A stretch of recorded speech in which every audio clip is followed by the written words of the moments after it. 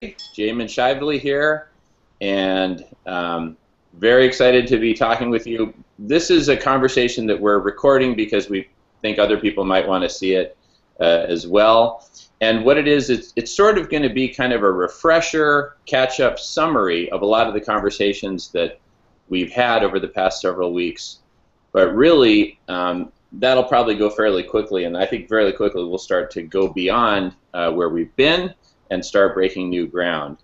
And the first thing I'll say is to kind of give a little bit of an introduction to this essentially new medium that we're creating. I mean, we're using existing tools like Google Hangout, but what the medium of Spectral Radius consists of is having conversations, video conversations, like the one we're having now, but then after this one, there will be follow-up conversations, we'll have other conversations, other people will create other conversations in the same thread or in similar threads, and some of this will get chopped up and put into different threads on Spectral Radius, but the whole idea is it's essentially an ongoing discussion forum of video conferences as opposed to text. We believe there's way too much text on the internet, and that the way things get created is really in conversation. So that's the whole idea of Spectral Radius. Do you have any questions or thoughts or comments about that? I got it. You got it? I got it. I got it. Okay, awesome. And it's not that we won't have any text at all on Spectral Radius. It's just that it'll be predominantly video conferences like this, and there could be multiple people and all that. And so now let's talk about the topics themselves, the core topics.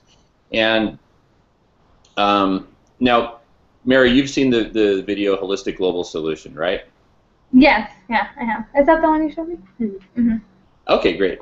Any thoughts on that you want to share before I get into it? No, I mean, I thought it was great. I thought it was...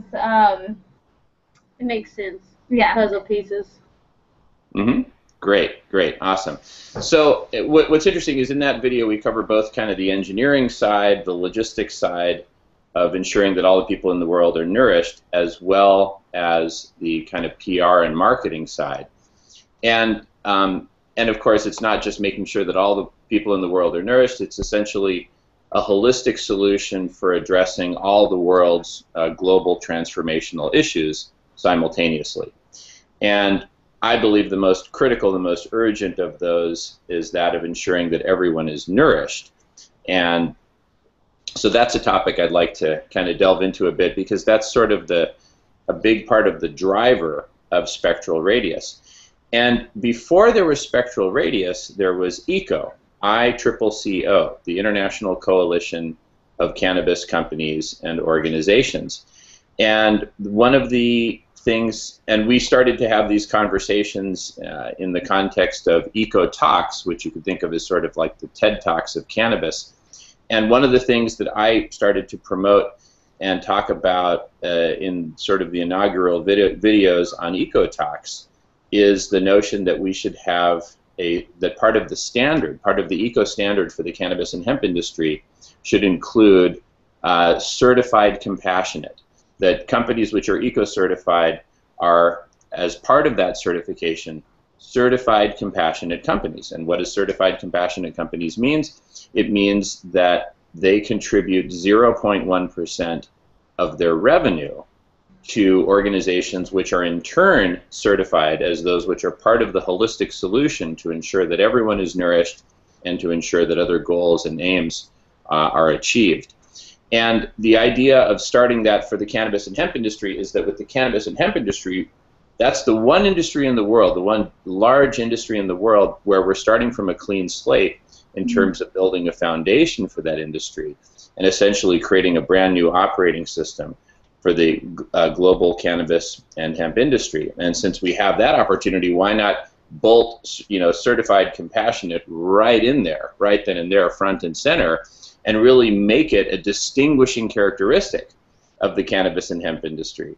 And then make that a model that other industries can emulate. Let me just pause to get your thoughts on that before I proceed. I think I want to kind of focus, I think on the certified compassionate part, And if I could get you, because I haven't been part of a lot of the conversations, to expand more on what you mean by certified compassionate. Yeah, absolutely, absolutely.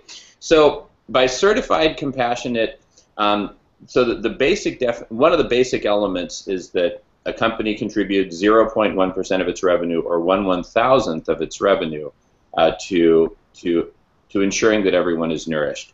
And the goal is that we make that a standard across all industries, all countries, and so that it's essentially every company is just automatically contributing 0.1% of its revenue. So what that'll achieve is that we'll have roughly 0.1% of combined worldwide GDP, which is $70 trillion. 0.1% of that is $70 billion, which is more than enough to ensure that all the people in the world are adequately nourished. And so that money, let's just call it 50 billion, is sort of the rough number of what we need in terms of an annual budget to ensure that everyone is nourished, between short-term relief as well as long-term development projects. So the 0.1%, that's really all that's kind of set in stone, if you will, in terms of certified compassionate. But really, it means much more than just ensuring that everyone is nourished. It means that we're also, so ensuring that everyone is nourished is kind of like immediate compassion for our fellow human beings. But there's other aspects of compassion. There's compassion for future generations, and making sure that we live in a way that is sustainable for the long term, for the planet. Certified compassionate can also include compassion for plants and animals and whole ecosystems. Just being compassionate for all the creatures with whom we share this planet. Well, let's just kind of brainstorm it. What other elements of compassion can you think of? It's just life, from the sound of it to me. Like, just anything that breathes life. I mean, I think compassion in general, and is endless. That it can be people, it can be animals, it can be our earth, it can be whatever it is, but it's understanding whatever someone's going through, whether it's health issues, whether it is poverty, whether it is hunger, whether it is, whatever it is understanding those issues and talking about those issues and finding solutions to those issues. And a lot of times the solution to the issue is, unfortunately, that we have to have money to support those issues and gain a way to fund how we solve the problem. Yeah, exactly. I mean, just the reality is we live in a capitalistic world where money is the currency, and so it's simply something that we need to be able to do this. Hopefully we'll find an even more enlightened way in the future where we don't have to rely on money and currency and all that, and people simply share, and it's done in some orchestrated way, and that's entirely possible. The future is ours to create, and that's really a big part of Spectral Radius, is that we think outside the box. I mean, how Spectral Radius was born was several of us just had tremendous anxiety and frustration about the fact that you've got over 800 million people in the world who are hungry in various degrees, and about 9 million of those people, among women, children, elderly, etc., about 9 million die every year of starvation. And it's just so absolutely horrendous, given that 1/1000th of our wealth, of our revenue as a planet, could solve that problem. 1/1000th. And in other videos we've talked about analogies as to how that's just such a tiny little drop in the bucket and the minimal impact it would have. I mean, a $10 transaction at the store, 1/1000th of that is 1 penny. So it's basically 1 penny on top of every $10 bill that's transacted, which is just so little that people will barely even feel it, if they even feel it at all. But the people who are starving, over 10% of the people on the planet who are hungry in various degrees and suffering tremendously because of it, they will certainly feel it. And so it's something that I believe that as human beings, it is such a no-brainer, and particularly at the local level, we've made this analogy that, hey, if there were 20 families in this small town, and 2 of those families were, had no resources and would starve if they weren't given support, well, of course the other families in the town are going to come together and, each contribute, whatever, $100, literally $100 each would do it, and we've gone through that. So I believe it's something that's just innately human, that we want to help other people, and by creating this certified compassionate program, it makes it systematic and it makes it automatic, so that it doesn't depend on individuals, writing checks every month, hoping that they're solving a problem and not, that their money isn't being wasted. And because as a planet we don't really have such a mechanism that's built in, that's automatic, I believe that once we do, as we do talk about this and create the mechanisms for this to actually become reality, then I mean, that's really the whole point of Spectral Radius, is that we come together and have these conversations and brainstorm. And what I would love is if on this call we came up with some ideas that, like, wow, if we did this and this and this, that's a tangible way. It's one thing to talk about the theory. I mean, in theory, yes, people want to help other people, right? And then, the Certified Compassionate Program, 0.1%, right now that's theoretical. It doesn't exist. No one's actually implemented it. So how do we get from theory and this kind of driving force of compassion that all of us just innately have as human beings to make the dominoes fall, to get the dominoes to fall and orchestrate the kind of transformation that we need? Anyway, I'd love to get your thoughts on that kind of overall framework. Well, I was just thinking that, like, when you were talking about, like, the village and stuff, we have this idea that we take care of our own. Like, if someone in our family is suffering, like, we'll help them, no thought about it. It's just what you do. But then, like, once you get outside of family, it's like, would you help someone in your community? Would you help someone in your state, your countrymen? Like, it's like, once you get on the broader scope, we kind of zone out and don't think about it. But you definitely look out for your own. So it's like, how do we get people to start realizing that everyone on this planet is kind of our own? Like, we're all connected. And I think that we are so interested in making sure that we're okay. I mean, when you talk about the majority of the people live paycheck to paycheck, well, I can't spare $100 to give to someone, especially someone that I don't know or have a relationship or know what they're going to do with that money, But when I think that you think about, people think if I'm not giving a lot, if I can't give $100, if I can't give $1,000, then I'm really not giving.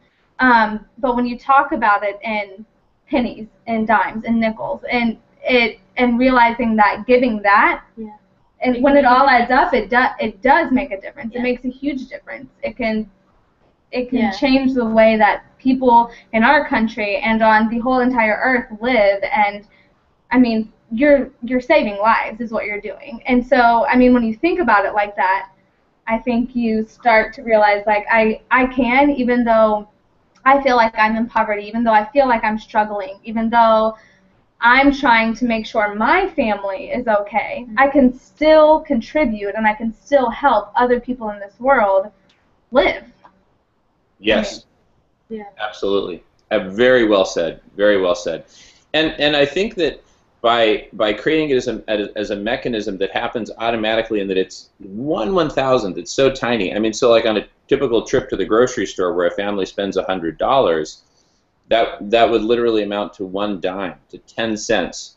And for anyone for whom that's actually a concern, it's like, wow, we're really counting every dime here. Well, maybe at the grocery store, instead of buying the branded box of pasta, maybe you buy, one that's on sale of a different brand. I mean, any way that you can actually make up that dime, and come on, a dime, right? And I think the supermarket is a great place for that to happen. I think it should happen at every level of retail. I mean, if somebody buys a car for $10,000, then 1/1000th of that is $10.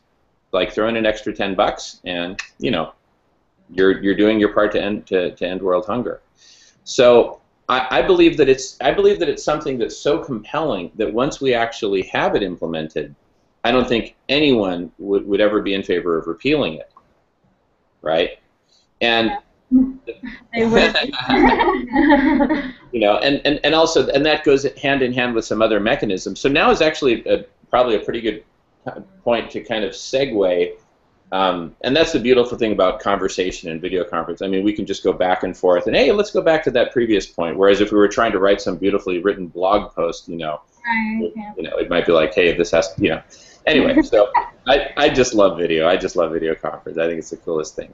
But anyway, so speaking of these mechanisms, so one way is to take the eco certification, the certified compassionate, and make it a standard in the cannabis and hemp industry.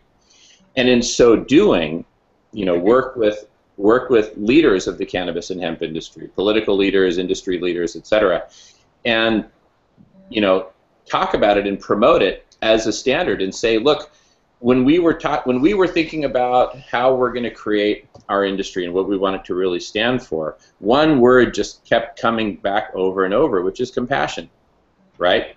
Compassion for patients, compassion for people in other countries, such as in Mexico, which has been suffering tremendously from the whole drug war. Compassion for children. Right now it's very easy for youth to have access to cannabis. We want to minimize that, and with responsible legalization and regulation, we minimize that. So compassion, compassion. In fact, the whole medical cannabis law in California is called the Compassionate Care Act. And so anyway, so if we're thinking, great, compassion, great. So how do we want to set a new standard for compassion for our industry? And we talked about it. I'm just sort of, you know, telling the story that could be told in the media with press conferences, because the media is very interested in the cannabis industry. And so if we, as the cannabis industry, can reinvent ourselves as a compassionate industry, right, then I would like to actually transform ECO from the International Coalition of Cannabis Companies and Organizations to the International Coalition of Compassionate Companies and Organizations. And then we say, you know what, now we're broadening ECO from being just for cannabis and hemp companies to being all companies in the world. And then it just becomes an international standard. That's a big dream that I have.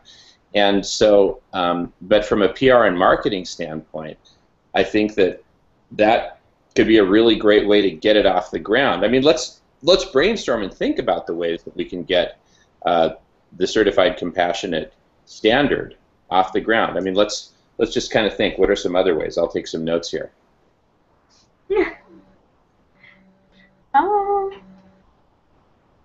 I just feel like going to individual companies and getting them to sign on, like companies that already have that enrooted in them, like we discussed once, like Ben & Jerry's and Newman's Own, like companies that are already focused on giving back.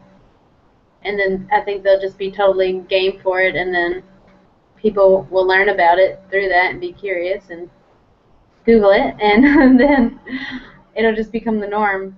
And I think you can start small, like small companies that really care about making a difference. Like Alyssa and I went to a company today, a small local company here in St. Petersburg that really cared about, you know, the Free local trade. Community, free trade, all of that. And when you fair trade, yeah. When you look at those companies that are really caring about their communities and the world as a whole, I think you're dealing with compassionate companies. And when you start with those compassionate companies and talk about the effects that they can have on individuals as well as the communities as a whole, I think you can really get people on board to make a difference.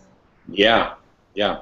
Support them, because they're the ones that need more support over big retail. Like Walmart doesn't need any support and help with their profits. So they go after the places that do make a difference and that are conscious already, instead of trying to create a consciousness where it doesn't exist. Yeah, right. Interesting. Yeah, start with the ones who are already conscious, and then have like they could promote the certified compassionate. I mean, kind of like the way that Yelp became well known. One of the ways was that you'd walk by businesses on the street and they'd have a Yelp sticker on there, right? Things like that. And so yeah, so those are mechanisms to help it kind of spread. So I'm just going to put businesses that are compassionate to begin with. And what I'm looking for here is kind of like, what are the ways in which we could really get it to take off, right? And one of the, I'm a student of the book, the 22 Immutable Laws of Marketing, a great marketing book, and Alyssa's read that book. And one of the great quotes in the book is that you cannot worm your way into somebody's mind. If you want to get into someone's mind, you have to blast your way in. So I'm thinking, what are some of the means by which we can actually blast our way into people's minds? I blasted my way into people's minds through the cannabis industry and all the media that I've done through that. And so I have a lot of experience in doing that, and other kinds of experience building brands and whatnot. So my tendency as a marketing person, as a corporate strategy marketing person, is to think in terms of what we can do that'll really blast its way into people's minds, kind of in a big way. Yeah. So, yeah, go ahead, Mary. Mm-hmm. I think there's two different things that come to mind to me. One is that we're lucky that we're taking this on right now, because I think we're in a time where compassion is kind of in a way, that you want to work with a green company. You want to work with a company that's doing things for people. People like that when you check out of the Publix line, you're also asked, do you want to give to this charity? That makes Publix look like they care about their community. I mean, that's a big thing, and it does go into your mind. It does make you think that the company that you're working for is acting for the best for you, for your community, for your family. I think that's important. And I think the other thing is that people want, more than anything else, a relationship with another person. And so that if we build relationships with specific communities, specific people, specific companies, and work with those entities, that we can start to really get in the people's minds and really talk to them about what it is that's going on, what it is that we want to do, how it can benefit them, how it can benefit their communities, how it can benefit their families. I think people care, and the only way that you're going to get people to care is by forming that relationship with them. Otherwise, they don't care. Yeah. Okay, forming an individual relationship with those companies, reaching out to them on a one-by-one way. Yeah. Because I feel like if you start local, then that leads you to think globally. Like if you start globally, then it's kind of hard to get down. I mean, then you don't. So. You can start with small individual companies by forming relationships with them. Mm-hmm. You can. I mean, tell them honestly, like, this is what we feel, and how do you, are you willing to contribute? And see if they are. Interesting. In fact,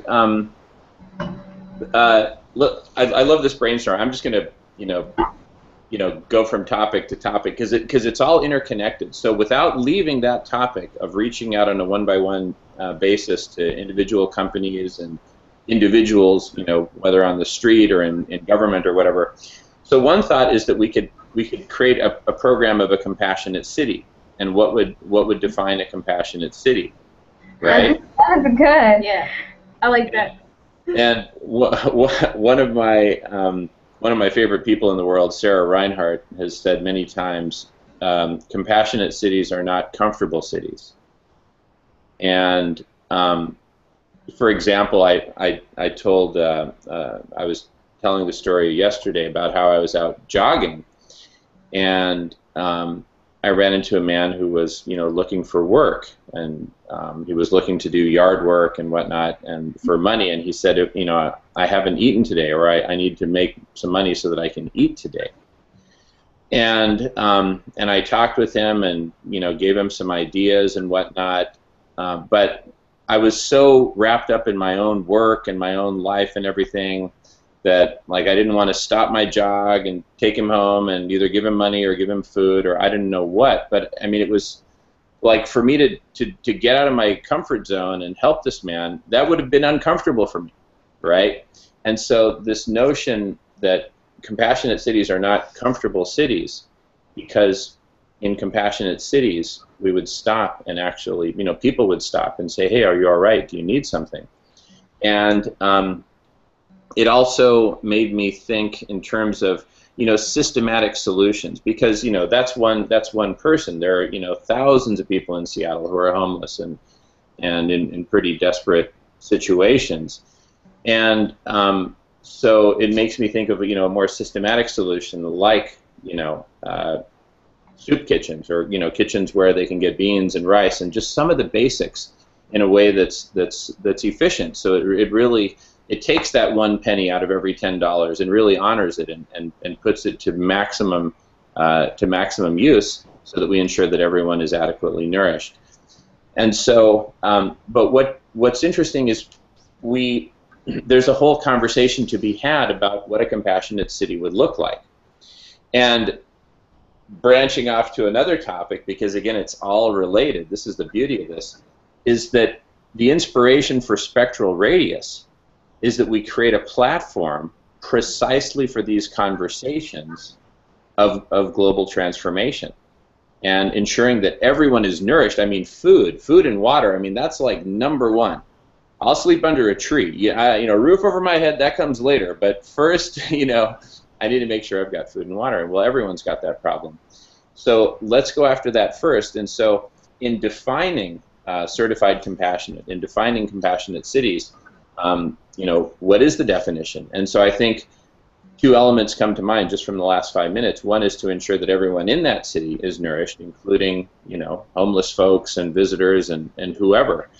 And then also that city, in addition to that, in addition to taking care of its own, that city accumulate 0.1% of all revenue of the GDP of that city effectively, or ensure or do what it can to ensure that happens. So Spectral Radius is I mean, what a great place to talk about all these things and have ongoing conversations. And then more and more people can join, and more people can watch. And then what I'm envisioning is that, for example, out of this video and videos that will follow, even people who are just watching this video on YouTube because somebody posted it on their Facebook, they can watch it and then they can post questions. Well, have you considered this or have you considered that? And what a great vehicle, because then we get, I don't know, 50 different questions, and then in our next video conference, we can address those questions one by one. Yeah. Right? Yeah. I mean, because let's face it, this is a really, really big global challenge. Yeah. And through this medium of Spectral Radius, we can go about addressing this challenge. And I believe that from a marketing standpoint, I'll use some marketing speak, even though it almost feels like it's not the right wording for this conversation, but it's the closest that I can think of at the moment, which is there is a huge unexpressed consumer need, an unexpressed consumer need, and that's where the biggest potential always lies in marketing.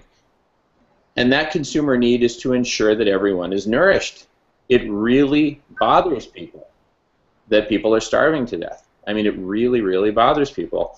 And they just they feel kind of helpless, because what am I supposed to do? Just open up my checkbook and send it to Oxfam and kind of hope for the best? Well, haven't people been doing that for decades?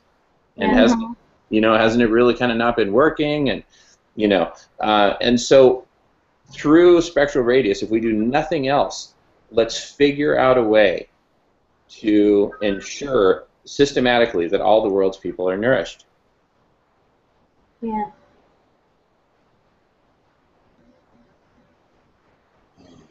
I think it becomes an ignored topic. Yeah. That's what I think. It becomes something that we kind of like, we know see it a commercial, we exists. push it off to the side, we kind of like eat that food, or, Yeah. there are other people starving, but we don't actually really think about the fact that, no, there are starving people. Like, there are starving people. There's something that you can do about it, but we feel so helpless, so we push it aside. And we have like that blame the victim mentality, like, oh, they're just like that because they don't get a job or something. Well, yeah, an American hunger. Yeah. Yeah. Exactly. And Not helping their own. What do we have to do about that? I mean, and the fear that we have if someone asks us for money or asks us for food, like there's a fear that we get instead of the feeling of compassion that we should have. We don't open up. Yeah, right. I mean, that's why I tend to think in terms of like a big systematic global solution where we, raise the funds in a very systematic way, industry by industry, and so boom, we've got a $50 billion a year budget, to go after this, again, in very, very efficient ways. And so, you know, rather than individuals walking down the street pulling out $5 bills and handing them to people, not knowing if that money is going to go to food or drugs or alcohol or what exactly, right? You know, if we with a systematic solution, we take care of the fear. We simply take care of it. We make sure that we take care of people through every single commercial transaction that we do. Mm-hmm. And I think it allows for an opportunity to talk about hunger or poverty in a way that isn't normally talked about. I think that we separate poverty and hunger in developing countries from poverty and hunger in developed countries, and especially in America. The way that we look at people who are in poverty in America and who are like starving in America is different than the way that we look at people in other countries. And to talk about those two as a combined problem, as a global problem, I think is something that is not discussed at all. Yeah. There are two separate issues, and I think to bring those two together and just to discuss hunger is something that is beautiful and something that is definitely missing from our society. Yeah. Oh yeah, absolutely. In fact, I mean, just like you say, when people try to just kind of push it out of their mind and ignore it. I mean, you think about those infomercials late night on TV, and it just shows image after image of emaciated children. I mean, that's very, very disturbing to look at. Yeah. And and then all the justifications just immediately pop into mind as to why the best thing to do is just change the channel and push it away. Well, obviously that's not working. Otherwise, there wouldn't be these starving children. And gee, there's children. The money goes to the company. I donate for every dollar I donate. It's only a penny that actually goes to the children. Yeah. Yeah. Yeah, exactly. So anyway, bottom line, we just push it out of our minds. Now, with what we're doing here on Spectral Radius, we're doing a deep exploration, a deep ongoing exploration where, this is just sort of one of the early kickoff conversations. My dream is that 10 years from now, when there is no more hunger in the world, or if there is, it's very, very localized due to like a hurricane that just hit and wiped out all the food stores or something like that. And okay, fine. So there's hunger may last for 10 or 20 days while relief comes in or something like that, but it's nowhere near the scale that we have now. At that time, we're going to look back on these early conversations, and they're going to look so funny and so kind of primitive. Like when we, look at some newscaster in 1935 saying, well, today, it's like, oh, that just sounds so silly, right?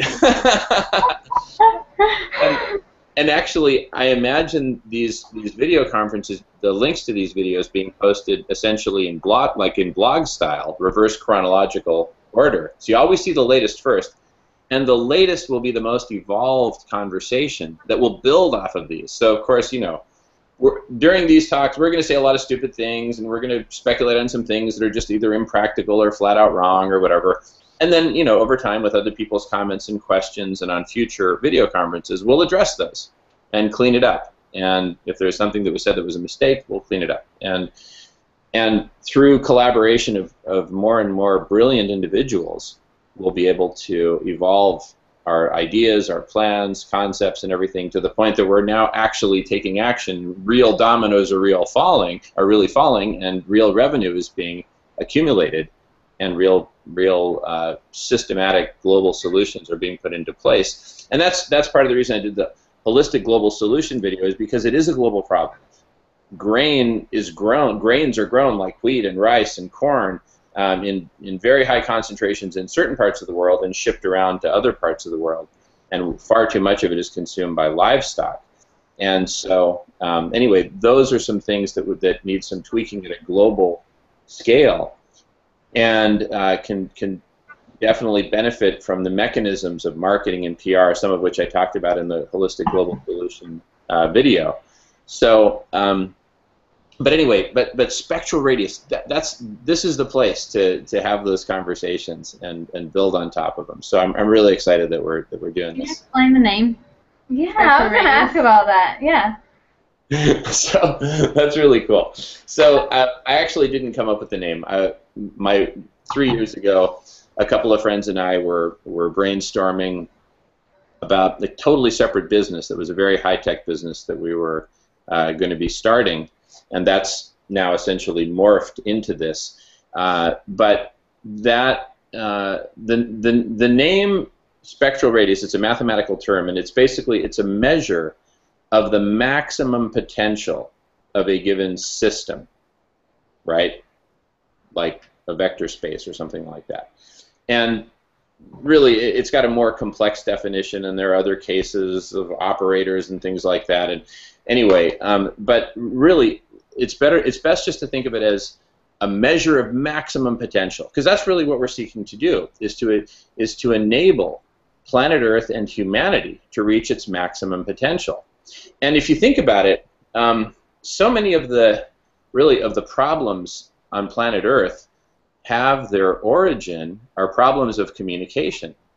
Because as a species, as humanity, as people, when we put our heads together and coordinate in positive, constructive ways, we can accomplish so many amazing things. And we could all be living in harmony and abundance and joy and productivity. And it's like a 17-year-old could just take off on a walkabout across the country and know that they're going to be nourished. Their parents would know that they're going to be nourished. Not only nourished physically with food, but nourished mentally and spiritually, and in terms of education.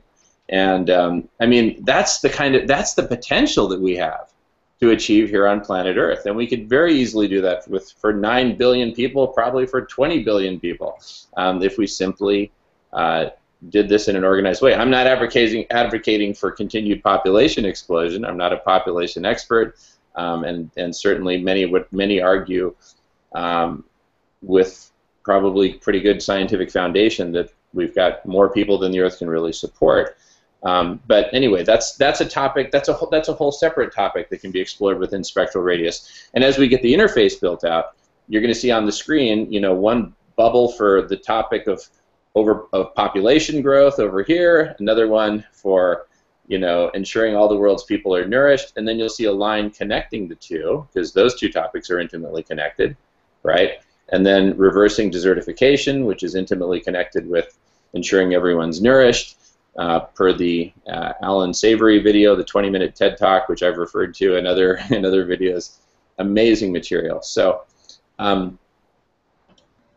within spectral radius, we'll have all these different topics and subtopics and sub-subtopics, and because of that, we'll be able to go really, really deep and really, really focused on specific topics. Mm-hmm. And so spectral radius, I chose to use that name for this particular medium, or this particular communication network, partly because it does imply sophistication, and it's something that people are going to have to seek out, right? I mean, it's not like it just sort of jumped, oh, spectral, oh, of course, oh, like Facebook, oh, yeah, my face in a book, like a phone book, oh, sure, yeah, I want to be a part of that, right? And then, and then everyone piles on, right? And everyone's a part of Facebook, and it, and it becomes sort of a lowest common denominator kind of medium of communication in most cases, because people are basically just kind of showing off, right? So I wanted spectral radius. Oh no, go ahead. I just said, or they're complaining. So. Yeah, or they're complaining or whatever. But anyway, so I want spectral radius to be something that people perceive to be sophisticated, because we really need to apply sophistication. We need to apply technology. We need to apply wisdom.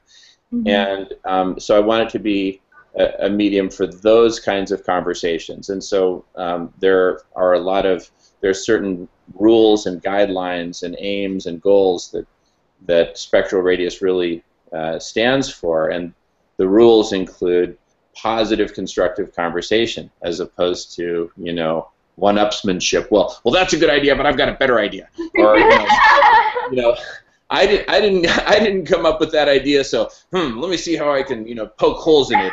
Yeah. Think of all the reasons why that can never work. Well, that can never work because I mean, in fact, sometimes when I bring up the whole topic of ensuring that everyone is nourished, some people say, well, that goes against human nature. Human nature is to be greedy and to be selfish and blah blah blah. So that'll never work, right? So yeah, it's just how it is. Yeah, yeah, exactly. So, I can so reason to not try. Yeah. That's good. So let's not even try. Let's just kick Just up let our people be feet hungry. and buy the most expensive things. right. And and also it requires faith to really get into this topic, believing that there is a solution that we can conceive of and implement and actually make work. And so I believe that this should be a medium where we have a lot of faith, and that faith be something that's, an explicit requirement. And if there are people who have trouble with that, we can have links to great videos about faith and how to develop faith and how to visualize. Go ahead. Mm-hmm. No, I'm just gonna say it's like faith on different levels. It's like faith in humanity and other people, and it's also like faith in yourself. We're not saying that you have to like believe certain things. It's just that you have to, think that you can make a difference and you can make the change, and it's not just this taboo thing that you can't comprehend and that won't ever happen. Ah, yeah. In fact, I would say you have to know that you can make a difference. Yeah. And that's a prerequisite. That knowing is a prerequisite to be a part of a conversation on spectral radius. Just as knowing how to add, subtract, multiply, and divide are prerequisites to taking a course on calculus. Yeah. Right? It's just basic. And so, what are the prerequisites? Well, it's faith, it's love for all humanity, not just people of your own tribe or family or country or whatever. Knowing that you can make a difference, right? And that's actually different from faith. So I'd say that there's faith, there's love, there's knowing that you can make a difference, and we can simply say these are prerequisites for the course, or for the for participating in these conversations, right? And one of the cool things is, see, just as this video, see what an amazing meeting we're having. I think this is just a wonderful meeting that we're talking about all these things. And and as I said to Alyssa yesterday, I said, look, conversations worth having are conversations worth sharing with everyone. Yeah. Yeah. And so imagine that. Even someone who finds out about spectral radius 6 months from now, they'll be able to go back and watch as many of these videos, anything that they want to see, and they'll probably be really great sort of filters and thumbs up kind of things that'll help guide people to the best materials. And of course, we'll also be able to slice and dice and move have 3-minute videos instead of 3-hour videos and stuff like that. So we'll get to all that, but those are all the things that get worked out along the way, or as we say in Mexico, along the way, the pumpkins in the back of the truck will settle. So when you're putting the pumpkins in, just put them in willy-nilly. Don't worry about it. They'll settle along the way. Yeah. Yeah. I think as I'm listening to everything, and especially like hearing all of it for the first time, is what a great opportunity to connect the issues that we have. To connect, I mean, clearly you can connect poverty and hunger, but how do you connect that with education, and how do you connect that with violence, and how do you connect, like hearing about all the ways that you can see that those issues they're not separate. They are all in one. They're connected in so many ways, and you can't completely fix one without dealing with the other. You have to deal with them. They're together. It's an issue. It's a humankind issue. I mean, she gets it. Hallelujah. No, and what's so cool, and to get an example of the interface that we're talking about, I don't know if you both have seen beyondmastering.com, but anyway, when you have a chance, go to the website. Yeah, you can even check it out now, or when I'm on one of my sort of brain dumps here for a couple of minutes. But yeah, you can check it out now if you want. So go to beyondmastering.com. Already there. And you see how you can click on, like, any one topic, and it rearranges the screen, and it shows what are all the topics. Yeah. See, look at your reaction, Mary. That's what I'm talking about. Now, imagine that we have that kind of structure for spectral radius, right? Yeah, so that's really cool. Yeah, we have all these topics, and they're interconnected.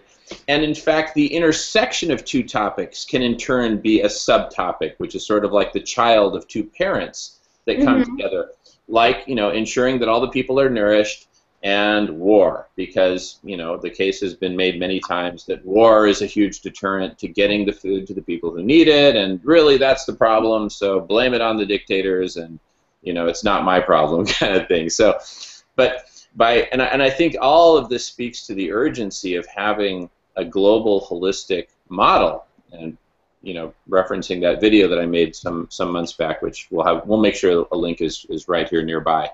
But with the but I mean, with that model, it's like we bring together all these different elements, and with artificial intelligence technology, computer technology, hardware, processors, storage, data connectivity, all these different technologies working together in combination, that global holistic model will get bigger and richer and more in depth. I mean, at first we're going to be focusing on things like water and topsoil, groundwater, land-based ice, et cetera, the whole hydrologic cycle, and food production and distribution and all that kind of, really kind of tangible, nuts and bolts, physical stuff. Okay, great. And that's all fine and good. After successive generations of the holistic, global holistic model, and now that we're kind of in the singularity time zone, those generations can happen on, every few months. Soon we can have a model which is actually modeling for various different aspects of health and wellness and compassion, not just country by country, but state by state, city by city, neighborhood by neighborhood, block by block, house by house even. I'm just kind of, we're just brainstorming here, right? And, yes, we need to respect people's privacy, but we also need to make sure that everyone is taken care of. Like, for example, I was out walking, and I heard coming out of a house, an open front door of a house, a woman just screaming her head off, obviously at a child. I mean, with a lot of anger, right? I mean, I could hear it clear out the door and walking, a couple of houses away, and my hearing's not that great. I mean, shoot, it was just like, and so there's all this information coming at us. There's all these cries for help that are coming at us in so many different ways. And if we as a world, as the family that we all are, of humanity, if we really shift our mindset and think of ourselves as all one family, which we are, really all as one, I believe. Truly, really, truly, all as one, that we will be listening for these things in a systematic way, and guiding our resources, our capital, our grain, food resources, our human resources, our social workers, our teachers, et cetera, and really directing them to optimize, for lack of a better word, to use a mathematical term for a very human issue, optimize life on Earth. Yeah. I mean, we can, therefore we must. I think people are craving it. I think people are craving positivity. I think when you talk about this, that's what I think about. I think about compassion, and I think about positivity. And there is nothing, I mean, think about the simplest thing. If you tell someone, I like your shirt. If you tell someone, I like this about you. I like that decision that you made. I mean, people eat it. They crave it. They love it. We don't get enough of that. We get so much of being pulled down and told we're not good enough, and told we're not smart enough, and told as women that we're not pretty enough or not skinny enough, that people crave being told positive things. That's a good idea. You're smart. I mean, and to have a place where we're told that, and have a place where we can speak freely without being told, that's a stupid idea, or I have a better idea. The judgment-free zones where everyone can be themselves and they're not scared of it and they're not worried about someone trying to like outdo them or put them down for it. Like, a lot of times, it is when you have the best idea that someone's going to go, oh, no, because they're intimidated by you. Yeah. They don't want you to succeed because for some reason that diminishes their successes. Yeah. For whatever reason. And it doesn't. It doesn't. No. We're all individuals and we have our own successes. It doesn't. So to be told, no, that's a really great idea. I think we can implement that in this way. Or what a wonderful way to think about the world and to think about that issue. And what a wonderful spin on this. I think it just creates such a, I don't know, a place where people can feel good. We don't feel good enough. I mean, we're... Yeah.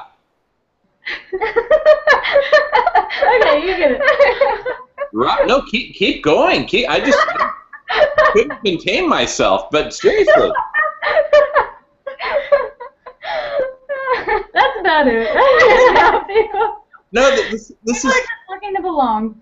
That's all it is. Yeah. Oh my goodness. Oh my goodness.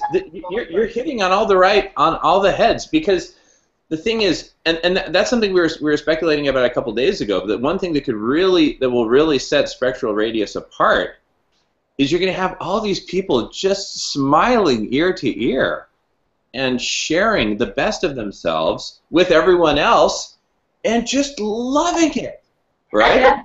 And no one's like dissing on anyone else. And yeah, go ahead. I mean, I think that's what I thought about is when you were speaking is the unity part of it, and that you think about the different things that people can offer. We're all different. We all can offer different things to a group of friends, to a school, to a community, to a world. Like, where Alyssa is good at one thing, I may lack, but I'm good in another area. And realizing your potential in one area is so important. Your strengths. And we don't get told enough, hey, you're really good at that. I don't understand how you do that. I don't understand how you know how to do that, but that's really awesome. Because there's an intimidation that comes with it. And I think, I mean, I feel like I'm getting a little off topic, but I think that it is especially in women, because we have been told that we have to compete with one another. Oh, well, you shouldn't be good at that because I have to be the best. I have to be, and to really, there's to come in with a support for one another and to say, you know, for whatever reason, I cannot think logically. I can only think emotionally, and I cannot think logically. I need your logic where you need my emotion. It has to come together at some point, and that's what we offer as human beings, is a way to create unity and come together. I think it's perfect. What's our CFO always say about what rises must converge? Oh yeah, right. Exactly. Everything that rises must converge. And what you just said, Mary, is so brilliant. It's so absolutely brilliant, because that's what's really needed here is people coming together and each kind of using their own strength. Like, for example, I've done a fair amount of work in isolated rural villages. And when you're out in some isolated rural village, I mean, certain people have certain strengths, and it's just obvious that's what they're gonna, what they're gonna focus on. The ones who are best at teaching kids kind of focus on that. The ones that are really like to get out there and do physical labor and, dig and whatnot with a shovel, which is something I love to do. I mean, here I'm this big, overgrown, overweight. Hey, let me put some of that overweight to good use, and I'll just jump on the end of that shovel and dig. And I feel good doing it. And so, this kind of everyone sort of leading with their own strength, it happens naturally. It does. In smaller communities, and what we're talking about here is creating that for the whole world. talk about, and I hope it's okay to say this, and there's a group in Pensacola, Florida, called Chain Reaction. That's a teen volunteer group that gets teens to volunteer in their community. And what they call it is your catch-up. So, like, when you go into a restaurant, you don't get, like, super excited, like, oh my God, they have ketchup here, that's awesome. Like, it's just always there. You know it's going to be there. And it's the same thing of your passion. Like, it's there. You may not realize what it is. You may not understand what it is, but it's there. And it's not. It doesn't feel exciting to you because it's just always there. Like, oh, I've always been good at that. But like when you actually think about it and realize, like, it is like, oh, that's my ketchup. That's what it is. That's what I have. And so I always think about that. It's realizing what your ketchup is. In a way.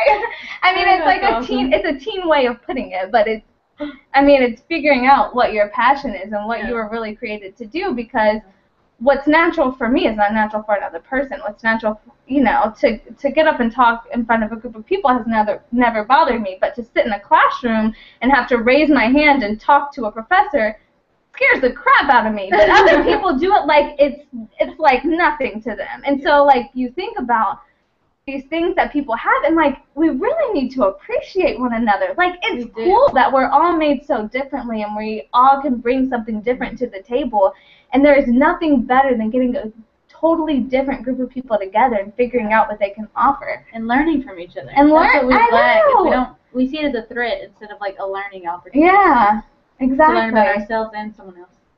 Yeah. Yeah, we don't do enough to learn about ourselves. I mean, you can even get into the education system and why it limits us from learning about ourselves. There's one type of smart. There's one type of good. I mean, but when you think about, there's one test, and either you did well or you failed. And so how do we talk about that's not actually that nice. C or D that you got on the test, or even the F doesn't make you a failure. We have to figure out how do we pinch in into where your success is. Yeah. I mean, and instead of focus on your weakness. Yeah. And we don't have enough people telling. I mean, you have teachers a lot of times who tell you, oh, you didn't do so good, you need to study better, or your parents or whoever, instead of saying, yeah, you're not so good at that, but let's talk about what you are good at. Let's talk about the fact that I saw you play a kick-ass football game the other night. Let's talk about the fact that I heard you speak to a group of people yesterday, and they were all completely interested in what you were saying, and they were focused on you, and you told a story like I've never heard before. Let's talk about the compassion that you feel for others. Let's talk about how well you treat the people you're around. Let's talk about how instantly you connect, or the creativity that you have that other people don't understand. I mean, there's so many things, and we limit people. Here's the box that you have to fit in based on our education system, and if you don't, you're not smart. Yeah. I mean, how many times do you hear, like, that person's not smart? Why?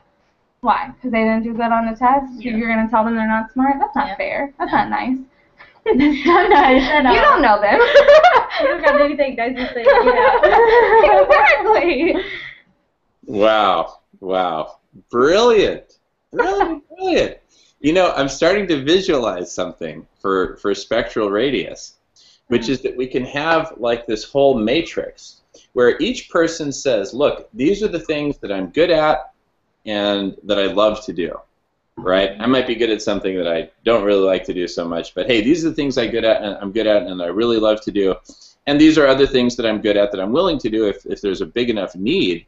And now imagine this. Imagine in another dimension, we have a set of projects, and for each of those projects, there are specific needs.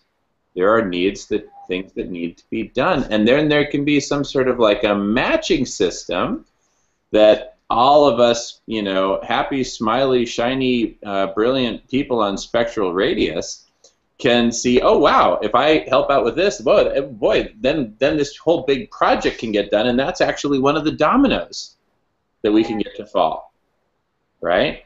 Or even if you like this, then you might like this, because some people don't know what they like as a whole, but they might know, like, I like math, so maybe you'd be good at this area. You know, I don't know.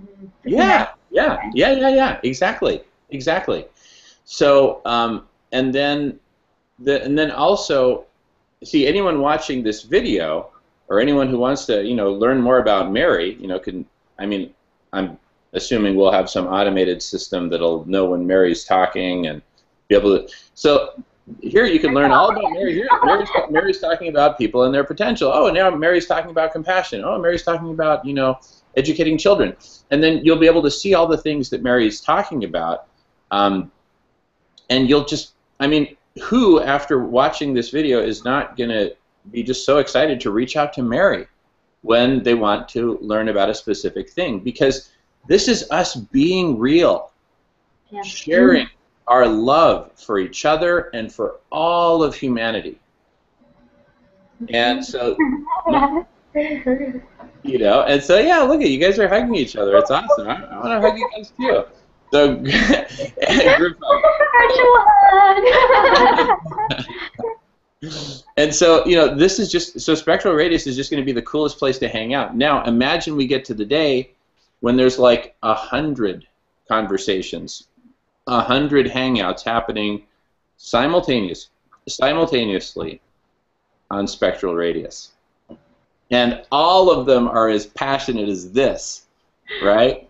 I can just imagine it now. I might have like, 4 or 5, computer monitors, flat screens up here, and I'm like, we're participating in like, different conversations simultaneously, right? And then if in one of those conversations it's like, hey Mary, we really need you here, they can pull you in, right? That's I can't even like comprehend all of the bright ideas that are out there and like where the conversation is going to lead within each topic, and oh my goodness, and they're going to come up, like it's going to be amazing. It is going to be so absolutely amazing, because imagine that we're all like in some big mansion, some beautiful big mansion with swimming pools, and it's just paradise. And there's like 100 different rooms in the mansion, and outside of each room has a topic, right? So if the topic is, like logistics and optimizing agriculture and distribution for all the world's people to be nourished, I'm going to be in there and just going at it. Right?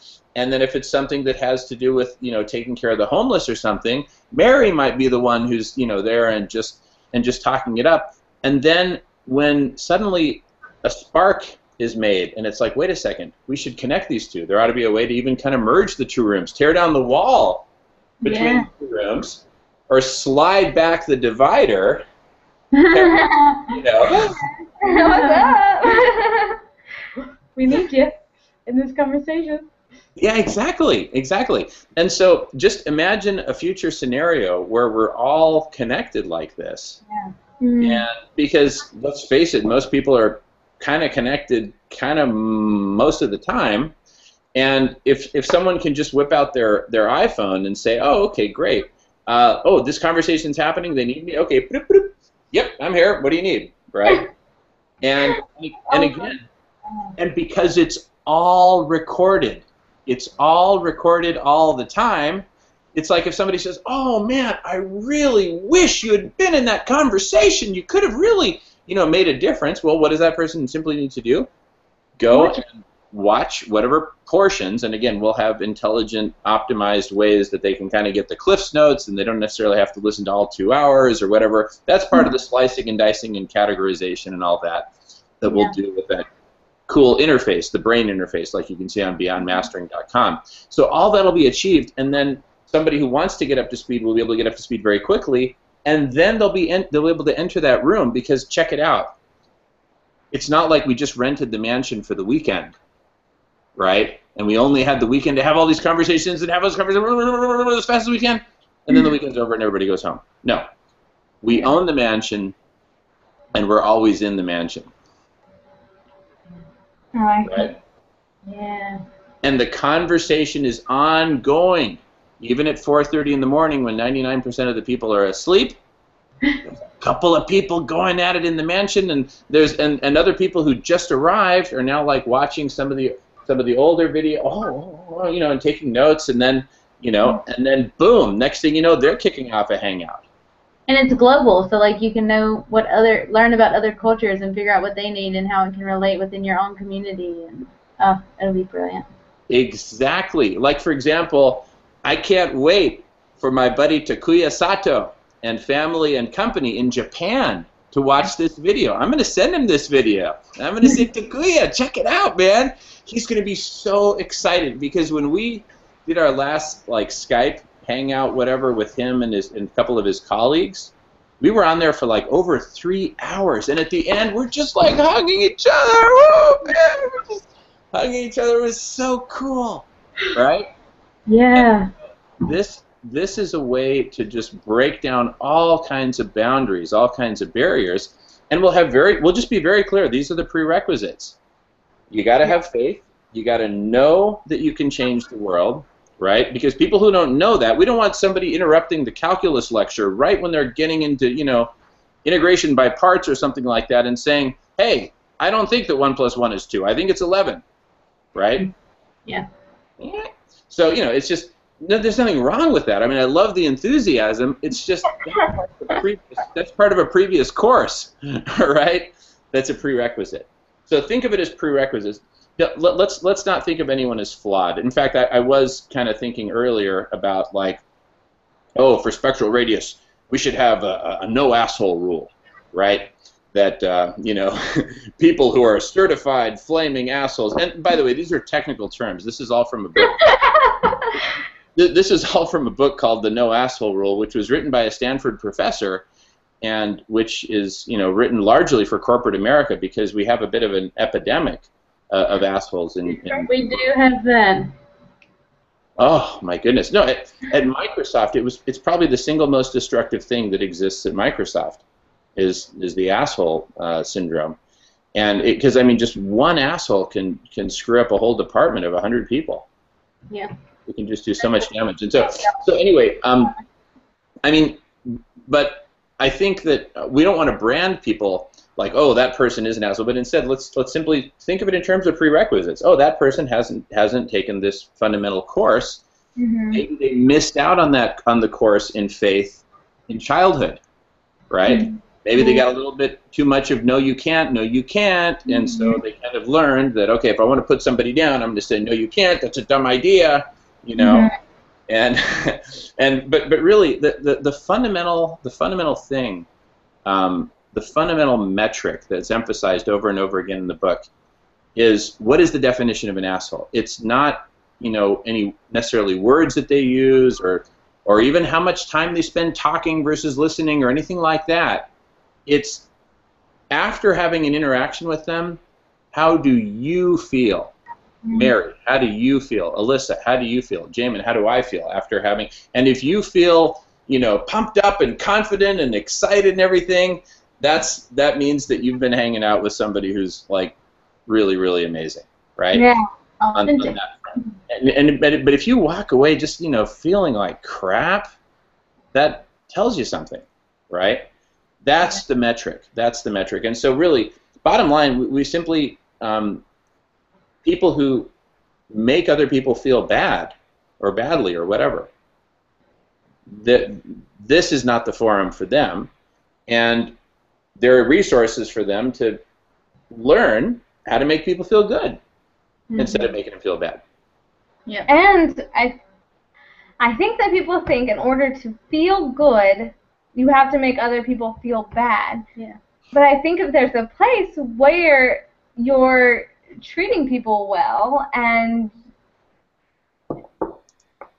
the best feelings I've ever had in life are where I'm making other people feel good. So I think that to learn, I made this person feel good. I said a compliment to this person. I feel good. And there's like some type of relearning or breaking apart that we have to do and rebuilding in order to help people understand that it's not good. It doesn't make anyone feel good to make someone else feel bad. Yeah. But to build someone else's confidence, and build your own. It does. It builds your own. It builds your own. Instead of being like a parasite, you're now like in a symbiotic relationship. Absolutely. Absolutely. Wonderful, wonderful. And you see, since I know both of you, And I know from experience that you make me feel good because you build me up. You support the good things that I'm doing, and if there's something I'm missing, you know, you're there to help and say, well, have you considered this piece? But in just such a loving, constructive way. And so now just imagine that everyone in the house has that magical fairy dust, and they're just sprinkling it on everybody else all the time. Right? Be beautiful. I think Yeah. Mm-hmm. The world could be such a compassionate, kind, and loving place. We just have to make it the norm. And so I think that's what Spectral. Spectral. Yes. Spectral radius is too smart for me. Spectral. Even with me, when I dealt with, I've done a lot of work with Alzheimer clients, is that they won't remember specifics of what happens. They won't remember what you did with them. They won't remember what happened during the day a lot of times. But you can change their attitude and the way that they look at things based on the way that they're treated. I mean, I've worked with people who have literally said, like, Mr. Johnson, get up. Mr. Johnson, get up. Mr. Johnson, get up. And they do not react. I'm not going to get up. But if I walk over and I say, kindly, like, hey, you know, and have a conversation with them and encourage them and build them up, you'll see them get up. You'll see them do things that you wouldn't have thought they've ever done before. And I just think that shows how much of human nature that is, that we want to be built up. We want positive things to be said to us. Because even when you've lost your memory, when you've lost who you are, when you know nothing, the effects that positivity have on you are amazing. It's insane. And they can tell the moment you walk in and speak with them. They don't know who you are. You may spend every single day with them. They don't know who you are. But if you walk in and you speak to them with kindness and support, the reactions that you get are incredible. You treat them like a person. Yeah, like a freaking person. Like a person. Yeah, and it's crazy. And I don't think we treat each other like people. No, we don't. That's the issue here. We treat don't. our dogs better than we treat our friends. So.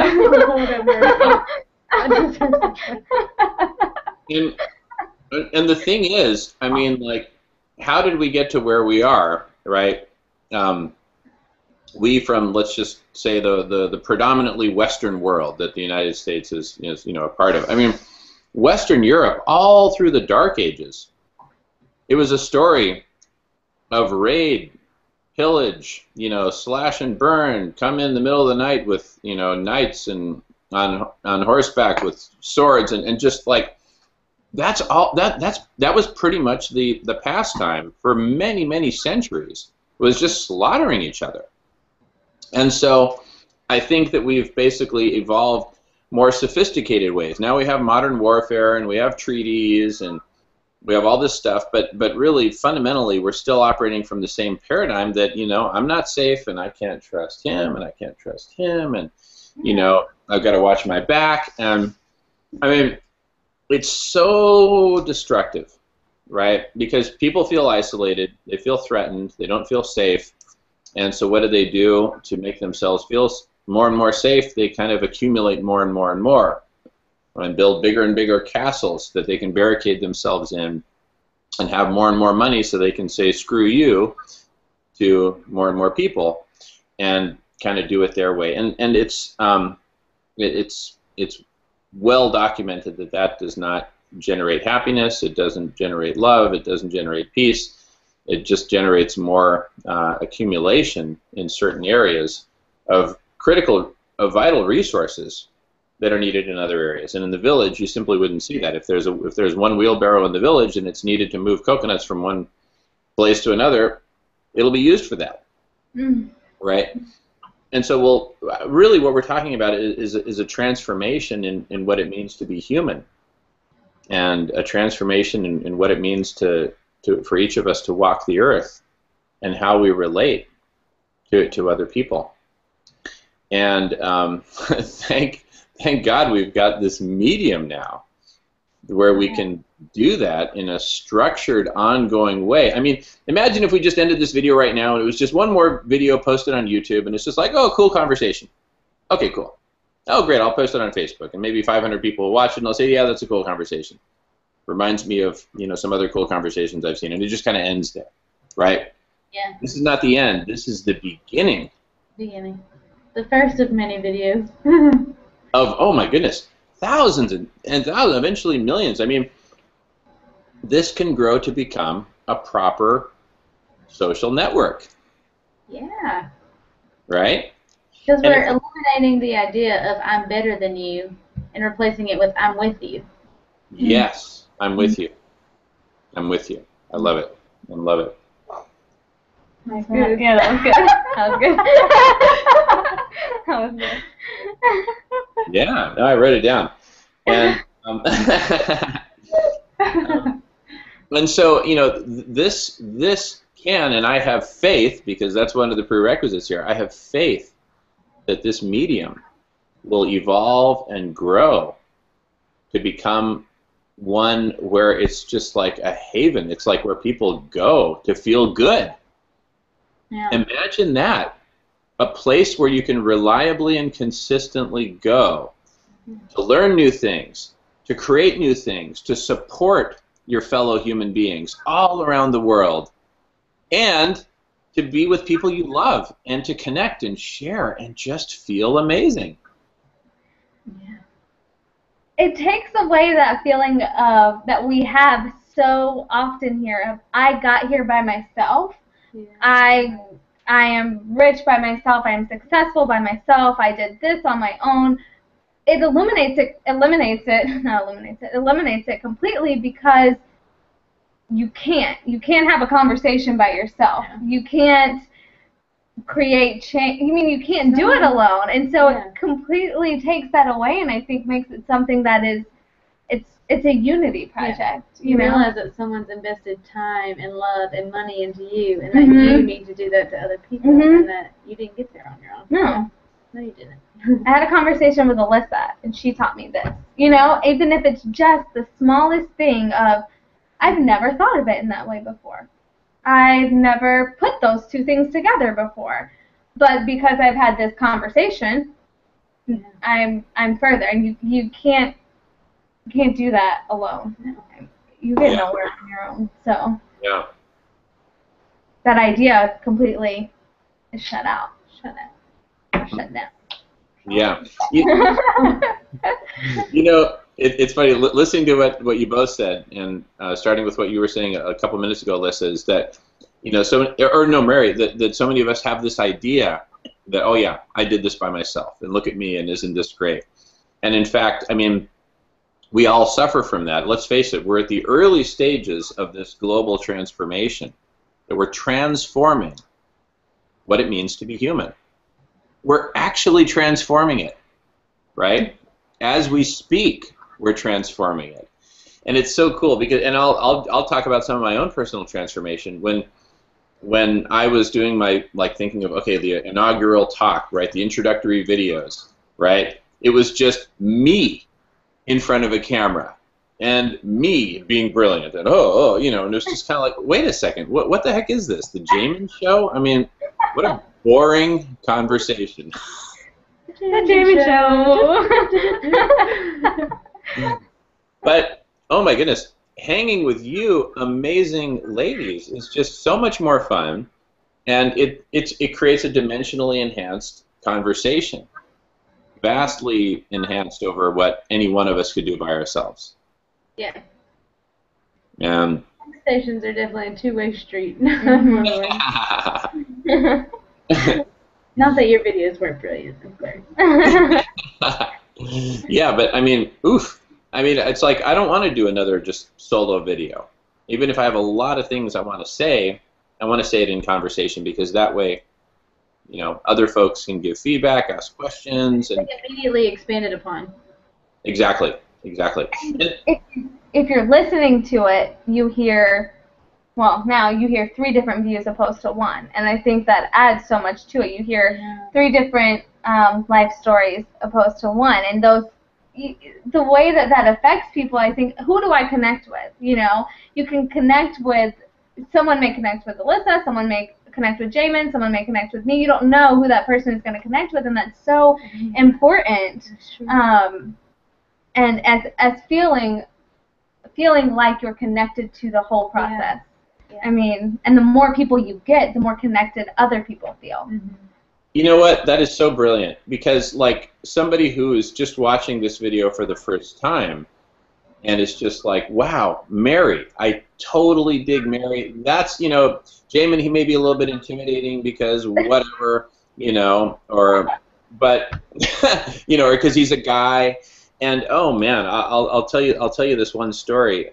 So there's this education that I've participated quite a bit in. It's called Landmark Education, and there's this one course called the Advanced Course, and I played a leadership role in this one advanced course.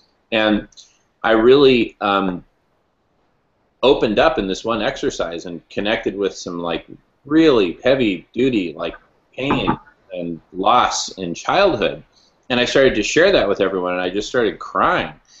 And I was crying, and I was closing my eyes while I was crying, because that's what I've kind of learned to do when I cry. And then the leader said, Jamin, open your eyes, connect with your people. And so, you know, the tears are still rolling out. I just forced my eyes open, you know, and just looked at everyone. And oh my goodness, after that, I'll never forget this one guy, Krikor, came up to me. And he hugged me, and he said, Jamin, you know, I was intimidated by you, you know, and I just, you know, I didn't feel that connected with you, and I didn't really want to be that connected with you. But now I feel so connected with you. And you see, that's what you get when you share from the heart and you're being real. And we get out of just the head. I mean, go to text discussion forums, and it's head. It's all brainy thought, logic. No, I just disproved your assertion. You know, and here, what we're talking about is head-heart circulation within the individual, as well as head-heart circulation across individuals. Yeah, I don't know. I think we decide for some reason to hide who we are. Yeah. And we're told this is the way you're supposed to behave. And when you open up to another person and be yourself, you start to see how much more comfortable they are with you, and how much they are longing to share who they are. And yeah, I was just gonna say, like, we're really scared of being vulnerable because we're like scared of that rejection and like the pain that might bring when you have that vulnerability. But in truth, that just empowers you and allows you to be even more of yourself and make better connections. Vulnerability is scary, I think, because you don't know how people are going to react. When you're in the workforce, when you're in a relationship, whatever it is, vulnerability is a very scary thing, because you see on TV, you see through the internet, you see whatever, the way that you're supposed to behave. If I behave differently than that, are people going to like me? If I behave different than that, am I going to be able to keep my job? Whatever it is. But when you are vulnerable, A, I think it makes a difference for yourself and who you are. Yeah. And B, there is another level that comes with it about how other people feel around you. And people want to be around vulnerable people. People want to be around people that they think are real. I don't mind saying when I don't know something. I don't know what that word means. Tell me. And that's not something that is normal. Yeah. And I think Alyssa and I, going around today, we went to downtown St. Petersburg and got to have conversations with a lot of people because, and especially Alyssa, opened up and was vulnerable. And people react to that in a way, and it was strange. I mean, to it's like I told them what was going on in my life for whatever reason, like, oh, I feel like I need this in my life, and then they just totally embraced it and were like, do it, go with your heart. Like, one woman reached out her hands and was like, touch my hands, get my energy, like, I'm sending you energy, and for the best in your life. And it was like, woman, you don't even know me, like, thank you, like, you're not just saying something, but you're like letting me touch you and like feel the energy. But how did that make you feel? People. It was like so amazing. I was like, okay, I can do anything. Because I literally could do anything now. That's two people opening up to one another. Yeah. Who don't know each other. And I think it made her feel good to be able to have that conversation with you, and it made you feel good. I mean, it makes both people feel empowered. Yeah. Yeah. Yeah. Well. and that's the first time you've ever seen each other. You see each other for 5 minutes. I don't even know her name. Yeah, you have a conversation about your lives, and you feel connected with another person. I mean, we spoke to a lady, an artist, that we Dawn Marie. She was beautiful. She was a beautiful person, and just talking about our lives, she opens up and she tells us about her struggles in life and about how she chased her dreams. Single mom and all these things. Someone you don't think, oh, I'm gonna go out and I'm gonna connect with people today. Mm-hmm. You open and you're vulnerable with someone, and you have a conversation with them, and they're vulnerable with you, and the amount of joy and empowerment that you feel from that is incredible. And like Mary being honest and not just saying, oh, your art's beautiful. You know, like anyone can say your art's beautiful, but she said, I looked at your piece of art and I started to tear up. Like, it connected with me that much, and she was like, oh my God, that's such a beautiful compliment. Like, there's no better compliment than that. And then kind of shares her story and like gave us the background on the piece, and that allowed us to connect even more with like the piece. So it's just really beautiful. Wow. And about something about passion and about these women. Both the women that we spoke with were following their passions completely and 100%, and not being scared and being vulnerable to themselves in a way. You know, it's not about only being vulnerable with other people, but being vulnerable to yourself and allowing yourself to experience things that are scary. Yeah, that are outside of the box and not in the specific norm of go to school, get your education, then start a family and have children and portray the same image on them. Like, it was totally different. Wow. It was great. It was a great wonderful day. It was beautiful. And it continues to get better. You know, the two of you are living and breathing and walking the spirit of Spectral Radius. No, really, you know, this is actually really cosmic, because what the two of you are describing is really, really special. And I'd say very, very unique. And the fact that you had that day together, and I know you two don't live in the same city, this is like a special weekend for you, but the fact that you had that day together as kind of like build up to this, and now we're talking about this stuff, right? Which is some of the juiciest, tenderest, most special stuff there is. And we're just pouring it out there for each other. And because this is being recorded and, I guess, theoretically broadcast, you know, for the world can then enjoy this. And what a great foundation for Spectral Radius, or SpecRad.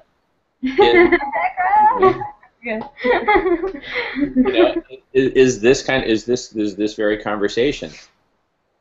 So, and it's funny, it's like, I've noticed something, it's like, at the beginning I was kind of like afraid, and it's okay, I've got to say all these brilliant things about marketing and how we made the connection from cannabis and hemp. You know, and I was much more in my head, right? And now I feel the head-heart circulation going on, and it feels just amazing. Yeah. It's a good feeling to get out of your own head. Wow, yeah. And so, just this same energy, now multiply it by 1,000, multiply it by 1,000,000, because Alyssa or Mary, you guys are just so cool. I'm just kind of like thinking you as Marissa or something like that. I'm just going to say Marissa. Perfect, we like it. Marissa, that point that you were making about how there's just so much need for this, that people really, really want this. People want compassion. They want to be compassionate. I met with these two amazing women from a television production company in Los Angeles, and because we're talking about creating a documentary television series basically about this and about eco and, you know, transforming world hunger, ensuring everyone in the world is nourished. And they told me point blank, Jamin, there is so much demand for this because no one is doing this. No one is doing this, right? We're now creating a whole new social network for global transformation, for transforming what it means to be human, for sharing the love, sharing the good feeling, It's like a place that you can go. You don't have to go to a therapist and spend $300 an hour, you know, to walk out of there feeling pumped up and good. In fact, we can have whole hangouts focused on specific topics. Now, here's the fascinating thing. Different from other social networks, this is 100% transparent, 100% public.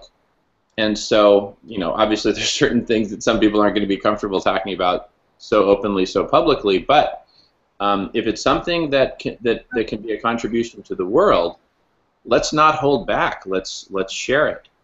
Mm-hmm. And in that sense, this becomes a dimensionally enhanced social network, because it's enhanced from the head and the ego to the heart and the soul, and it's enhanced in the spiritual connection that the three of us are feeling right now, even though we're, you know, a few thousand miles away from each other geographically. That doesn't seem to make a difference, right? It's dimensionally enhanced in that it's predominantly video, right? Yeah. Which is a huge dimensional enhancement over flat images and text, right? And erase and figure out exactly what you want to say and how you want to say it. 10 times before you actually post it. And you're behind a screen too, so you'll say whatever you want, and you'll be mean to other people, and because there's no repercussion for your action. No. It's like I don't see what my words are doing to someone. I don't see their tears. I don't see the way they take it, so I can say it. It's the same way I always think that we act in a car. Like when we're driving, the things that we'll say about the other car in front of us, because it's not another human standing there. Like you would never say, like, if someone like cut in front of you in a line, like, get out of my way, you crazy line. Like, you would never scream that at another person, but we don't care because there's a wall in front of us and we can't see the other person. That's how we react online. Yeah. And if you're looking at the person you're talking to, you can't be desensitized. No, it's horrible. I mean, I think that technology has brought us so many good things, and so like we can sit here today and talk about these issues where we normally wouldn't be able to talk about them, but it's also brought us some things that do desensitize us and make us what's the word? I don't know. More egocentric. Or make us demonize other people as well. Like, oh, they believe this. They're a Democrat or they're a Republican. So it does the whole railroad track aspect. Like you're on this side of the railroad tracks and I'm on the other side, and we can't come together. We can't coexist. No, we can't. Yeah.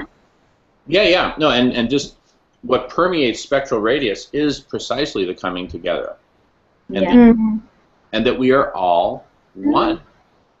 We are. Yeah.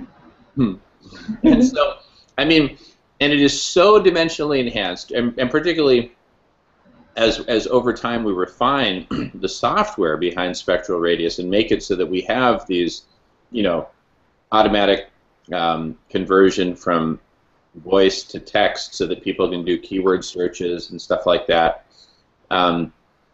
It's going to make it so quick to kind of zero in on exactly what are the conversations that I need to be having right now in order to maximally achieve the potential, again, the definition of spectral radius, achieve the maximum potential of planet Earth and humanity, where just the ensuring that everyone in the world is adequately nourished will be seen as just such a basic, fundamental, I mean, that's like, you know, first grade math, right?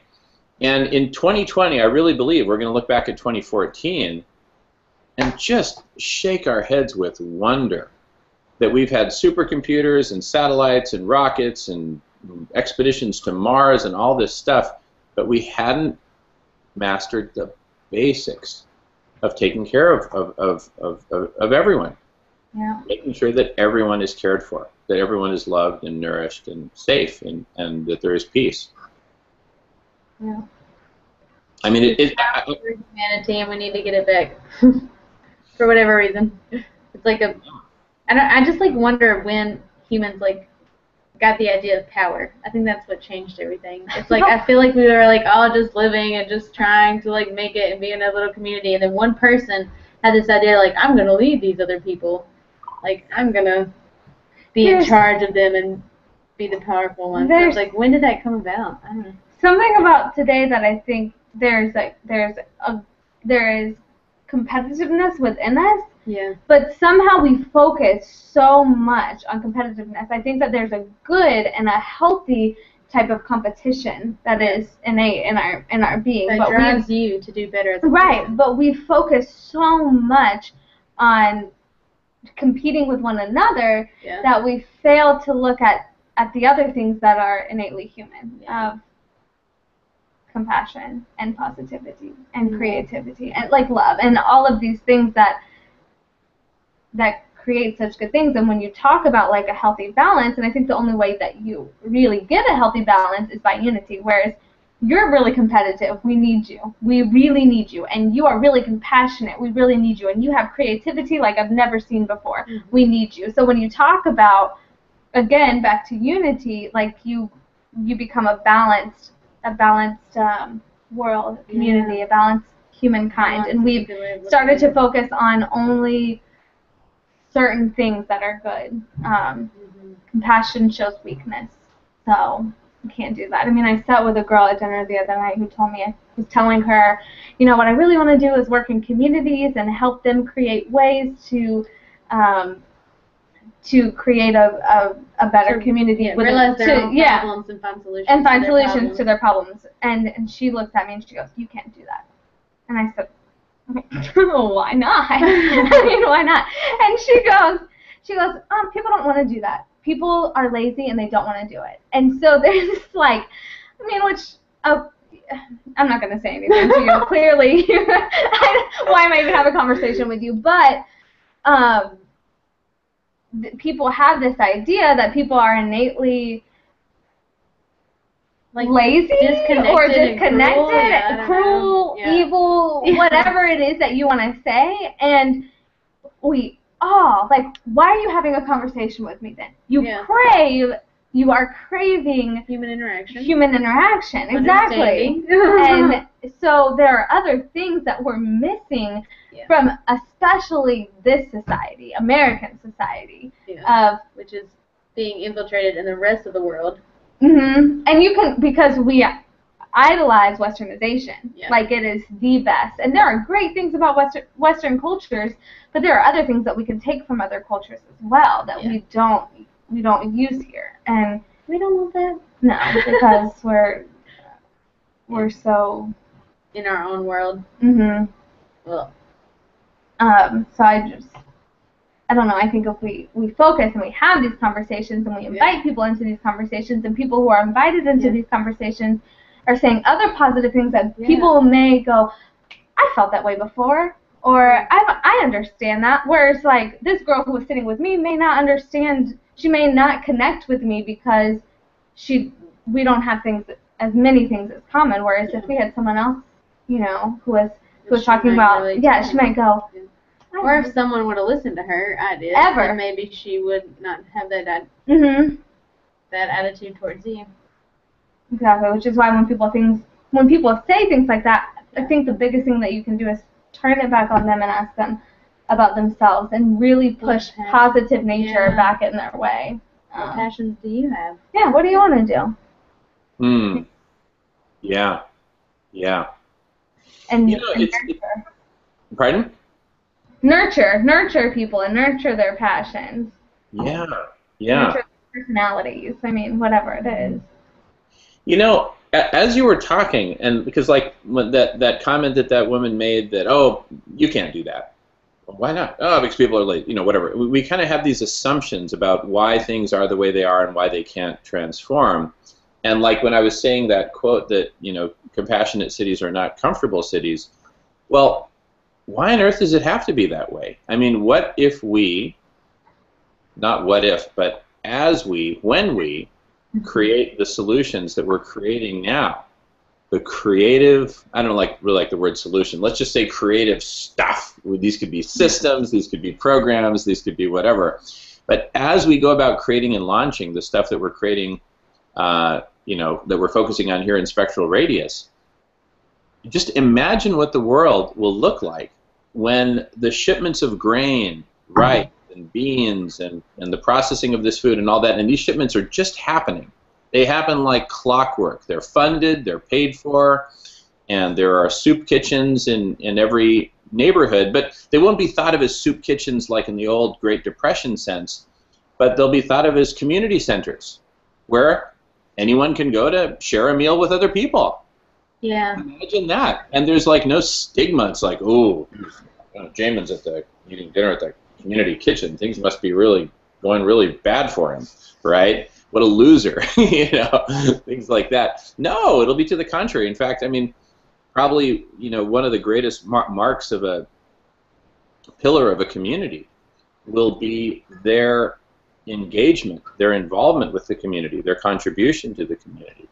And you can just imagine that at these community centers, there will be either in the main dining room or often, you know, kind of a separate dining room for those who want it, a big video screen with an ongoing conversation on Spectral Radius about whatever, right?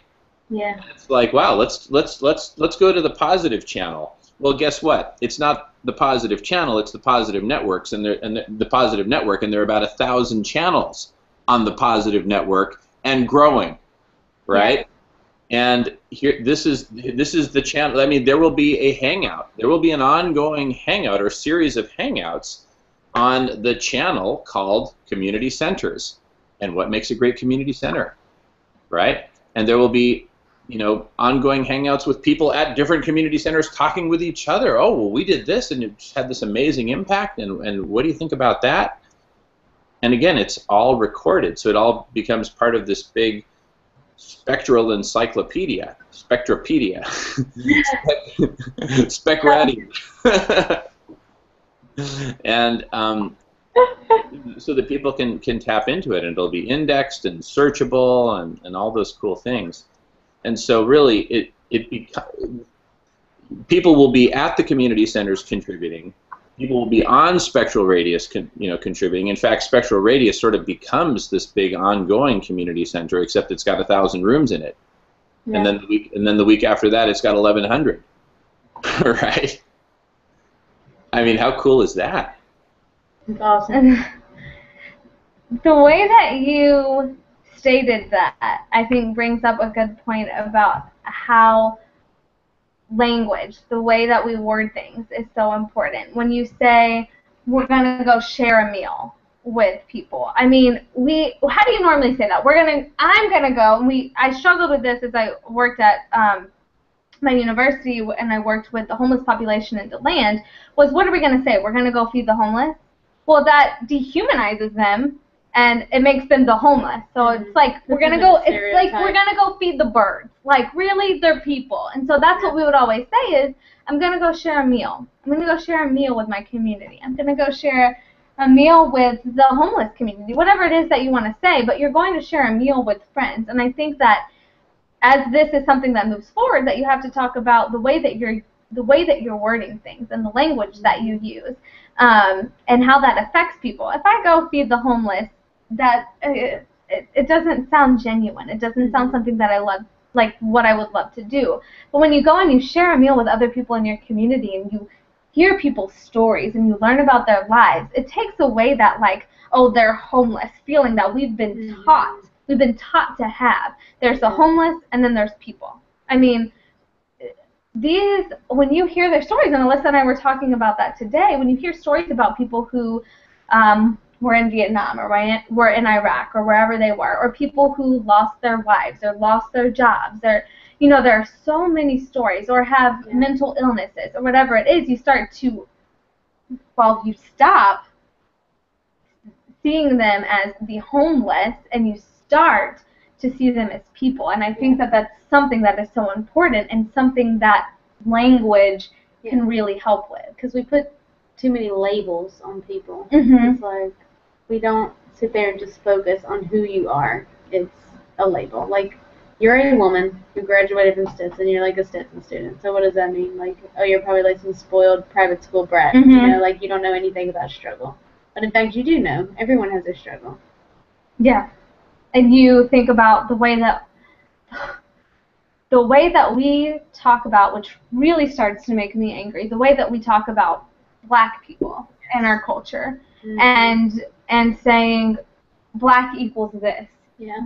And I talked to somebody the other day who said, where do we come up with these things? Well, they come from some type of truth. Yeah, stereotypes are rooted in truth, is what people say. You know, and it's that they do come from somewhere. Yes, they come from somewhere, but where do they come from is the question. And they come from, well, who's been on top? The white man. And what is the white man going to say about women, black people?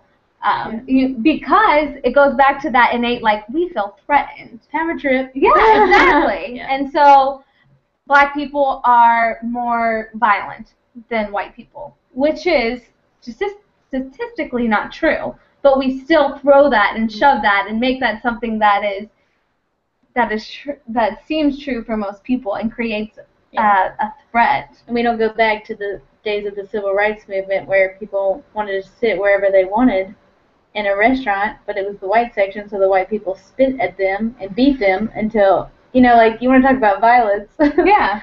Like, this is a very modern viewpoint. Like, you're not looking back on 50 years from how things were. Talk about how we, discuss America to school children and what we say about our... helps people and builds democracy instead of goes in and kills innocent people. Yeah. I mean, and we're no different than anyone else. So there are so many things that we can discuss about them.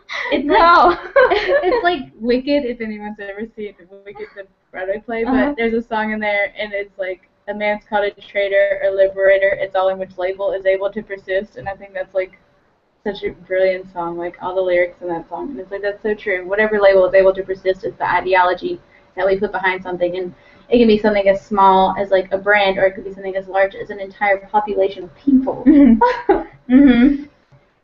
What do you think about that, Jared? Yeah, what are you talking about here? I'm just blown away.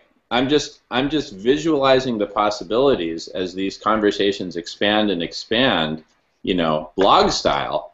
So I can't wait until this conversation is just buried 100 deep.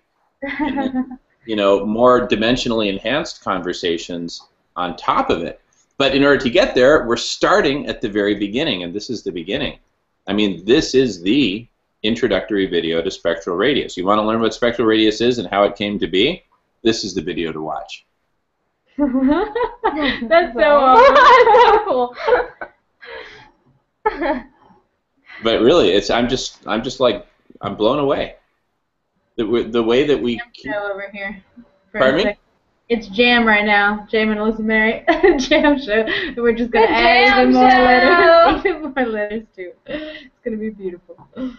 Oh yeah. No, this is the original jam session on Spectral.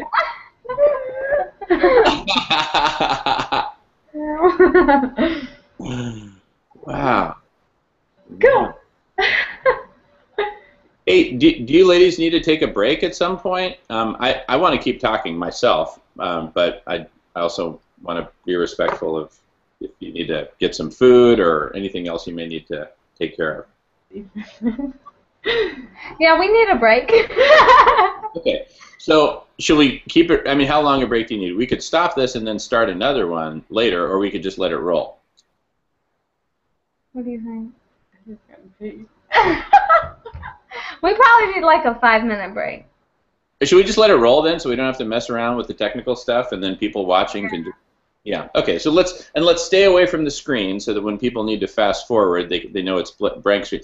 You need 5. You need 10. What do you need? 5. I think we're good at 5.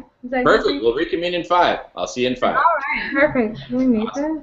I'm gonna mute, and I'll see you in 5.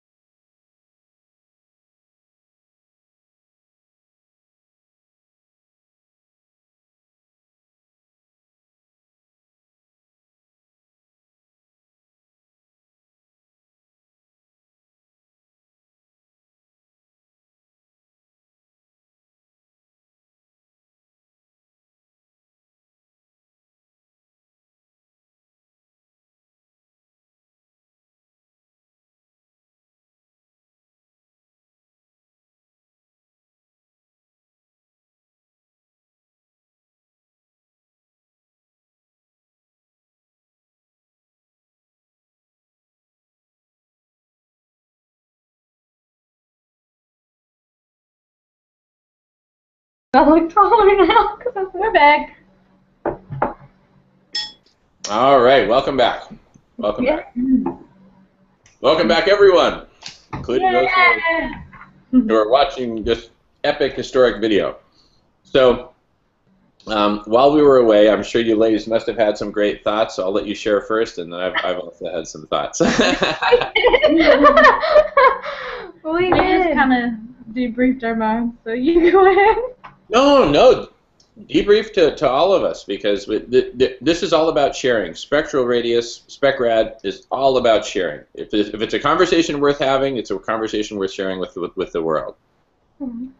I mean, for us, it was mostly just talking about how important it is to have conversations like this. It is something that's missing.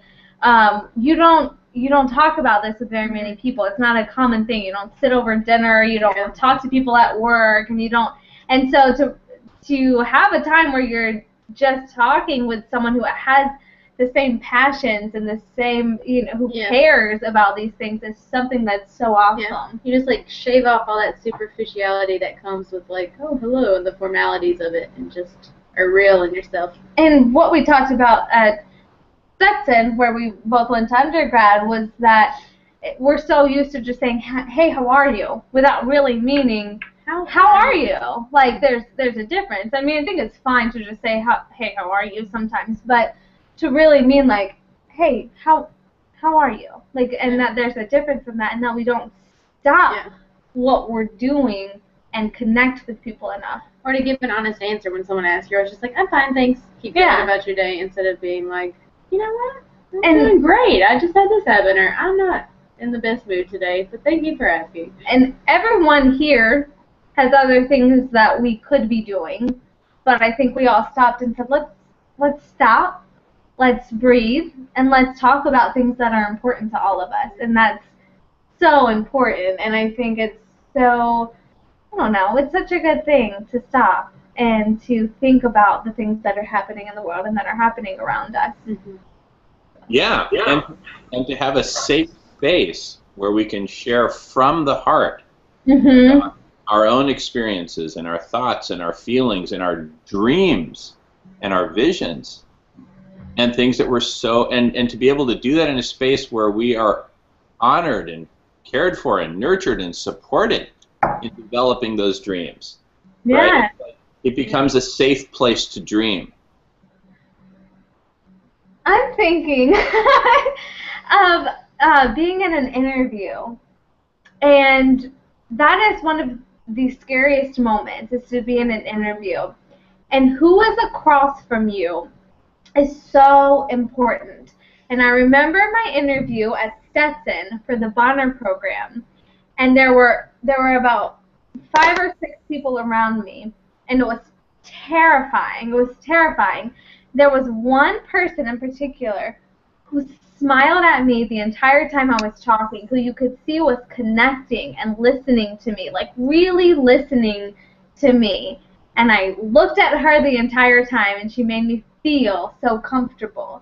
And I think in everyday conversations, it's almost like that terrifying feeling of, what are they going to think? What are they going to say about me? How are they going to react to what I'm going to say? How do I word this to make myself look good? Yeah. And to have someone across from you when you're having a conversation who's just genuinely interested in you and genuinely interested in what you're saying and how you're feeling, and isn't going, oh, well, that's a stupid thought, or I don't I don't like what they're saying. I disagree. But to say, okay, why do you think that way? Because there's something in your life that I haven't experienced that's making you believe that. So let me hear about it. Let me hear about what's making you believe that.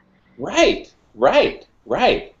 Yeah, and so if we say something like, hey, I've got this vision that this and this and this, if somebody says, I just can't visualize that, help me, what have you experienced that's enabled you to have that vision? Because I want some of that.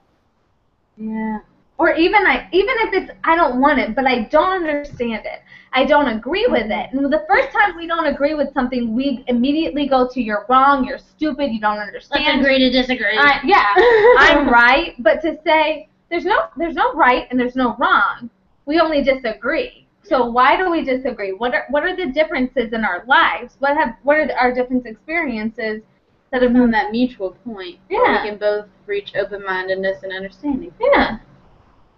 That's our issue with our two-party system as well, is that we don't stop and go. Oh, God. You're a Democrat, you're a Republican, we're two different people. We believe these things and you believe those things, and they don't. Yeah, and I have a friend from high school who we both decided that we both have completely different views, but we both decided at an early age in life to say, okay, that's fine. But we both want the same thing. We both want a better place for our children, for our families, for our community.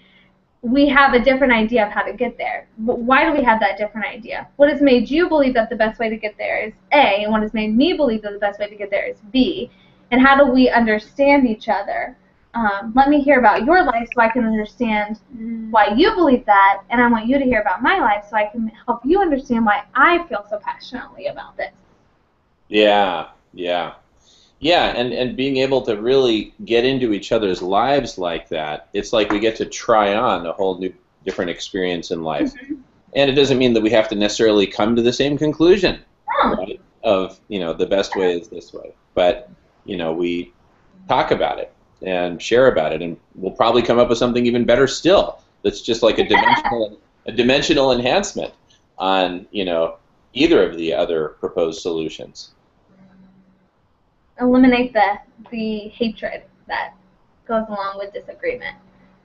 Yeah, exactly. And see, because here's the thing, that hatred will simply mean, hey, you need to, pause what you're doing here on Spectral Radius and take the prerequisite course of about love and compassion. Mm-hmm. Right? Yeah. And in that prerequisite course will be things like that now famous Charlie Chaplin video. Have you both seen it? Have you seen it? I haven't seen Which it. one? Yeah. Oh, it's the one where he makes this amazing 3-minute speech about. Pardon me?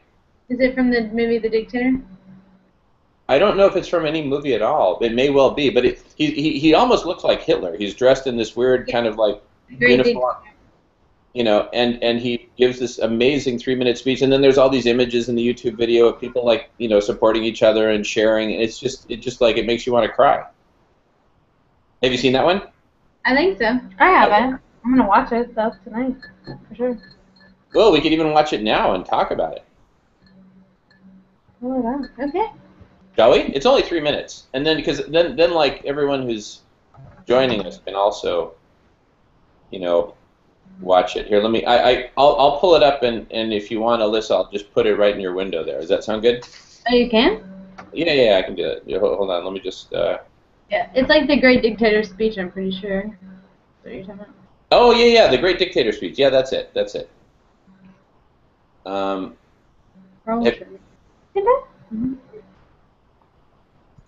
Okay, here goes. I'm pasting it in your chat window, and when you say go, we'll both watch it at once. And I'll just mute my volume so that we're not tripping over each other. I'm sorry.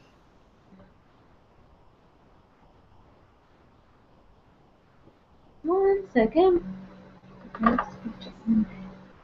Did you get the link? I did, but I just got an Adobe Flash Player crash report because my Mozilla's acting up. Let me try to get it on Google Chrome. Is it from a movie? Yeah, The Great Dictator. Because I thought it was funny because someone showed me this speech and they were like, oh, you have to see this Charlie Chaplin speech from a movie, and I was like, oh, Charlie Chaplin doesn't talk, like he's a silent film guy. And then they're like, no, this is like the one film his last film, and he talks in it, and he is incredible. I was really shocked. Anyway. My introduction to this video.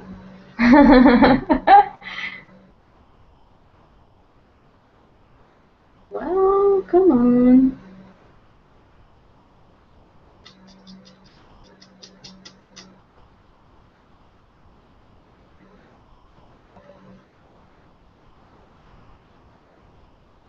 Okay.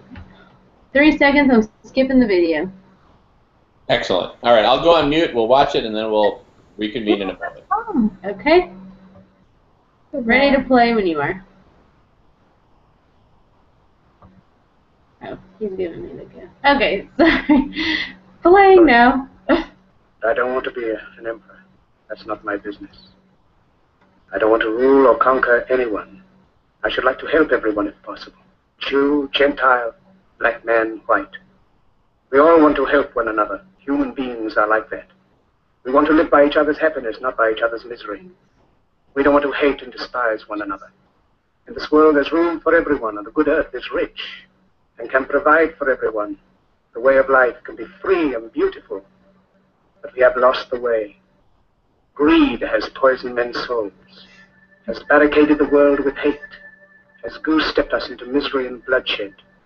We have developed speed, but we have shut ourselves in. Machinery that gives abundance has left us in want. Our knowledge has made us cynical, our cleverness hard and unkind. We think too much and feel too little.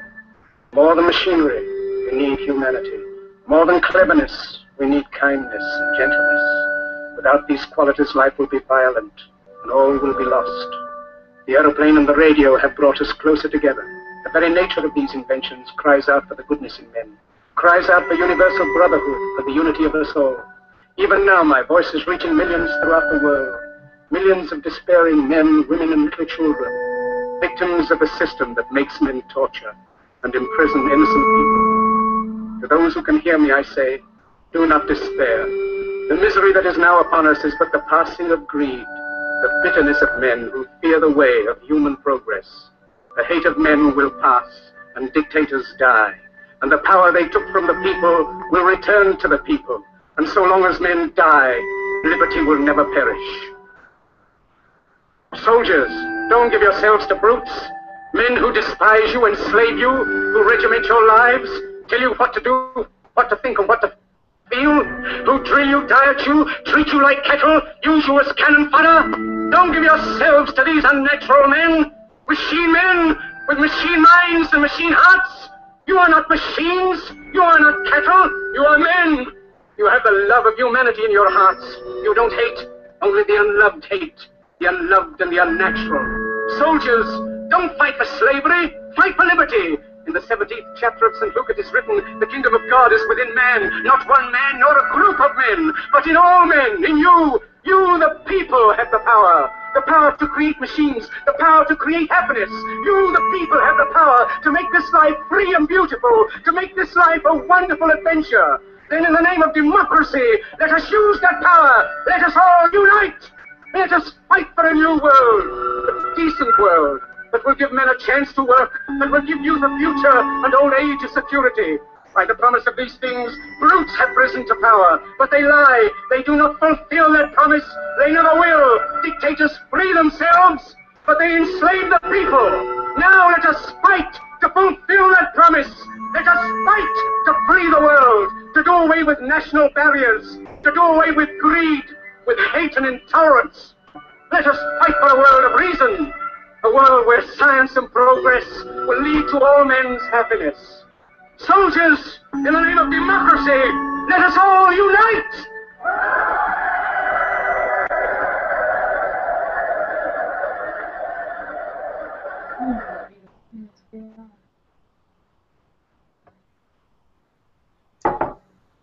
Oh.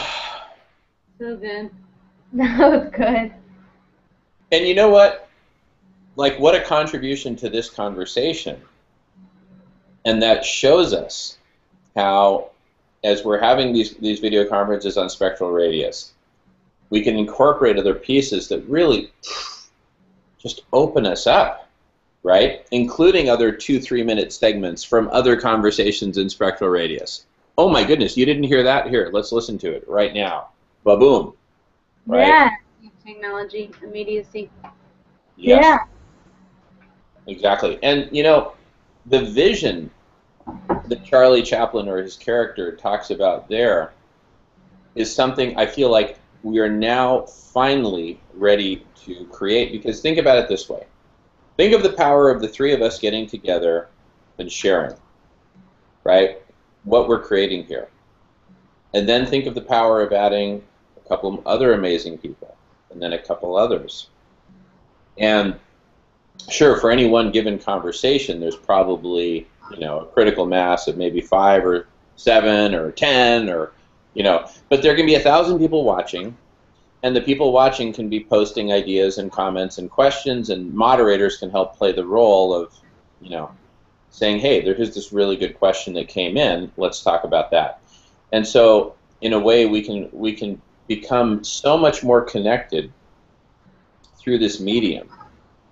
And the power of what we're going to be able to do together on this medium is going to be, I believe, and I'm going to say something very important and very serious. So I ask you both to really listen. Okay?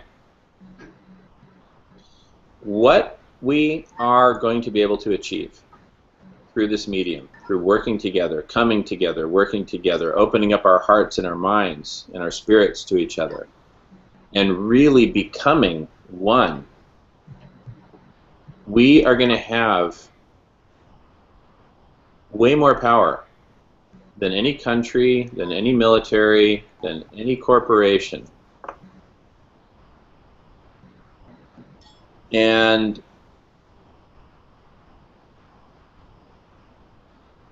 it is just so phenomenal, this power. I mean, because we're going to be connected and working together as one unified humanity. And I believe, as our CFO has said, that everything that rises must converge. The very, I don't want to say best, because it's not like a comparison thing, but the powers, the forces, the creativity, the minds, the hearts that need to come together to accomplish a specific undertaking, a specific component of this whole that we're creating. And again, let 1,000 flowers bloom, let 1,000, hangouts occur simultaneously, each of those being an essential component. We're now talking about a collective brain, the collective brain of thousands, eventually millions of powerful minds working together. And so, in a very real way, Spectral Radius becomes the medium of the global consciousness.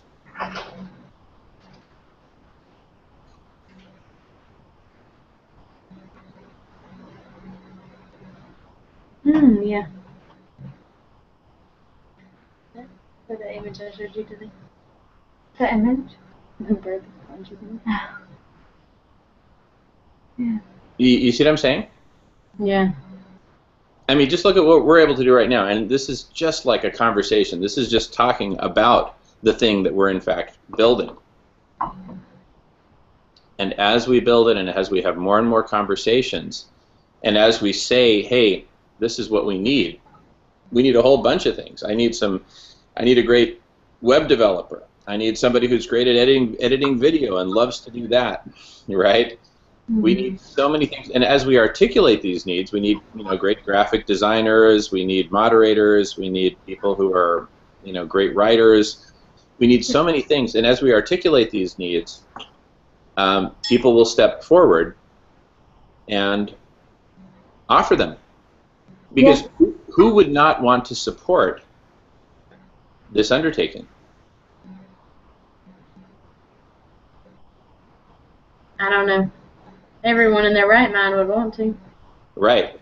And the people who we need right now on this medium are those who precisely are in their right minds. Mm-hmm. So right-mindedness, for lack of a better word, is the prerequisite. Yep.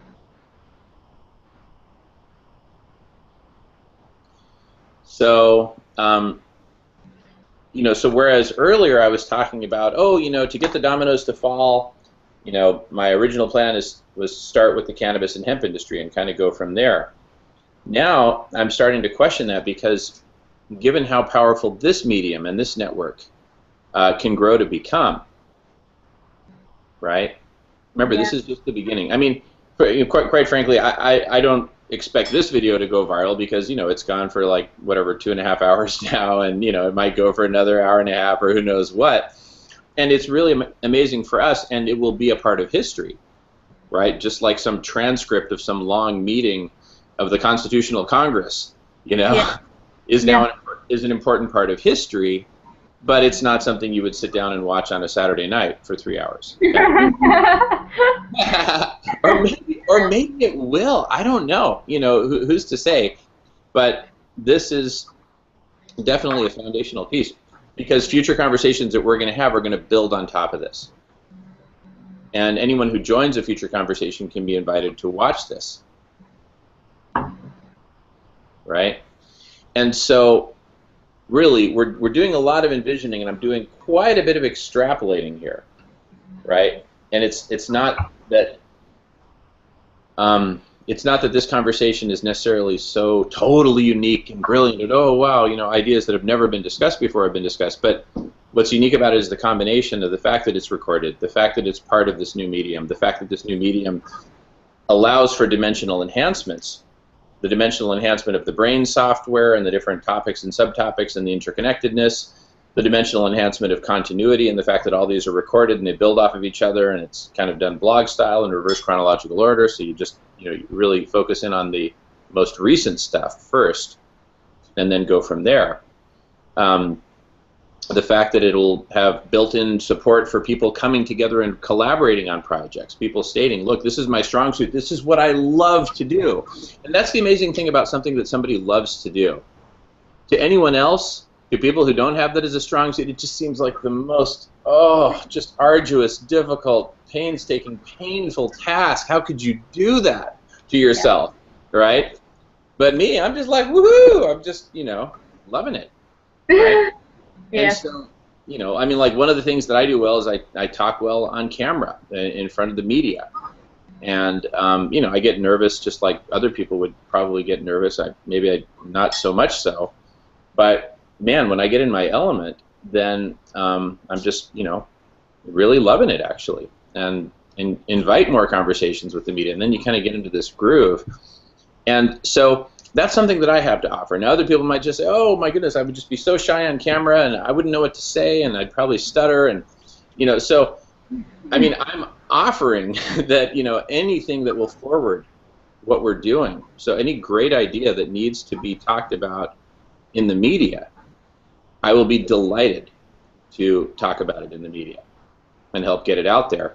And in fact, speaking of the media, there are two great conversations to have. So one is about the documentary television series that we're going to be doing about this. I mean, imagine, you know, having I might have a TV crew in here in a few weeks, and I might be mic'd up, and they're filming me as we're having this conversation, and then they cut to the screen so they can see both of you, and there might be a crew there in Florida, and so it's like, what is going on, right?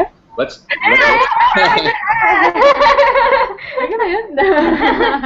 my mic? Do I get one? Sure. Okay. No, it's really a trip when it happens, and you just kind of, you basically just say, look, I mean, maybe for the first few minutes you're feeling kind of weird, but then it's like, you know what? This is cool. I can just get into this, because it's like, what do we have to hide anyway, right? So it's about transparency. Yeah. People aren't going to stage us and tell us what to say, which is good. Yeah, exactly. And the thing is, we've talked with now 3 different companies that have expressed interest in doing a reality television series about us. But with the company that we're talking with now, what we really like about them is they're talking about a documentary television series as opposed to a reality television series. And so, but I mean, you know, there's probably not too much difference between the two, but I mean, other than like the seriousness, the more professionalism of the documentary one. But imagine that becomes a weekly series. And you know what they said? It's really cool. They said, this shouldn't be like a half-hour show like Duck Dynasty. No, this should be for a full-hour format. Why?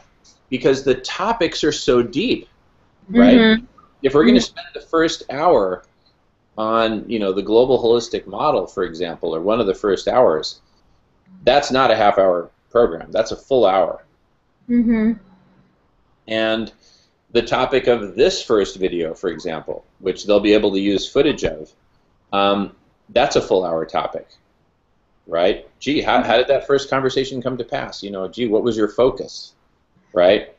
And you know, but then I mean, I really think about this conversation is just it's just a seed, right? We're hashing out some of the fundamental, you know, foundational elements, some of the core aspects of what we're doing, and I'm sure future conversations will probably, actually, after this conversation, I'm sure each of us will think of like a list of things. Oh man, I really wish I'd thought about this so we could talk about that. Well, guess what? You know, a week from now or whenever we have our next conversation, just bring your list.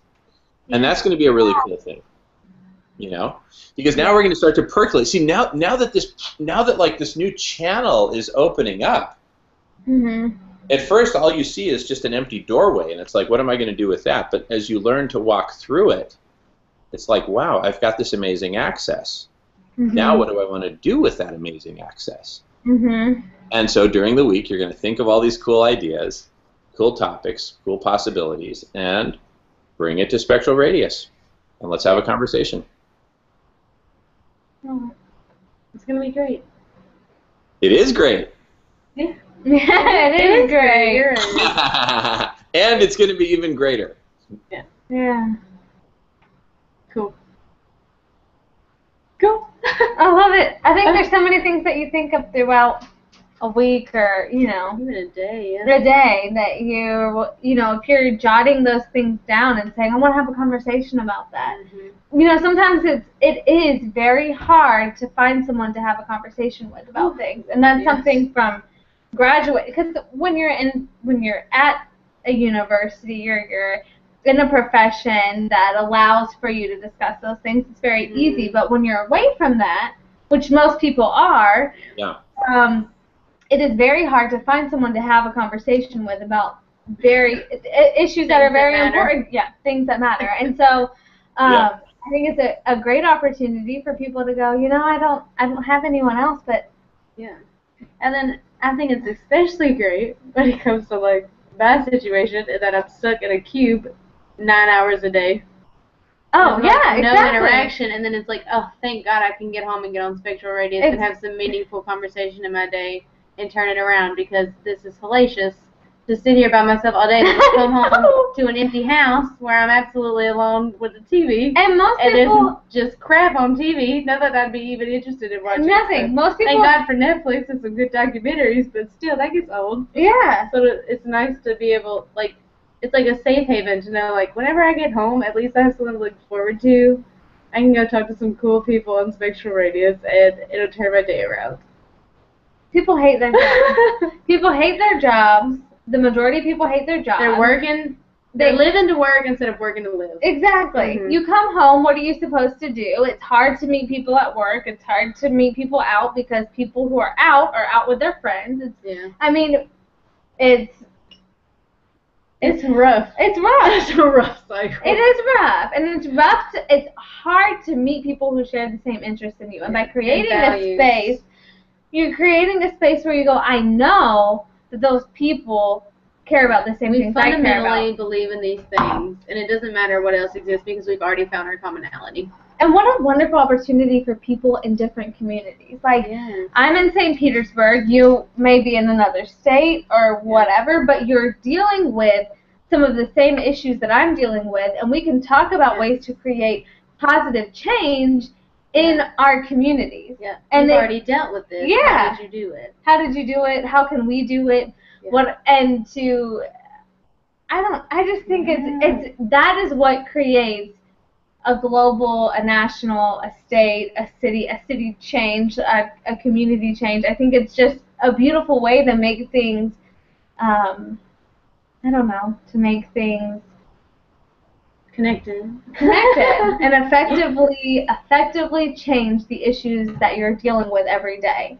Because, I mean, you talk about homelessness is very different in Orlando than it is in D-Land, than it is in Daytona, but you can still talk about, you know, although it may be different with the people that you're meeting every day or out, you get here and you say, well, homelessness in Orlando is very similar to homelessness in X city. So we can talk about the ways that we changed that and the way that we made a difference in our community. And you can implement that in yours. Yeah. Yeah. And I think we deal so much, especially with nonprofits who are fighting over the same money, the same funding. You deal with a lot of arguments instead of coming together to positively change your community. So you're saying, I don't want them to have a good idea because I want to have a good idea because I need the funding. But to say, I'm getting on here and I'm talking to another person who's saying they did this in their community and they're openly wanting to make positive change instead of wanting to apply for a grant to get that money, you know? So it creates a way to change lives. Yeah, to unite and change lives. For whatever reason it is. Amazing. Oh my goodness. I just had this experience that I thought back to when I was like, I don't know, 7 years old, 8 years old, and I can remember really enjoying the part of the day when I went to bed, and it was after I'd pulled the covers over me and after my dad had told us a bedtime story, but before I fell asleep, because that was the time when it felt like it was safe to dream. It felt like it was safe to dream. And because heaven forbid I should have some of those dreams when I'm at school or even around the family dinner table and articulate some of them and get smacked down in one way or another, right? One of them just by not being heard, by not being fully heard. Yeah. Right? And so, I mean, like one of the cool taglines for this could be a safe place to dream. I do like that. That exact thing. Yeah, I'm going to write that down. Mary was like looking for pen and paper to write like exactly what you just said down. Oh, no, you're right. Isn't this wonderful, the stuff that we're coming up with? A safe place to dream. And really, the call to people is join the conversation.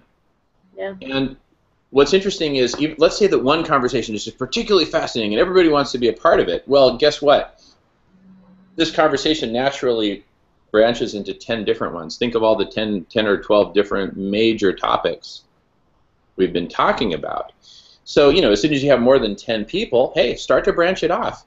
You know, it's not like you can't contribute. I mean, in the one that you stepped away from, you can, you know, watch highlights of it, just like highlights of a sports game or something, or you can watch the whole game, right? Yeah. Watch the whole conversation, whatever you want to do. But it's about expanding it so that we can go deep, deep, deep into specific topics. I mean, just imagine the day when I'm hanging out in 10 different hangout rooms on Spectral Radius, working with software developers, working with engineers, working with atmospheric scientists on building the global holistic model and all the different components of it, right? Yeah. I mean, that's just going to be so cool. And then, you know, and then to go from there into the hangouts where we're talking about marketing and PR and how we're going to get the message out. Because really, ladies, what we're creating here is like the best kept secret on earth. Yeah. Which is that it is safe to dream.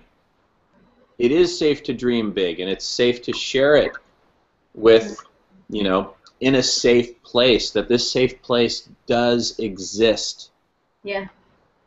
Because if it weren't for Spectral Radius, we'd be having this conversation all right, but we'd be having it at, you know, at a quiet cafe off in a corner, you know, and no one else would be able to really benefit unless someone happened to be sitting nearby, and, you know, and it's happened to you. I'm sorry, but I can't help but overhearing. And in fact, that's why we have these conversations in cafes, I believe, is partly because we do want other people to hear. Yeah. Right? Yeah. Those that have the nerve to say something who are curious. Right, except here we're having it in a way that it's like we're inviting everyone to hear. Yeah. And to be a Anyone wants- part. And be a part and join the conversation. Join. I think, and to bridge gaps also between, which I just thought of, which I think is important, between ages, that whether you're 13 or 16 or in your 20s or in your 60s, that you are a part of this, that we separate ourselves by age also. Yeah. And to say, I want to hear about your story and what's going on in your life. And we have such a, young people can sometimes have such a negative view of older people. Older people can have a negative view of younger people, but to hear about people's lives and their stories and the eras that they grew up in is also really cool, and how that affects the communities we're in. Yeah. There's no, this is not a place for only young people. This is not a place for only older people. That whoever wants to be here is invited. We're bridging everything. It's no longer like a matter of demographics and where you are and geographically and stuff. It's just like Or socially. creating, like there's no socioeconomic class. There's no race, no gender, no age. It's like we're just all coming together to You come on here problems. and you are only hearing positive things from other people. Creating solutions. Yes. How can we build on that wonderful idea that you came up with? Or, Exactly. that's an awesome idea, there's no building to be done, let's get started. When can we start? Here's concrete ways to make this plan into action. Yeah.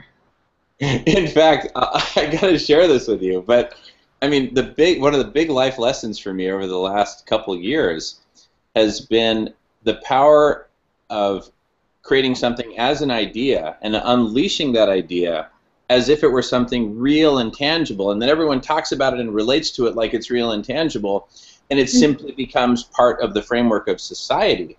And I did a lot of that in the cannabis industry, where my goal in doing that initially was to raise enough funds to make the initial contribution to this whole push to ensure that everyone on the planet is nourished and be able to make ongoing contributions to that financially. But I think what we're doing here is actually a much bigger contribution than a few $1 billion per year. I mean, we're making the contribution here through Spectral Radius that will beget the contributions, which in turn will beget the contributions, which will beget the and the next thing you know, we've got a $50 billion per year budget to transform the way and who gets nourished and how they get nourished on planet Earth. I mean, imagine that. And Alyssa, what you told me about, being able to come home from work and connect to Spectral Radius, that is so exciting, because what that tells me is this is going to go so viral, because last time I checked, you're not the only one who works in a cubicle. Right? No. Yeah, that's what I'm talking about. I'm not the only person ready to blow my brains out there. I'm sure there's more of us. Now, here's a really cool thought. Imagine this, that within Spectral Radius, let's suppose that you've now got a critical mass of people who work for Microsoft, right, who are now part of Spectral Radius. In fact, one of the topics within Spectral Radius can in fact be Microsoft. And these people can get together and talk about the potential that Microsoft has, preferably without revealing any state secrets that would get them in trouble, right? Yeah. But to be able to talk about the potential that Microsoft has and identify each other, or maybe they'll talk about topics which are of common interest to a lot of people at Microsoft, and so it's in those hangouts that they meet and connect and share. Yeah. And what a cool thing! I mean, you plug into Spectral Radius in the evening, and you've got 1,000 topics that you could actually jump into and start participating, right? And one of them might be this fascinating topic, but everyone's listening to Noam Chomsky, and he's talking, and everyone else is kind of listening. You got 20 other people listening. You might bookmark it and say, "Let me go watch that later," and especially if I can kind of see the different subtopics and cherry pick. And you might go on to a different hangout room where there's a different topic going on, where, hey, this is something I can contribute to, because what do people want to do at the end of the day? People want to contribute. Look, people troll around because they're afraid. Yeah. I'm afraid of opening my mouth because then all these other mean people are going to shoot me down, but I'm going to go peek in and watch someone else take a beating. And, I mean, that's the essence of boxing and big-time wrestling and ultimate extreme, whatever the heck they call it these days. Yeah. It's like, let me watch someone else suffer.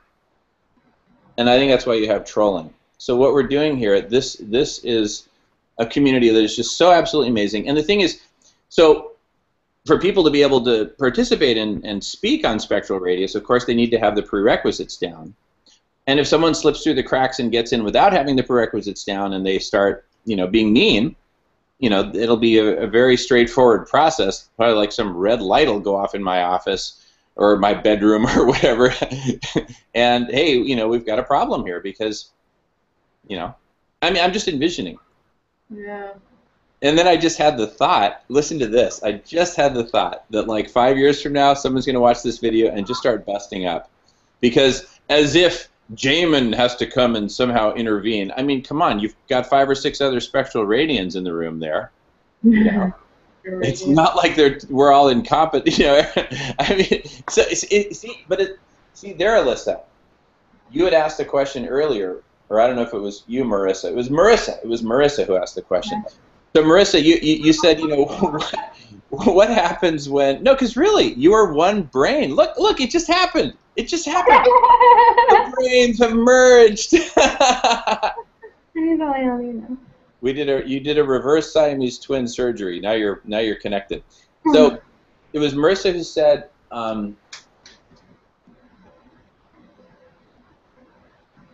about power. How is it that people come to take power? Well, shoot, I just did it 3 minutes ago. I said, oh yeah, I'll be the one who gets the red light signal. I'll go and I'm going to squish the bad people. I would squish them like bugs, I mean, come on, dude. Look,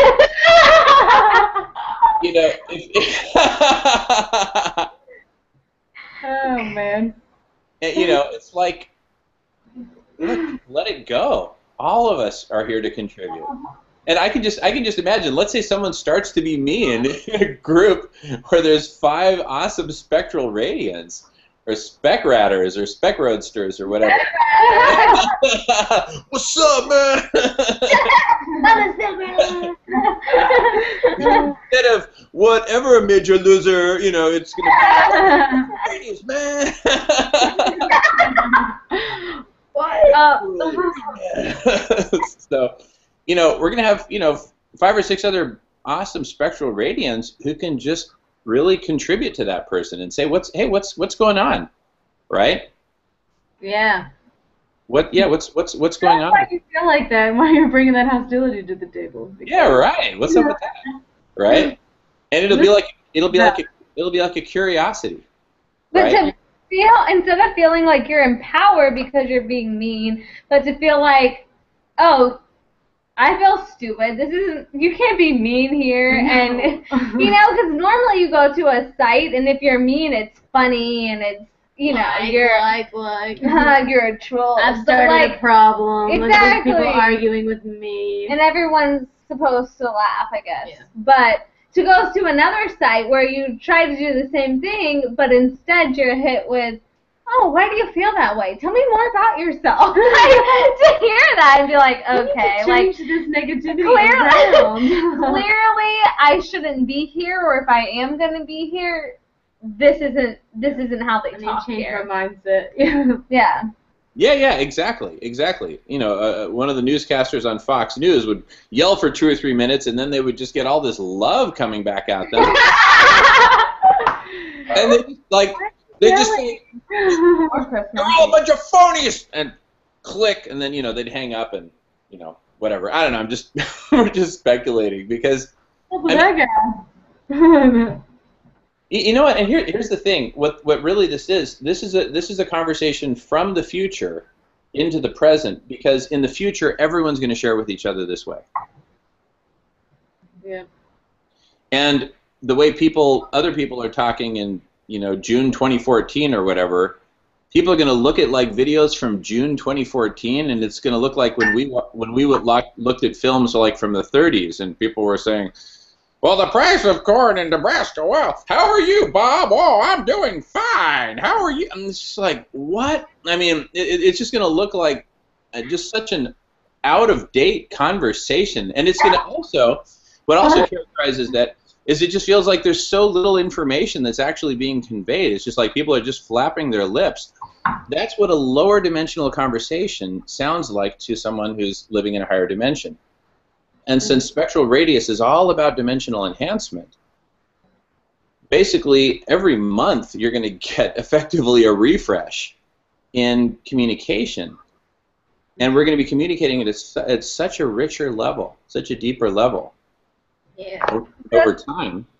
The thing that I think is so cool about it is that even if you don't want to be involved, it provides an opportunity to learn. Mm-hmm. So you can hear from a scholar, or you could hear from a person who's been through a specific situation, or you can hear from a person who has worked with people in a particular situation.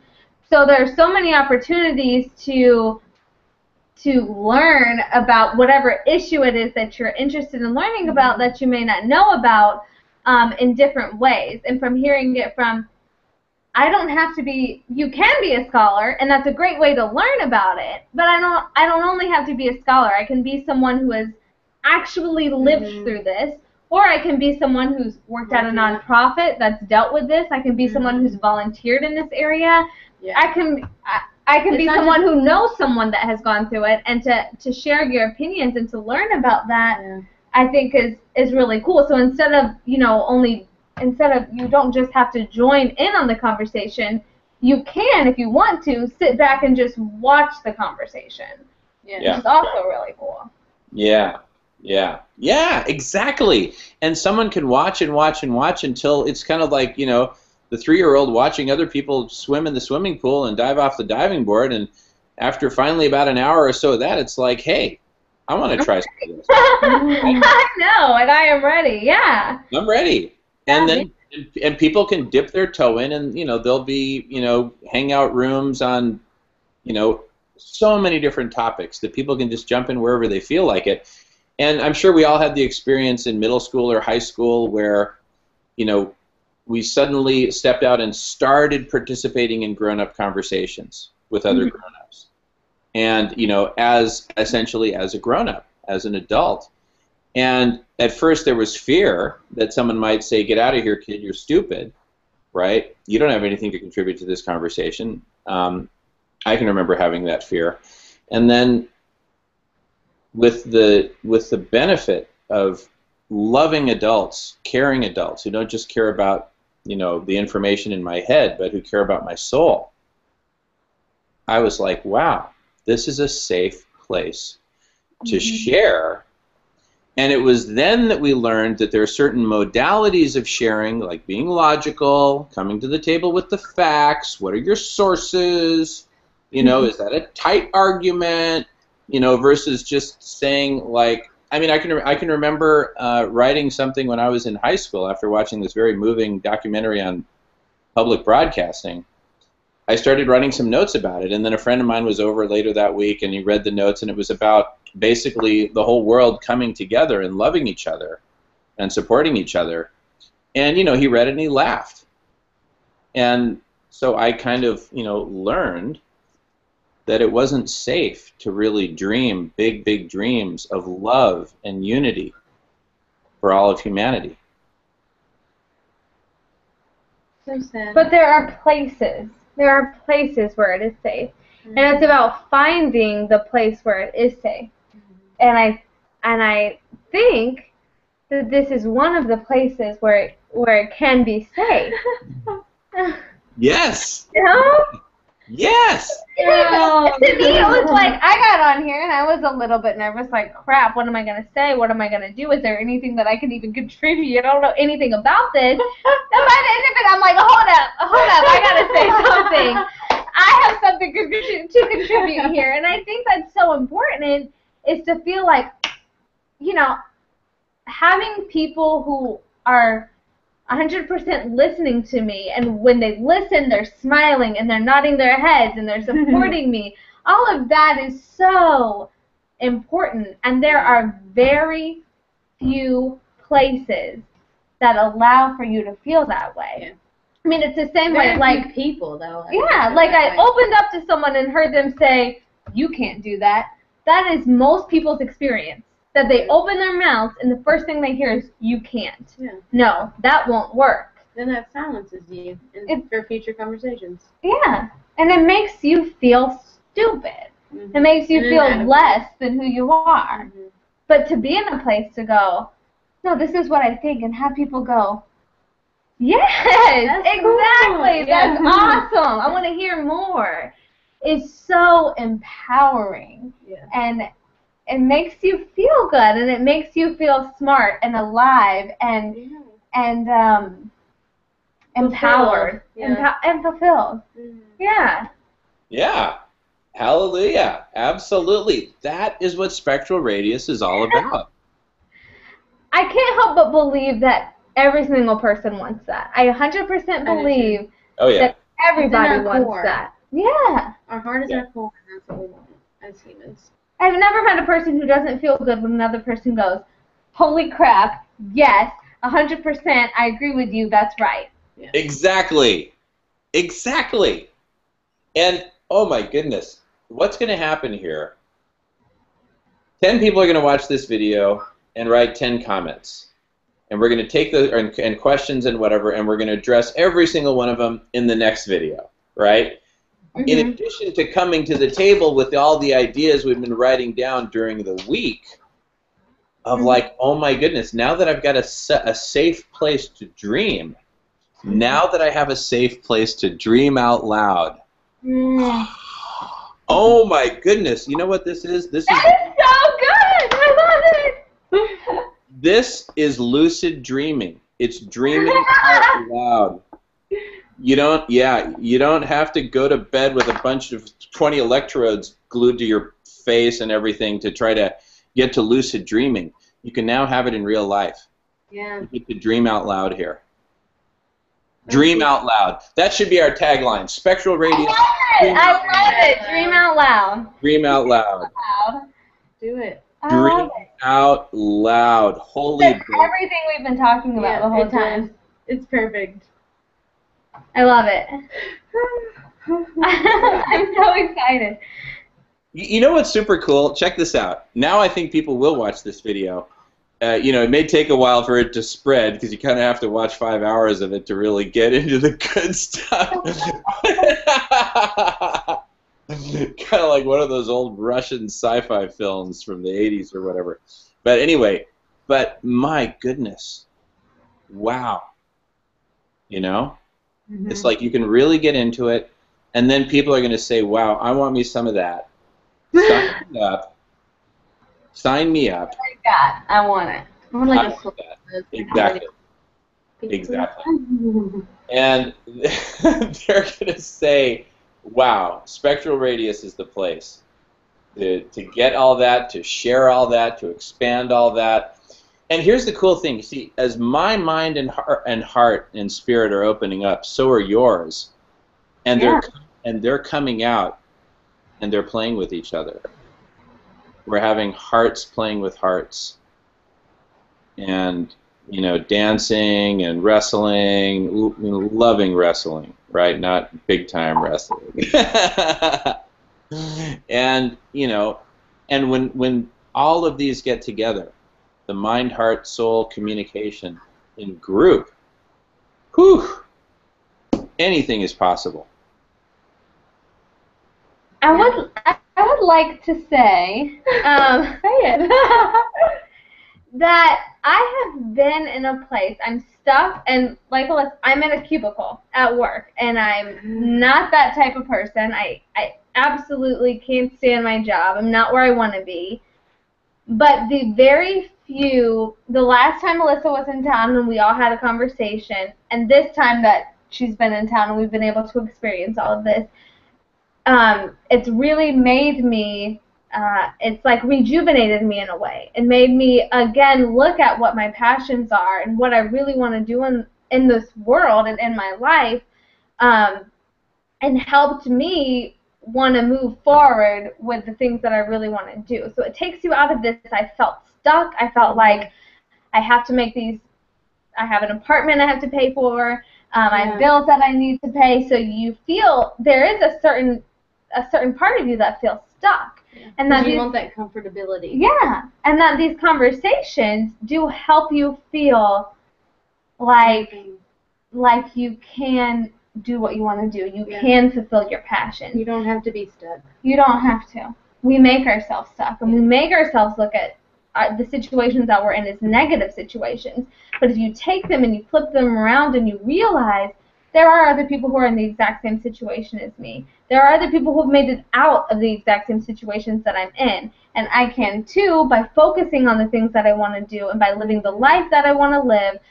I can change where I am. Mm-hmm. And it's very empowering and it's very exciting. And I know that I have to go back to work on Monday and work in my cubicle, but that's okay because I know that Monday night if I want to, I can call Jamin or I can call Alyssa and I can talk about the things that we're excited about changing in the world. And that's awesome. And that makes me feel fulfilled no matter what I'm doing on a day-to-day basis. Oh my goodness. I just figured something out. Listen to this. First, I'm just going to pose this as a question, and that was brilliant. And that created the platform for me to create this thought that I'm about to share with you. So thank you, Marissa, for that thought. You're welcome. And what comes out of that is the question: what company does not want to change the world? Exactly. What company, what organization, what government does not want to change the world? I would say a very small minority, okay? Now, for the vast majority who do want to change the world, guess where they can go to have conversations right now about changing the world? Spectral. Okay? Pardon me? Just imagine that there's a conversation happening right now on Spectral Radius, and the topic is how software can change the world. How can it be imaginable that Google, imagine it's just a great conversation. It's an amazing conversation. You've got these people who are coders, and they're getting together, and they're talking about this, and you've got some, software architects, and designers and whatever, interface experts and social media experts, and they're all just jamming away, inventing all these amazing ideas, coming up with all these amazing ideas. How is it possible that Microsoft would not want to have a place at that table? How is it possible that Google would not want to have a place at that table? How is it possible that a small software startup with 10 people would not want to have a place at that table? I don't know.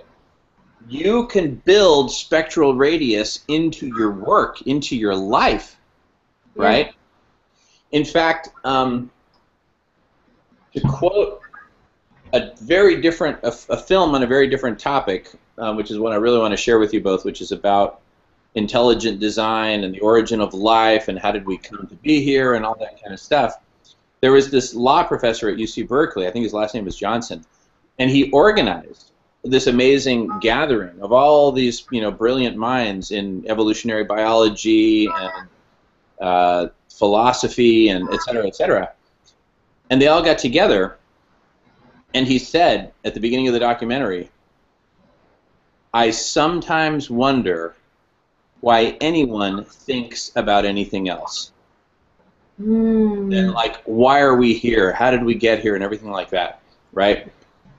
I wonder, now that the world is going to be exposed to this amazing gift, which we have the privilege to launch together, called Spectral Radius, I wonder, in the future, in the very near future, how will anyone think about anything else than what we can create together? Yeah.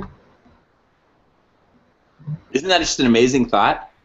Because you're thinking about, oh, if I'm, in this cubicle, I just can't wait to get home, and then, whoosh, it's like take off all my clothes and jump into the swimming pool, and wow, it's like, wasn't that refreshing? Or all my clothes minus my whatever bikini, and I mean, just isn't that refreshing? Yeah. It's like, wow, now I can really swim, I can really soar, I can really be me. That's what I'm talking about. Yeah. And then imagine that you can be that and have that all the time. All the time. Mm-hmm. At work, at home, around the dinner table maybe. I don't know. I mean, see, at what point do you is it carrying it too far?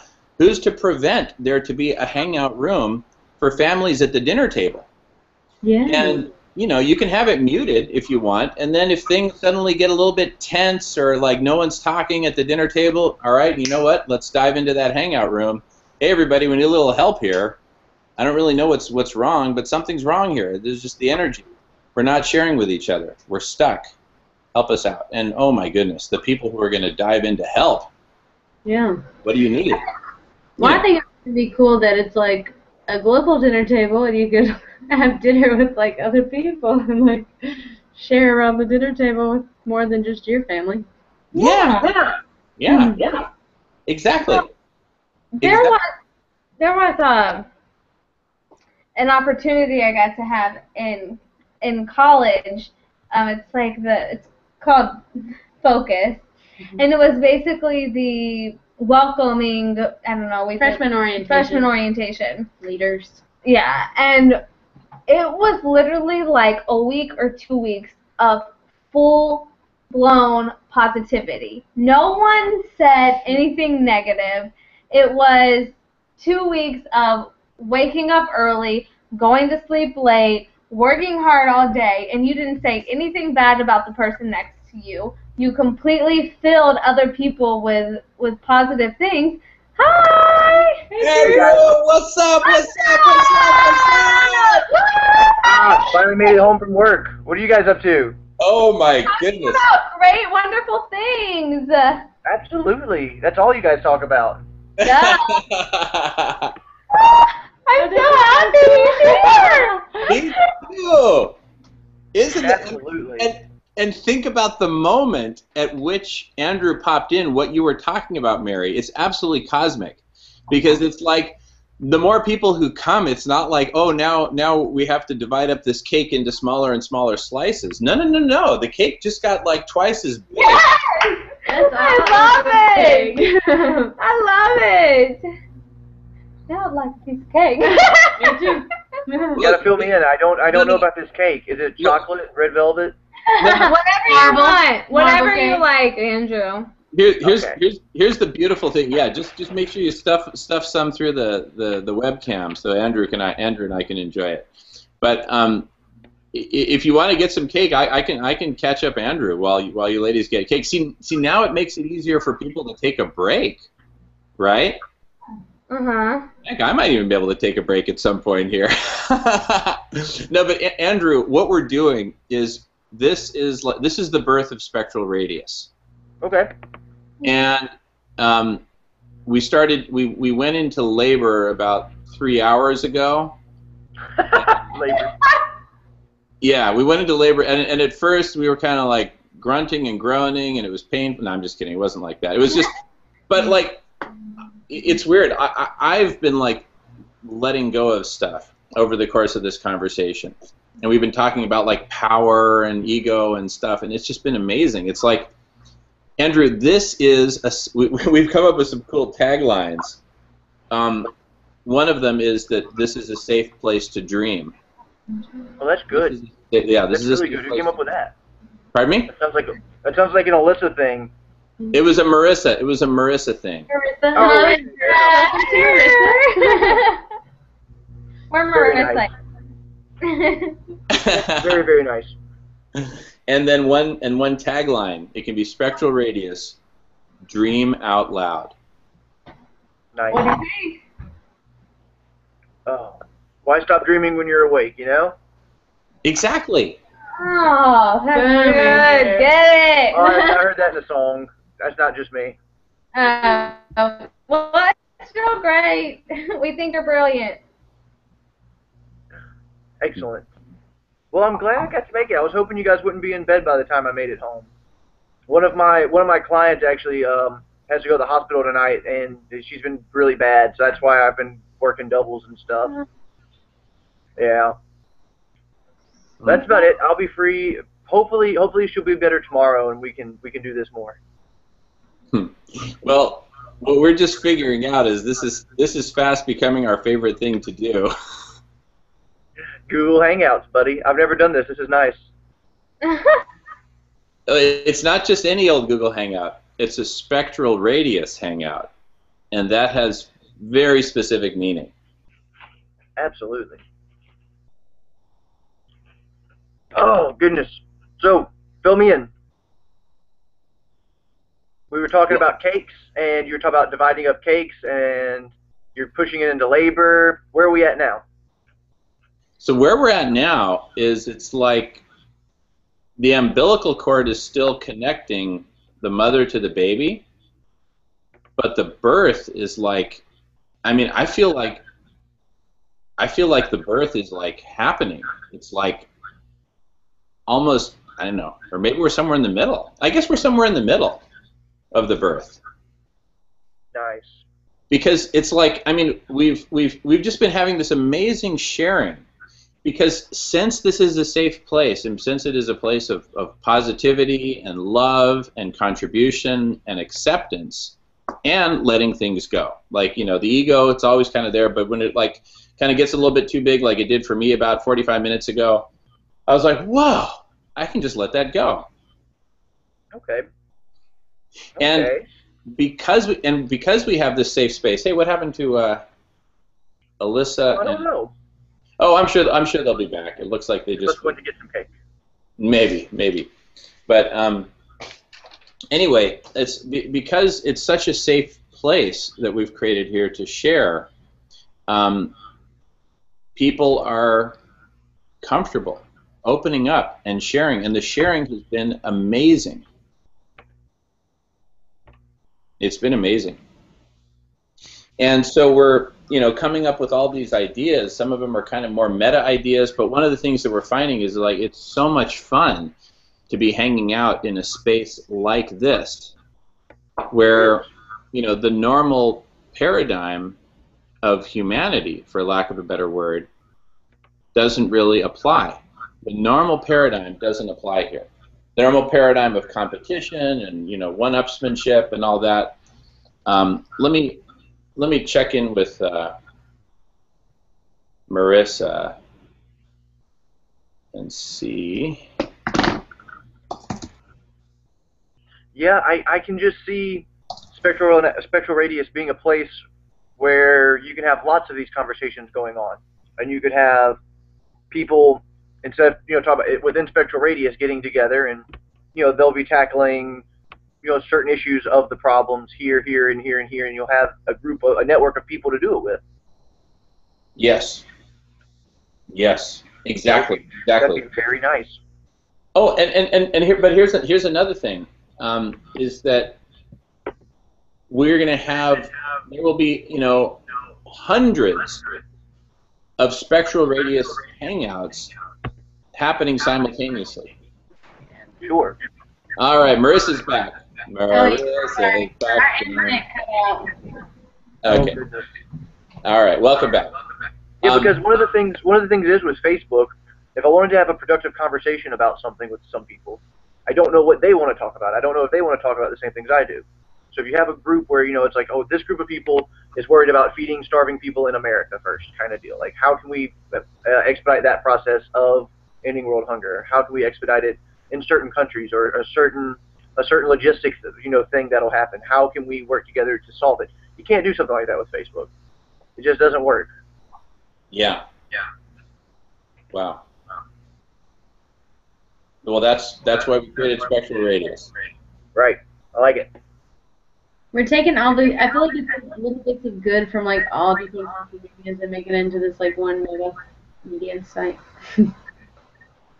Exactly. Exactly. It's a dimensionally enhanced social network, enhanced by multiple dimensions, that really sets the human spirit free and sets humanity free to work together and collaborate. Yeah.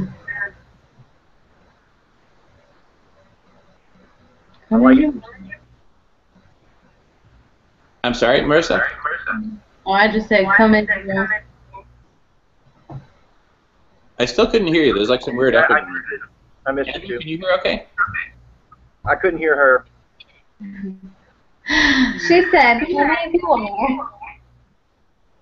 Okay, I'm gonna mute.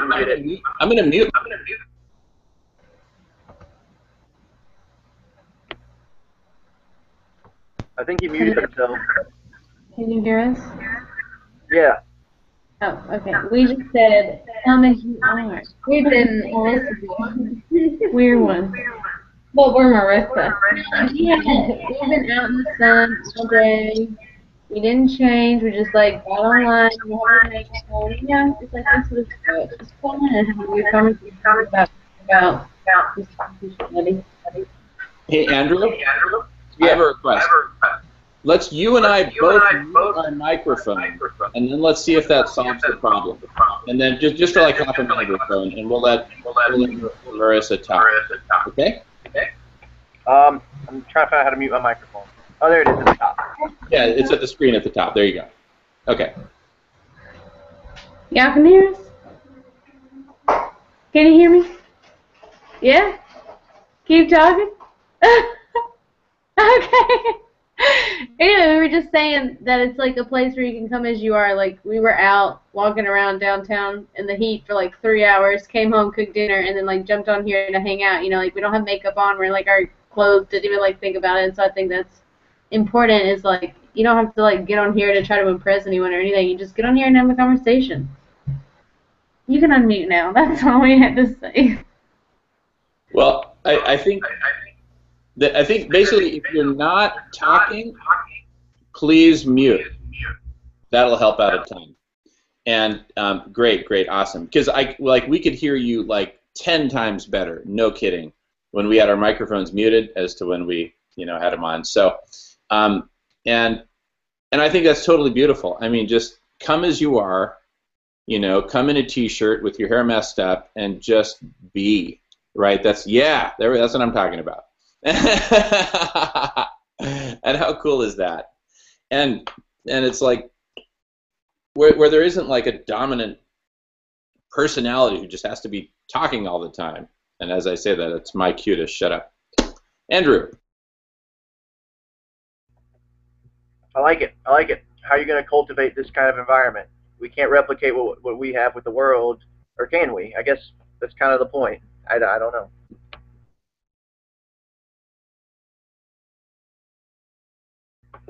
I was passing it on. Yeah, go ahead, Marissa. Go. We were just saying we think we can replicate it.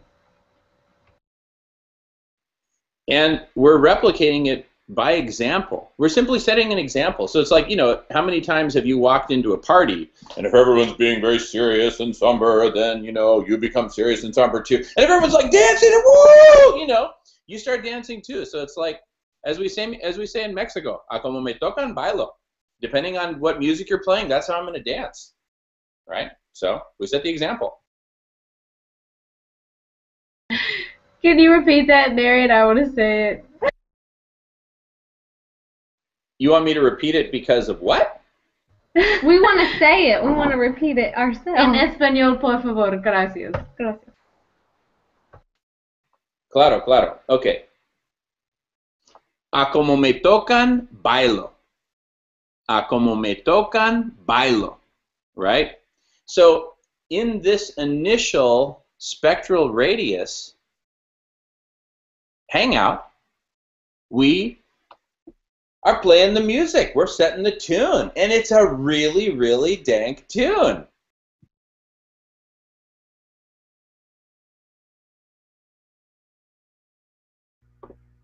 Me gusta. Me gusta. It's so dang. Mary enjoyed you saying dank almost as much as I did. Good. It's almost as good as Dirk. That shit's Dirk.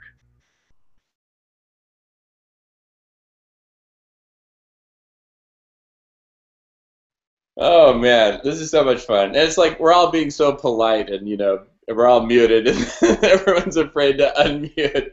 It's kind of like the opposite of the alpha male syndrome, and that's just so cool about how, I just want to hear you ladies laugh. Okay, unmute so we can hear you laugh.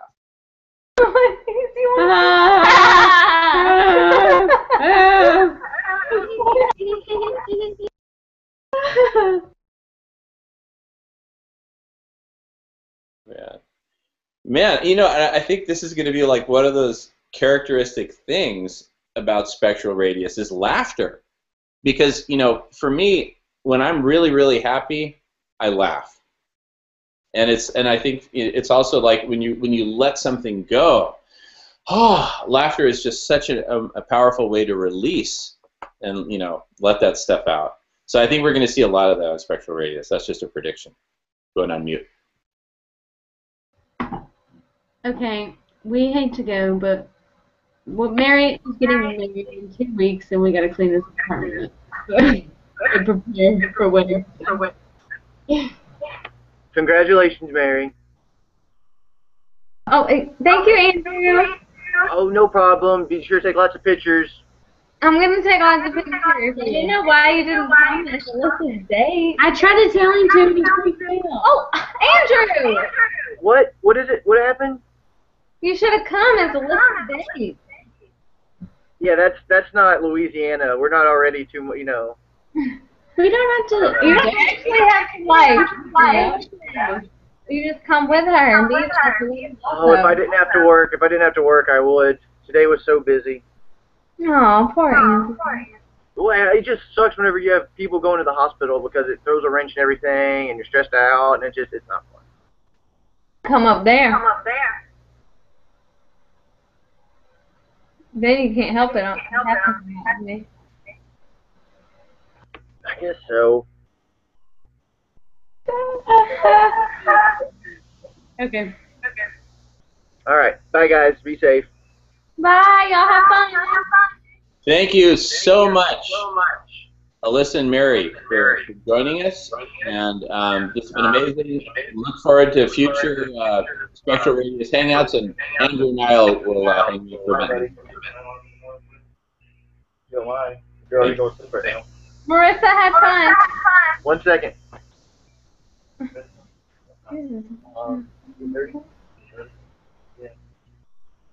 Thanks, bud. Oh, sorry, I was talking about my buddy Steve. Marissa, have fun. Marissa had fun.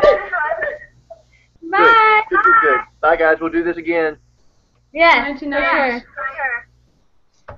Thank you. Oh, so you made a lot of progress, huh? How long are you guys talking? We've been talking since like the last 3.5 hours. Oh my gosh, I'm sure you got a lot of material, a lot of stuff to process from that. We do, but here's the thing. So, well, first of all, just this is being recorded. Oh, really? Yeah, Awesome. and it's being broadcast as we speak, and I still request you mute your microphone when I'm talking, and I'll do the same for you. We'll just kind of pass it back and forth. It'll become easy. It'll become like almost automatic. But and this is really this is the first Spectral Radius Hangout. And what's kind of cool is, you see how people are like passing the baton to each other. And let's say I leave in half an hour and 3 other people join.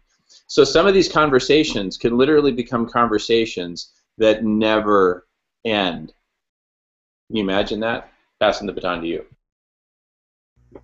I can just picture a say you have this linked up with some kind of document, and every major step you have, or every idea you put in a parking lot, or every kind of what if you put forward could go on the document, and as people talk they could answer it, and you could have, like you were talking about, the tree style comments. but it would be for specific conversations. That'd be really cool. Be a great way to keep people focused and on topic, and you could see what other people are doing too. The parking lot thing, I don't know if I told you, but I've used it 2 times since working. It's a great tool. Brilliant, Andrew. Dude, absolutely brilliant. Because you know what is so powerful about what you just said is that some of these projects, so just imagine, with the brain software, and you got the topics and subtopics, categories, blah, blah, and literally in 100 different topics you can have ongoing hangouts within Spectral Radius. And we, working with brilliant software architects, engineers, interface designers, graphic designers, et cetera, et cetera, et cetera, we're going to figure out the way to implement what you just said, and it will probably get implemented over the course of a Spectral Radius hangout conversation, right? Because we're going to have coders who are that good. I'm going to pass you the baton because you look excited. I was just going to say that that's genius. That's absolutely genius to have the software being developed within the parameters of what you're developing it for. It fits like a glove. It's great. Oh, dude, and listen to this. So let's say a software project starts in one topic, right? And then out of that one topic, they figure, you know what? Here are kind of like the 4 major component projects that need to be developed, and there's 10 software engineers in the one topic. 2 of them go to this place, 2 of them go to this other place, 2 of them go to this other place. That way there's always minimum 2, so that, there's parallax and there's dialogue. It's a dialogue. It's a dialectic learning machine. Any 2 or more people become a dialectic learning machine. And so it helps people break out of these isolated silos of just me in my cubicle doing my little thing and not really interacting that much, or maybe, if I'm lucky, I'll go to I have a couple of meetings today and I get to interact with people during those 2 hours, but the rest of the time I'm just hating life. We're slaves to this crazy email. Why are we slaves to email? Because we don't have Spectral Radius. If you had Spectral Radius, you wouldn't be sending emails. You'd simply pop into the room where you need to either make a contribution or get an idea or get some reinforcement or recruit some support, and then go create another hangout over here wherein you can build whatever it is you need to build. Pass the baton to you, bro. I like it. It's so much more effective. Can you imagine this conversation we're having in email? It would take forever. It'd be stupid. It wouldn't even happen. We wouldn't be as spontaneous. We wouldn't be as off the cuff. That's where 80% of the good stuff comes from. So it makes a lot of sense. I like it. I like it a lot. Yeah, I mean, like at Microsoft, this would have been part of probably like an 18-month process. Let's come up with the specs of a social network, right? And someone would spend, 3 weeks writing up the V0 document, email it out to some people. It'd come back with all these red line edits. Then they'd have a meeting. And of course, in that meeting, progress starts to be made after about 45 minutes of warm-up. And then you've got 15 minutes of progress, and then the meeting has to adjourn because it had a scheduled start and a scheduled end. Baton back to you, bro. Wow. It's amazing to think that you can change something like email. It seems like it's such a staple. I'm still stuck in that paradigm that there's paradigms. You know what I mean? I got to bust out of it. I really do. Because it's just, I don't know. It's such an easy way to think. It's already there, Got to stop that. That's probably what this whole Google Plus, well not Google Plus, but the whole eco mindset is going to bring out in people. Is going to bring out that there is no paradigm. The paradigm of paradigms itself is flawed, kind of deal, because you're talking about you're not posting pictures of your cat. You're not posting pictures of what you ate for lunch. You're posting, hey, I got this great ideal of how we can logistically get food to Somalia faster, or I got this great ideal about how we can, increase crop rotation and, turnout of these plants. And have a great idea of how we can get companies to donate money.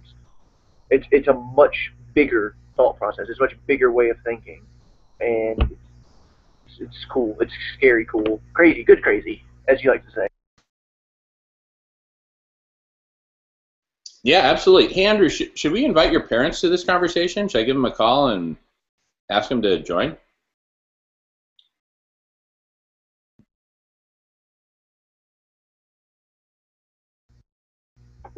Wow, I'm an idiot. No, yeah, I think my dad is laying down, but if mom's awake, which I think she is, I talked to her on the way over here. She should get on. Yeah. So give him a ring.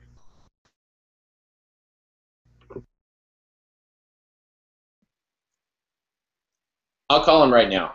I'll mute when I'm calling, and all right.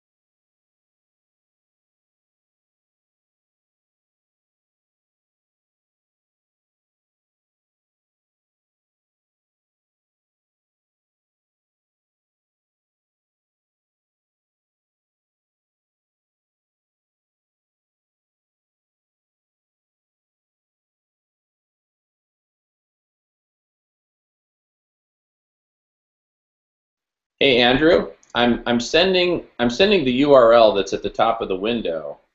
You there, Andrew? I'm sending the URL. Is that the right one, or how did you get on? How did you find it?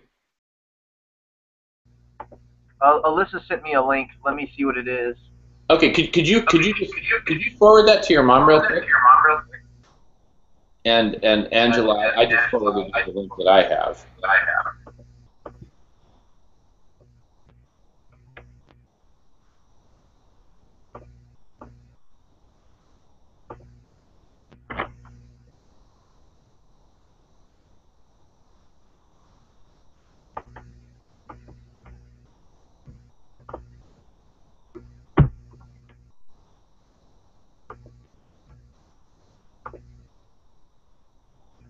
Okay, I sent it to her.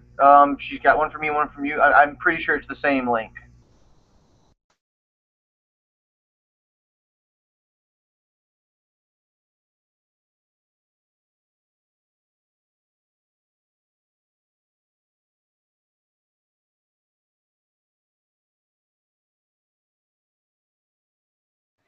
Okay, Andrew, she's getting on. Excellent, excellent, excellent, excellent.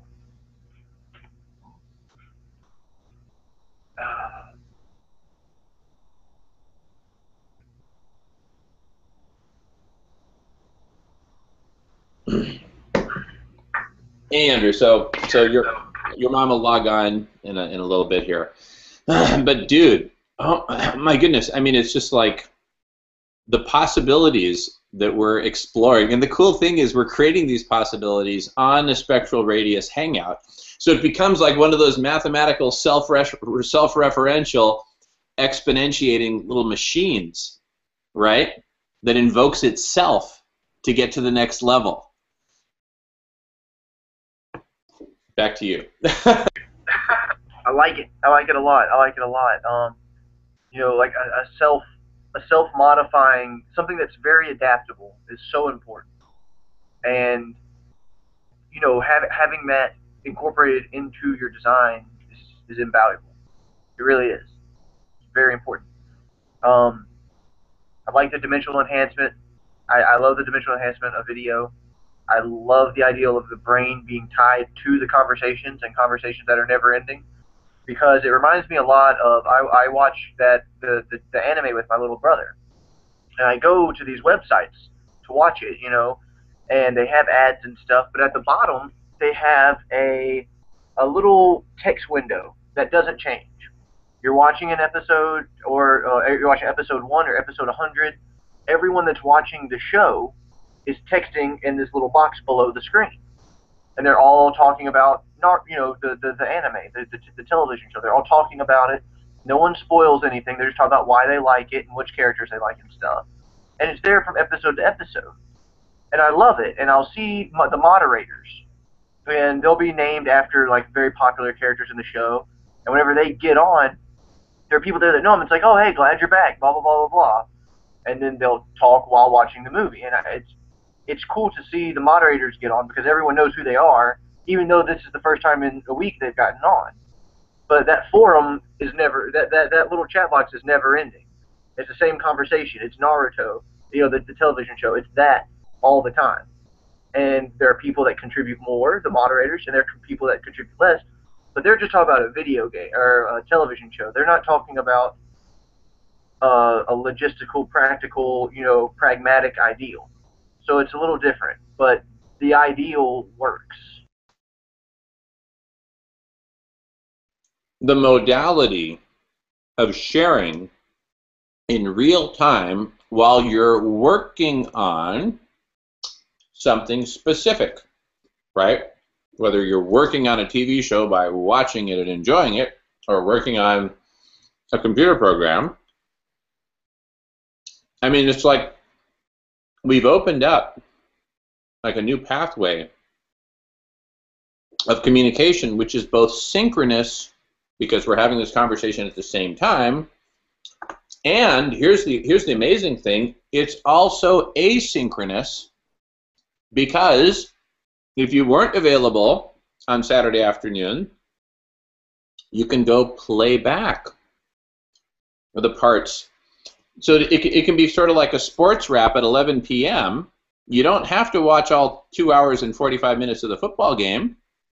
You can watch the highlights, get up to speed, and then pull up your big boy panties and you put on your helmet and your suit up, and you're on the field playing in real time, starting right now where the conversation is. So you can get up to speed very quickly, and of course, some of our brilliant software engineers and architects and designers will figure out the way to actually create those sort of like sports wraps. So imagine we just talked for the last 60 minutes, you know, boom, 5 minutes later, you've got the sports wrap. Wow, how did they achieve that, right? Back to you, Andrew. I just the only way to do that would have to be, it would be up to the people having the conversation. Obviously, if they're devoted enough to be having the conversation and dedicated enough to be a part of the group, it wouldn't be a problem. But I picture it as almost like a save spot on a video game or something. Like you go to this one area, so you would click a certain link, like a wrap-up link or something, and it's like, oh, you know, today we talked about this and we made headway on this. So they would actually have to make the wrap-up video. You know what I mean? But that's a great way of doing it, because people aren't going to be able to. They're not going to be able to get on all the time. They're not going to be able to stay on, and especially if the conversation's ongoing, they're not going to be able to just stay up to date the entire time. Hey, Dad. Hey, how y'all doing? Good. We're doing this thing where if you're not talking, you mute your microphone. Makes it easier for everyone to hear. The mute is at the top of the screen. The mute button. The mute button. It's an icon that looks like a microphone with a diagonal line chopping it in half. Got it. So yeah. So if you're not talking, you know, just when you remember, hit the mute button. And then sometimes, like when I'm talking, I'll explicitly then say, "Hey, back to you," and But let me let you say a few words, whatever you want to say, Jim, and then Andrew and I will be happy to give you a little recap of the previous events. Back to you, Jim.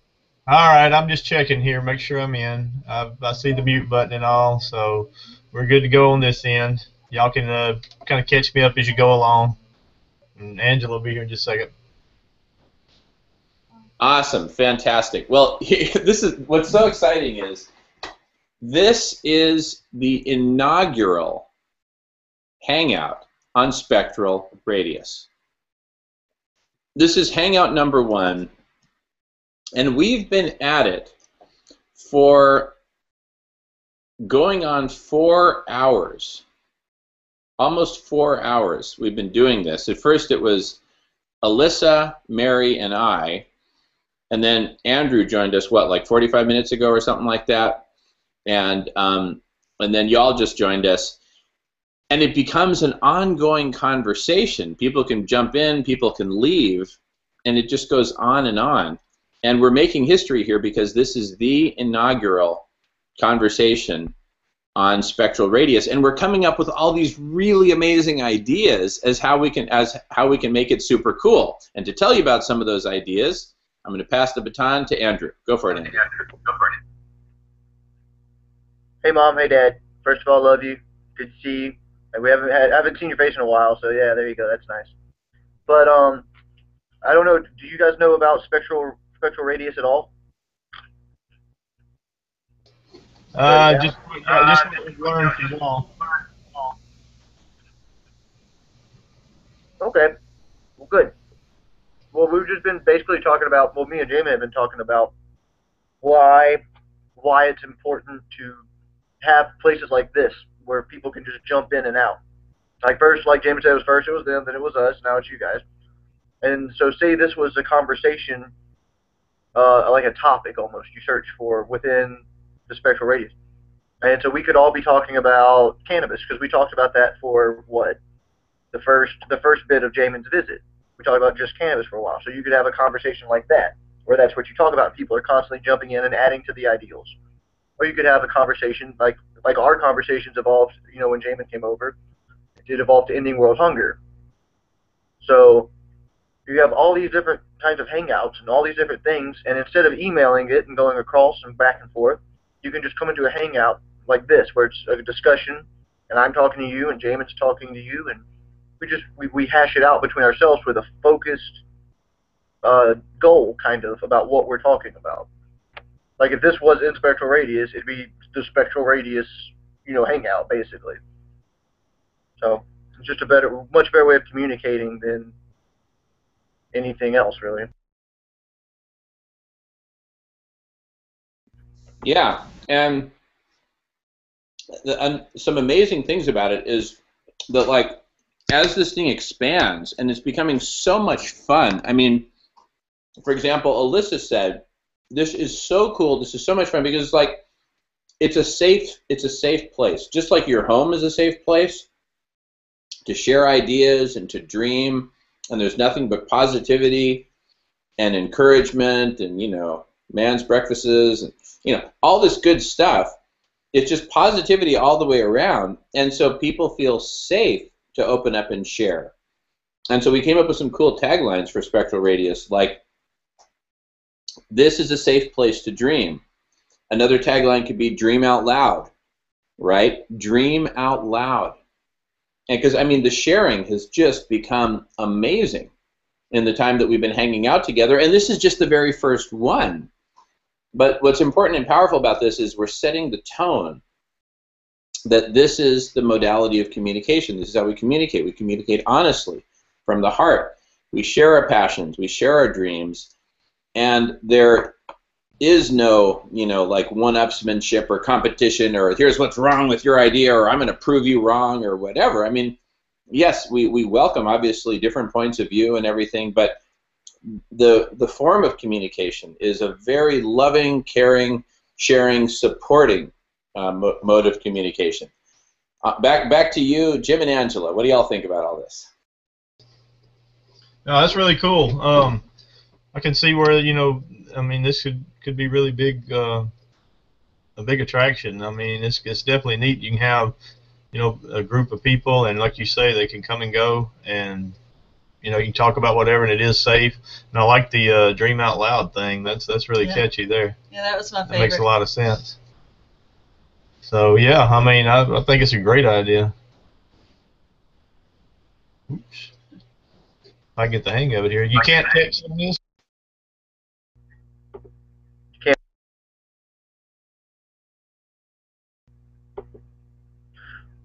Well, I think it's great. Did you guys see the brain software? Did you guys see that? I didn't. No, I looked at it. I love it because I feel like we're Yeah, so. like that set up as a way to lead you to conversations would be really nice. I like that a lot. Yeah, that was cool. I like that a lot, and I feel like our society has lost the personal aspect. It's all text and, you know, written communication. So I like that this is actual face-to-face interaction. Can you type on this at all?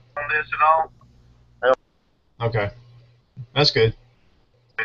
Just checking. Well, wait, hang on. On the left, yeah, there's a I didn't chat. see anything. Yeah, if you go to the left, second button down. Oh yeah, chat. Okay. Yeah, it's kind of like the business program in a way that we use a lot on conference calls. Okay. Well, y'all keep rolling here. And if y'all want to see, Angela, if you haven't seen the brain software, you can just open up a window and type in beyondmastering.com, and Jim can show you, you know, how it works. And so the idea is that we'll have, you know, eventually hundreds of topics and subtopics and sub-subtopics, eventually thousands. And over time, I mean, imagine if, you know, a year from now, you've got 100 simultaneous spectral radius hangout conversations happening at the same time. Now, what's going to probably be hilarious is a year from now there'll be so many more than 100 they'll like look back and it'll be like the founder of Facebook saying, you know, one day we might have 1,000 people on Facebook, right? You know, it's just going to be like one of those things, because I think this is so dimensionally enhanced over other media, right? Other social networks. It's just something completely new. It's all being recorded. That's something you should know, Jim and Angela. Everything you're saying and, you know, the video of you, it's all being recorded, and it's actually being broadcast on the internet. Because I mean, but hey, you know, we're all here just hanging out in t-shirts. This isn't about looking good. This is actually a new paradigm for humanity coming together, working together, creating together, and it's going to be and really we're going to have hundreds of conversations simultaneously, and those conversations will be linked in the sense that many of them will support a common aim, such as the aim that everyone in the world be nourished. And just imagine all the different components of that. The marketing and the PR, which in turn generate companies becoming certified compassionate, which in turn generates the revenue, which in turn must be, you know, collected and accounted for, which in turn drives acquisitions of, you know, boatloads of grain, rice, lentil beans, you name it, which in turn, you know, drives logistics and how do we get the food to the people who need it, how do we process it so that all they have to do is add hot water and boom, they got nutritious food, and on and on and on and on. So all those different conversations are going to be happening in parallel. I'm going on mute now.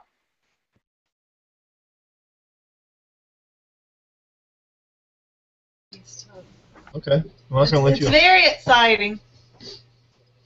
It is quite exciting to be thinking ahead at being able to feed hungry people. Now this is really cool though. If like you say, I can see where it could give a nudge to Facebook as far as a social media site goes. You know, it could definitely catch on pretty quick, I think.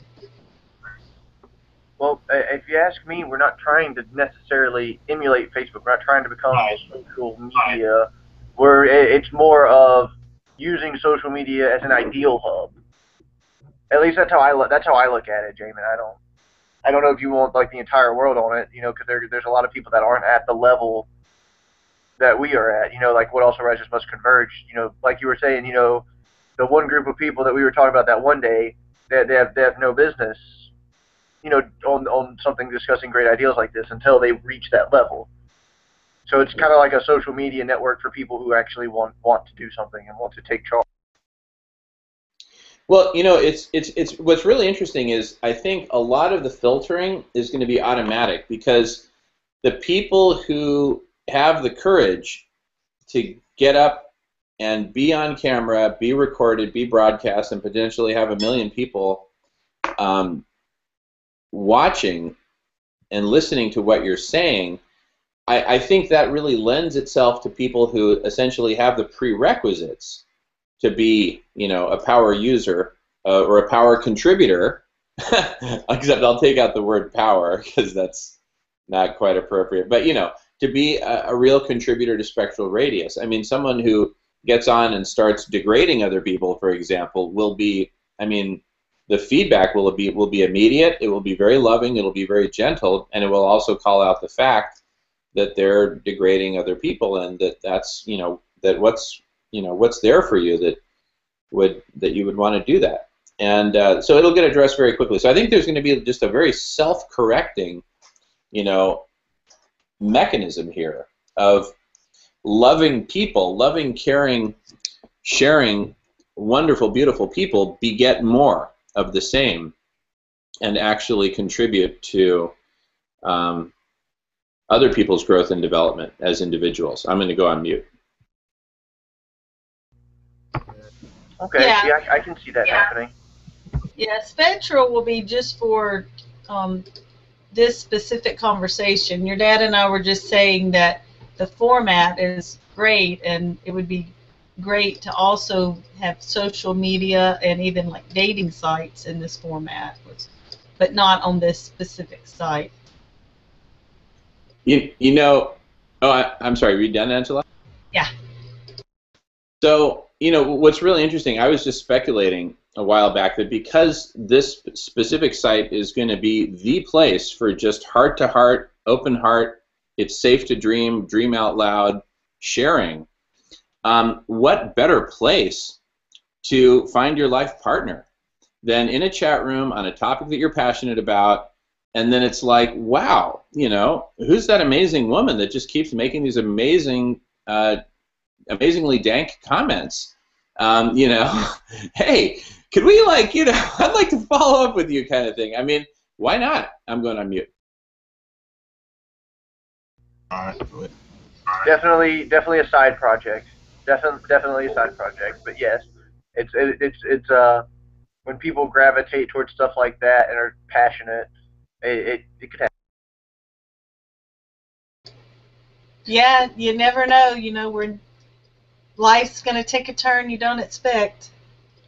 No, that's pretty cool, though. I can see, like you say, people would have to self-moderate to a degree, or, it could easily come to that. That would be the biggest, I think, headache, so to speak, would be the, moderation of it. If you had to have somebody, booting people off if they acted inappropriately or something. But that would be the only downside I can think of. Other than that, I can see where this is really, really cool. Well, check this out. So based on what we've been discussing, there will be a process for people to apply to be able to be a contributor on Spectral Radius. There'll be an application process, and part of that will probably include a phone conversation, and the rules will be made clear, so there won't be any shocking surprises to someone who thought, oh, I just thought this was a place where I could share all my best ideas, and now you're telling me I have to not interrupt people? What are you talking about, right? I interrupt people all the time at work and at home, and that's just what I do, and blah blah blah. So and we may even have them take a quiz or something that demonstrates that they've understood the main concepts. I don't know. We'll figure out the mechanisms, and in fact, Jim, as an educator, professional educator, I'm sure you can contribute a lot to that conversation, and so we'll open up a whole topic and conversation and hangout on training people and educating and testing and certifying and whatever else we need to do. I'm going to go on mute. Yeah, I like that. I like that a lot. But one thing that if you have a conversation and there's a dozen people on it, maybe you should have some kind of cue. Like, oh, if someone has this great idea, they're still talking, you kind of cue up like, oh, I have something to say on that matter. You know, let me be next kind of deal. I don't know. It would, because if all of us didn't have our microphones muted, you can't really, I can't help myself. You say an idea, I blurt it out. And if the microphone wasn't muted, then I'd be over, I'd be stopping him from talking to 11 other people. You know, that just gave me a really cool idea. So just like we have this concept of the parking lot, when ideas are flowing out and we put them in the parking lot, we should have a virtual parking lot for, which could be in the chat, the text chat, portion of the Hangout, but essentially a virtual parking lot for, excuse me, we've been at this for 4 hours now. And we took one 5-minute break. The rest of the time, it's been nonstop conversation. But anyway, it'll be a virtual parking lot, and then those things can. And then we should also have it so that people who are in the Hangout can vote on which topics they want to discuss of those topics in the parking lot. So it could be. So it might not just be first in, first out. It could be that, hey, the most recent topic just suddenly got bubbled up to the top. I'm going to go on mute. Yeah, I don't know what the software would be that could do that, but that makes me think of Warcraft, Andrew. When like if you voted on there's obviously a program where you can vote yes or no on stuff, or that'll split the vote up, immediately tally it of everybody in the room. So there's obviously some chat room software that's available, or there's something that could be added possibly that would allow that. But yeah, I mean it's definitely got potential, I think, to really enhance everything. It's really neat. I'm on mute. You just said the key word, Jim, which is dimensionally enhanced. This is a dimensional enhancement. Woohoo!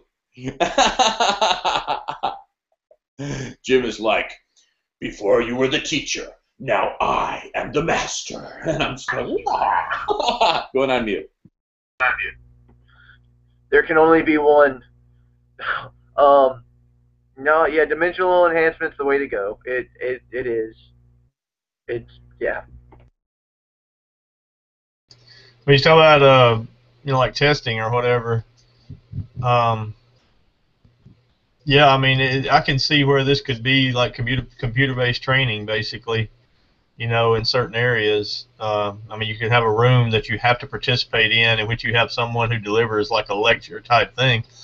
Excuse me. And, you have to sit in on it, and it's offered once a night or whatever, once a week, whatever the case may be, to get maybe certifications or, qualifications, so to speak. So, I mean, yeah, I mean, there's a lot of potential. It'd just be a matter of mapping out what you need and, what your goal is. Mute. Awesome. I love it. I love it. Oh my goodness. The possibilities are just endless here. And I just want to point out that like Angela and Jim, you two joining, have just given us like a burst of new energy and ideas. And I think that's part of the cool thing is there's this kind of like continuous renewal. And another really interesting facet is that as new people join, in the time between now and when we have kind of like the accelerated Cliff Notes functionality so that, oh, shoot, I missed the first 3 hours of this conversation. Well, guess what? You can actually get up to speed in 5 minutes.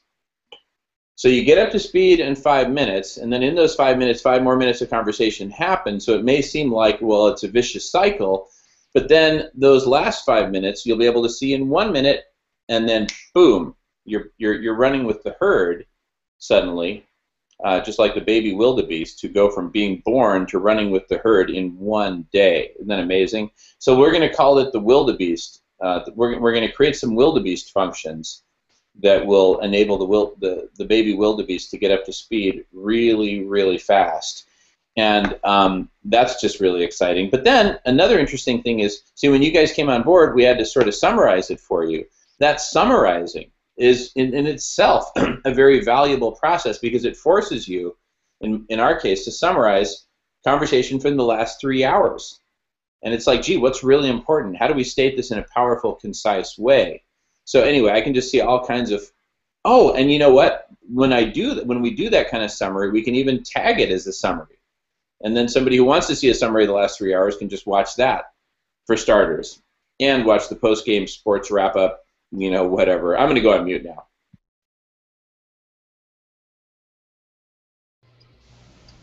Okay, I'm playing with some stuff here in the chat just to see, like, you can easily, like, copy paste stuff in the chat, obviously. But I was fixing to see if you could put a picture. I don't know if it'll let me do that. No, can't do a picture. Oh, well, anyway, but yeah, you could easily use the chat for, like, catching people up. Like I say, there, it would be easy to keep a ongoing tally of what's happening in the chat, and I'm sure you can copy and paste from it. If you got somebody who's like a moderator of the conversation, they could easily be copied and pasted to a Word document and post an update every, you know, little bit. I mean, there's a lot of options for it, I think, but yeah, it could easily be done. I'm on mute. Yeah, or copy and paste it to a wiki, and so that becomes an ongoing, evolving wiki.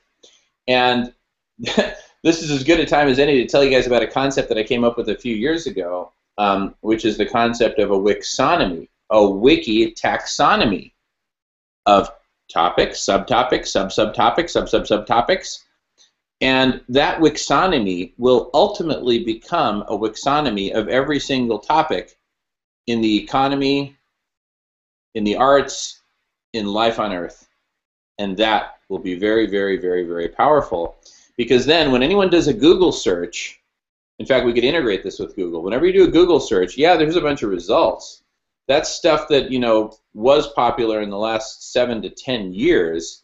But if you want to see the latest, there's a hangout happening right now on the topic of, you know, waste vegetable oil diesel conversion, happening right now as we speak in Spectral Radius. So do you want to see some old information from 10 years ago, or do you want to hear the very latest and, in fact, what's being created right now? I'm going to go on mute. Yeah, I know this is backtracking a little bit, but I like the ideal of like a testing ground almost, to where you have to kind of go through a lecture, like Dad was saying, and educate people on how to do stuff.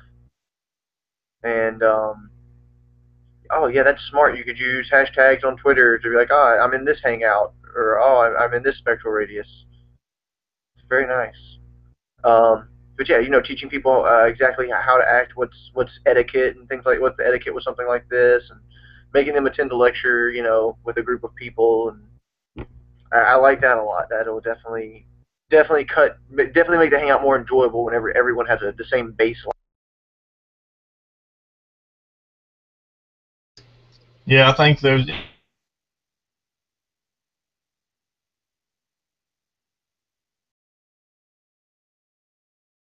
hashtags on Twitter and a link to where anybody that tweets it would automatically be able to join if they're members or whatever kind of thing. I mean, there's a lot of ways of, I think, of getting it out there that would be easily recognizable and valuable.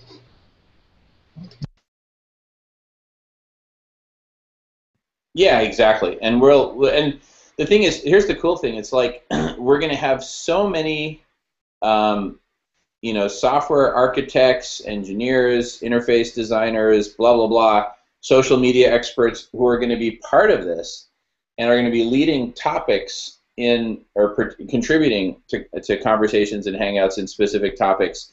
And many of those will map to the fundamental underlying structure of Spectral Radius itself. So it's like we're going to be building this airplane while we're flying, right? I'm going on mute, and I'm going to step away from the computer, but I'm still listening. I just need to grab something over here. And also, I just wanted to mention Jim and Angela. I know it's late for you all, and I just really wanted you to have an opportunity to be part of this inaugural hangout. And so I'm really glad you joined, and I certainly don't expect you to stay past your bedtime or anything. I know you've both probably had a pretty long week. Anyway, I'm going to go on mute, but I'm still listening. You won't see my face for about a minute, but I'm still listening. Yeah, thanks, Mom and Dad. Hey, yeah, it's great. Good to be part of it. Yeah, one thing me and Jamie were talking about is it'll be self-regulating to a point. Like, you'll have people that talk and they talk about the conversation, and like we've deviated a lot within this. But if this was a topic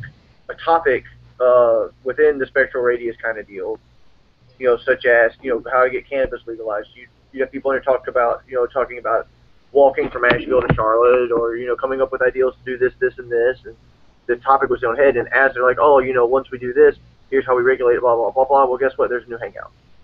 Like, here's kind of the related hangout, blah blah blah. And eventually, you kind of put yourself out to world hunger, maybe, or something. Yeah, and I feel like this is a topic that people really want to discuss and have ideas about. Would it be membership driven? Yeah. Yeah, because if you have everybody on, then it's just going to be like two pigeons on a chessboard. You've heard the. Right. Well, that's why I was asking. Yeah. I have to look and see what all I can. As far as other things I know of that contribute. Yeah. I completely agree. A lot of them. All right, I'm muting. Oh no, I mean, I was just saying, like, my biggest question, is how are we gonna? If we're just gonna use Google Plus Hangouts, then I don't know how we're gonna differentiate from that completely. You know what I mean? So I can answer that one, Andrew. But first, what was your question, Jim, about is it membership driven? I thought I missed something there. What was that question about? Going on mute. Yeah, I was just saying, asking. I mean, I knew it would be membership driven probably, but I just brought it up because I was thinking about, regulating it and who's in it and who, you got to monitor who's in it and who you want in it and who you don't want in it, kind of thing. So, yeah, I was just asking about that. I figured it was, but double checking. Oh yeah. So people actually have to apply to become members of Spectral Radius. There's an application process, and to some extent, it'll be sort of like a prestige thing to be a member of Spectral Radius and to be able to post videos, on Spectral Radius and things like that. It's a great place to connect, to meet people, to share, and then become famous. Quite frankly, if you post or you're a part of a conversation that changes the world, then and you've been contributing great ideas to a conversation that changes the world. It's like, wow.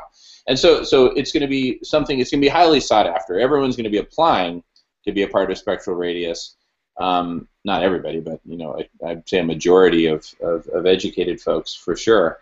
And then Andrew, to your question, like how will we differentiate it from Google Hangout? So there's a software that I bought. Or a service, an online service, which is perpetual. I bought a lifetime supply, a lifetime copy, or a membership. It's called Webinar Jam, and you can look it up. It's one word, Webinar Jam.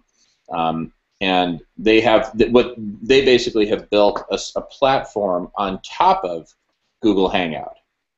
So it leverages all the functionality of Google Hangout Plus. And so, for example, Jim, you mentioned the voting thing. Like, hey, well, we've talked about this for 2 hours now. Let's take a vote, right? They've actually got the software widget so that it pushes out to all the people in the Hangout in the conversation. Here's the question: what's your vote? It can be yes or no, or you can vote from a drop down. There's different ways you can do it. So anyway, things like that are part of this platform, Webinar Jam, which itself is constantly evolving. They're constantly, creating newer, updated versions, upgrades, and all that. But it definitely will be controlled. It'll be kind of like working for Google, right? Becoming a member of Spectral Radius, it's like, getting a job offer from Google. It means that it had to go, pretty far up the chain, up to the two co-founders. The two co-founders have to approve every single hire at Google, which makes the process of hiring slow, but it keeps the quality very high. And we definitely want very high quality here in Spectral Radius, but at the same time, we don't want to be elitist. And so there's a balance. But of course, I was making the analogy earlier to Alyssa and Mary that, if there's a calculus class in high school, then you don't want someone trying to sit in the class and raising their hands and asking all these basic questions that hasn't had algebra yet, right? And they can't think in terms of X and Y and variables and unknowns and all that kind of stuff. And so, what's X? Why don't you just tell us the number, teacher? You're the teacher. You know that. No, you don't understand. It's a variable. So anyway, I think I made my point there, so I'm going to go on mute.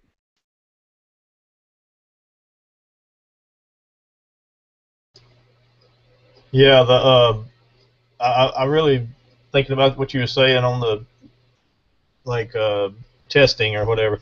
If you offer up certifications, I mean that would be part of a draw to Spectral Radius. Is that if Spectral Radius offers up certain aspects, well, like in the compassionate certification type deal, but just in several areas to where you can offer up some type of certification.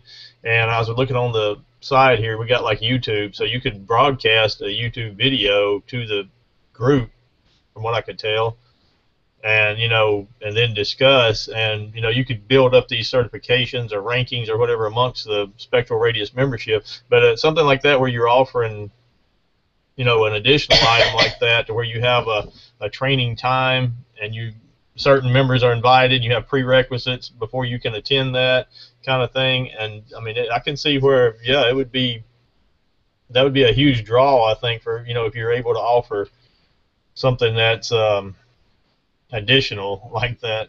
I'm on mute.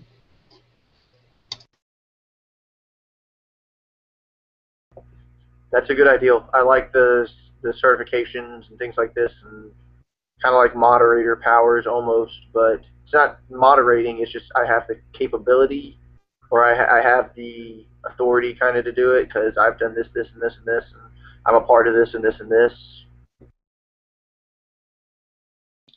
Yeah, great ideas, amazing. I mean, and that's the beauty of we're going to have. And basically, there's capacity for an infinite number of channels, if you will, or topics on Spectral Radius. One of those topics is going to be, what should the exact definition of certified compassionate be, right? Is it just about contributing 0.1% of your revenue and it's just a money thing? Or do you also have to, demonstrate that you're compassionate in other ways? Like, for example, in the global holistic model, imagine that we ask for data from every company on the planet, right? Which right now sounds like just this ridiculous notion that every company on the planet is going to give data to the centralized model. But since every company is connected and every company wants to be compassionate, because that's going to be the new, compassion is just like, it's so basic, it's so fundamental, but it's going to become the #1 lifestyle brand. And so given that we'll be able to define certified compassionate, let's define it so richly, so broadly. Let's do a big dimensional enhancement on top of that 0.1% of revenue and include compassion towards workers, towards the environment, towards your fellow human beings. And one important aspect of that, I believe, will be contributing data to the global holistic model, so that we can know, the model can explicitly model for, okay, with a steel mill consumes this much carbon, this much iron ore, the blast furnaces emit this much into the atmosphere, et cetera, et cetera. You have to open the kimono and share that data with us in order to be certified compassionate, because the world needs that data to optimize for everything that we're doing, to model everything that's happening in the climate and the various ecosystems of the world and everything. So data, right? Share with us your data. It will be treated confidentially. Don't share it with us, Spectral Radius, but share it with whoever is managing and operating the model, the global holistic model. Anyway, these are all examples of the rich collaborations that we'll be able to do things we'll be able to define. I mean, I can't wait till we just have this thriving group on the channel called Certified Compassionate. What is it? I'm going on mute. I got a really one good thing to do is verify. Have like a verifiable claim. Like you were talking about having, you know, iron ore in the blast furnaces produce this much. You know, you're gonna have moderators. You have to have some form of moderators, obviously. So you submit your degree, or, you know, like I graduated from here. Here's my degree in environmental science. You know, I carry little weight in the environmental science department, or, you know, I work for this blast furnace here, and I know what this is, or I'm a farmer and I do this. So you would have verified people. So, you know, if I hear it and I know it's not coming from just some Joe Blow, if it's coming from a farmer who's telling me about farming, I'm going to take his ideas with more weight than someone who's not. And that'd be a really important thing to have as a part of the whole, you know, conversations thing. Yeah, I'm just typing stuff as I think of it off to the side. So yeah, like that'd be in their profile, I would think, Andrew. Like when you create a profile, that would have to be verified. You know, if you have a verified profile, that means you know that it's true, and you know that profile could contain, like I was putting over there, licenses or certifications that are within Spectral Radius that you all, you know, make Spectral Radius a training ground almost, and make it to where it would be valuable outside of Spectral Radius to a degree. Like we was talking about with the, you know, the compassionate certification, that would be, you know, if you get it through Spectral Radius and then it translates into the outside world, you know, that makes it even bigger.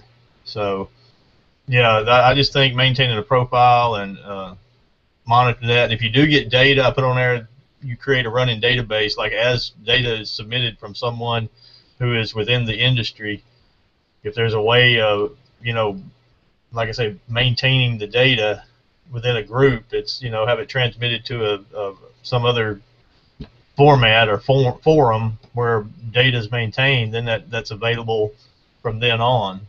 And you can use that, you know, all groups can view it and use it at some point.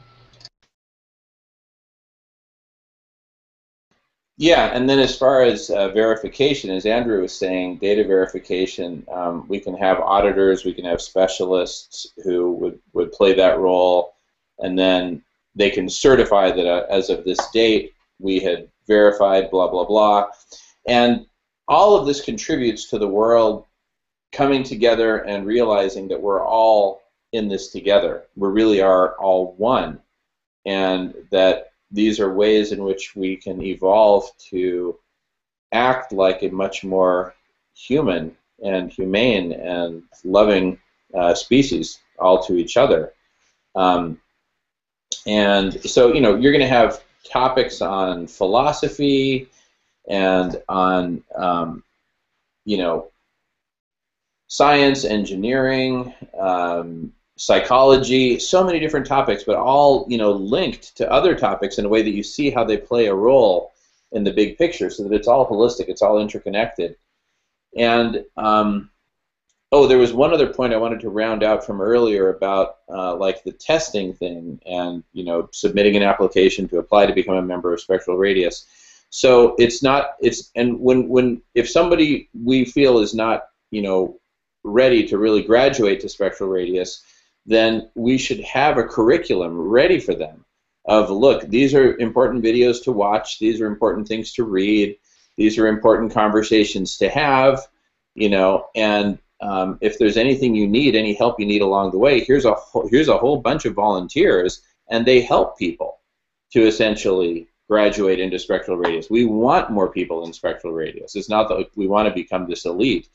Anyone who wants to become part of Spectral Radius, we should provide a pathway for them to become part of Spectral Radius. We shouldn't just say, no, you're a mean person, so get out, you know, and then we've branded them a mean person, and they've been rejected by Spectral Radius, and they, you know, we don't want it to be like the girl who rushes the sorority at Stanford and then, you know, gets rejected, so she kills herself, right? We don't want that.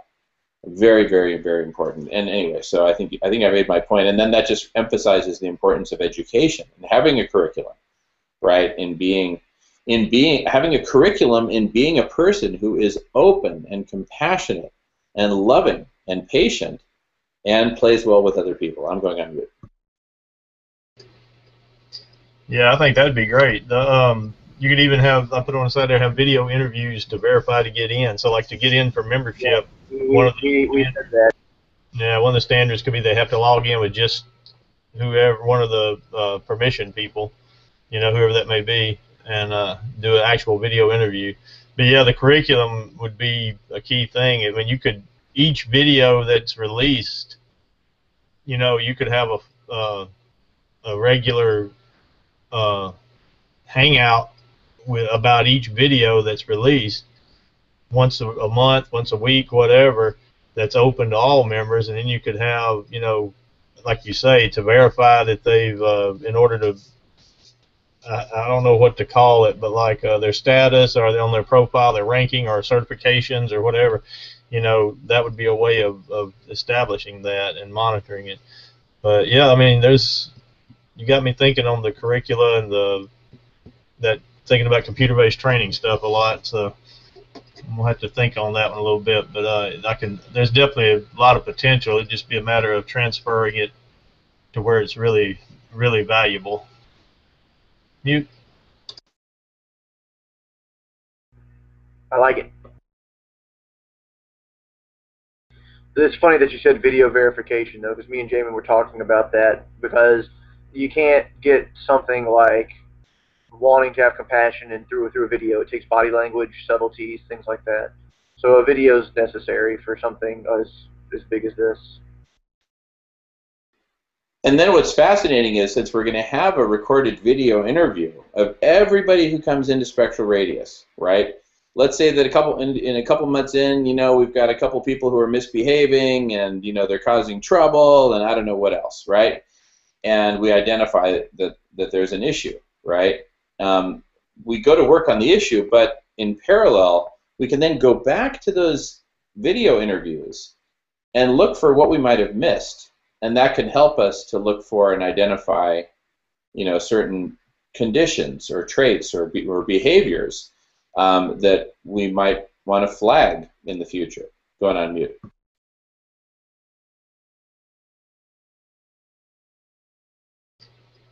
Yeah, I was just typing over there. Like if somebody can't act right, they have a problem and they misbehave in a hangout. Yeah, you could offer up like the first time if it wasn't that bad, but before they get permission again, they would have to go through a training type thing about, or at least a second interview kind of thing in which they would have to prove that they're still worthy of being in as a member. Might be a possible way instead of just booting them out immediately, or for lesser offenses kind of thing. If somebody does, then you'd have a kind of like a driver's training thing when you get a ticket or something. Going on mute. No, that's a great idea. In fact, the analogy that comes to mind is on the soccer field. If a player misbehaves, in a serious enough way, they get a yellow card. And I've seen this happen many times, and y'all probably have too, is that sometimes when a player gets a yellow card, if they're carrying around some negative energy, they'll kind of raise their arm at the ref and kind of say, as if to say, hey, go stuff it, man. And then the referee will oftentimes in that case immediately produce a red card, and the player is ejected from the field. So it's like if you get the yellow card, if you're a gentleman about it, and you say I'm sorry, and you lift up the other player from the field if you tackled him too hard or whatever, right? Okay, that's being a gentleman and saying, hey, you know what? I got the message. And I know that you're going to be looking at me, so I'm going to up my game right now. The player who says, "Oh, bleep you," to the ref, hey, we gave you a chance, we gave you a warning, you didn't take it, now you got a red card. Does that mean that soccer player will never play again in his entire life? No, but he has to sit out a game, right? Likewise, they're going to have to sit out for a certain period of time and get some remedial training, right? Going on mute. Yeah, and it's not like these people are. We're not talking about. I don't even think we're talking about people being aggressive or people getting angry in the fight, because we're not talking about something polarizing. ending world hunger is not a polarizing issue. You know, it's not like abortion or gun control or any of the immediate differing things. It's not political. It's just people being compassionate, wanting to help. So the biggest problem you're going to have is just people not following rules or talking too much or not giving other people a chance to talk or just it's minute things. You know what I mean? Yeah, hopefully the interview process will keep keep that down to a minimum, I would think. So I would think that that's all going to be a minor issue. I mean, thanks to the interview process and all. That and along with a membership, just they understand the guidelines that could happen. So yeah, I don't think that's going to be much time. Don't need to spend much time on that. Mute.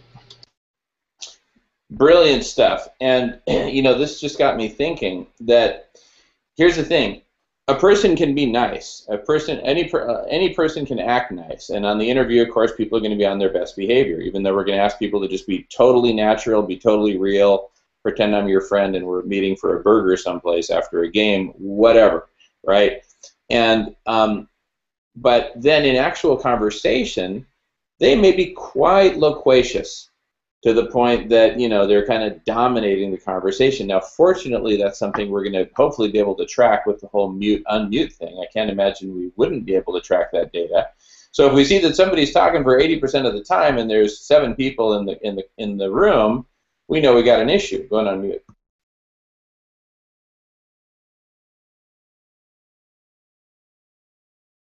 I mean, unless that person is like, I don't know, Professor Noam Chomsky, and it's like everyone wants to hear what he has to say 90% of the time, so talk away, then, but our system, of course, can flag a Noam Chomsky and say, hey, this is unique, this is special, the guy gets a kitchen pass, let's not send the thought police when he, gets into the 90% range going on mute. Yeah, so you can track the mute record on here with the Hangout. I mean, obviously, it must be a feature if you're an administrator or something, maybe. So yeah, if you can do that, that eliminates that little issue right there. I think. I don't think that's going to be a huge issue myself. It'll just be a matter of guidelines for conversation type stuff, and just handling anyone that does, get out of hand. But like Andrew said, it's not a polarizing topic really, and it's by choice their own. So yeah, I don't foresee much problem there. Yeah, it can definitely be tracked because we can all see each other's mute buttons, so it's not something that's just local to my computer telling me that I'm muted, but you guys can't see I'm muted. So it's definitely going through the system. So we just got to grab the data as it's we just got to keep track of that data every time a click event happens. Anyway, bottom line, it's totally doable. I'm not the programmer to do it, but it's totally doable, and we'll figure that out. So yeah, with technology, we can do so many cool things, and I feel like this is the time for video conferencing. I think we're proving it right now, just how powerful this is. I mean, I feel like we're all together again. I was missing you guys. I really, really missed you guys. And telephone was not quite doing it, and now I feel like it just feels like we're like almost there, especially when I see it big on the screen. I'm like, this is super cool going on mute. No, I completely agree. It's a lot easier to get your point across. It's a lot easier to get involved. People jumping in and out. Alyssa was here, now she's gone. She brought her friend Mary. Now my parents are here. It's nice. Yeah, video is definitely the better way to go. I hate I missed Alyssa and Mary. Oh, hey, Mom. I've been texting my boss. I just want to let you know Charlene is going to the hospital tonight, and like I got to work tomorrow and everything because of it, and she might not be back till tomorrow night. I just thought you should know. Thought you might want to say a prayer or something.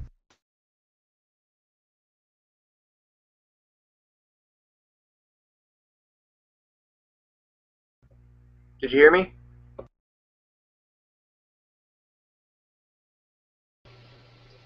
Okay, now go ahead. Hey, I heard she's going to the hospital. What happened? Oh, we were taking off her pedals, and it slipped out of one of the employees' hands and landed on her leg, and she has a skin disease, and her skin's like paper thin, and it cut it open, and normally that wouldn't be a big problem, like we just, put some ointment on it and Band-Aid and keep it up, but for some reason, lots of clear fluids coming out of her leg, and it's not stopping. We don't know if, like, her platelet count, maybe, I think it's her platelet count. I'm not a doctor, I don't know, but if her blood's not clotting, that's platelets. So I don't know. We're gonna get it. She's getting checked out tonight. I just was trying to pray for her. Yeah, I'll say it. Good. Thank you for letting me know. Yep.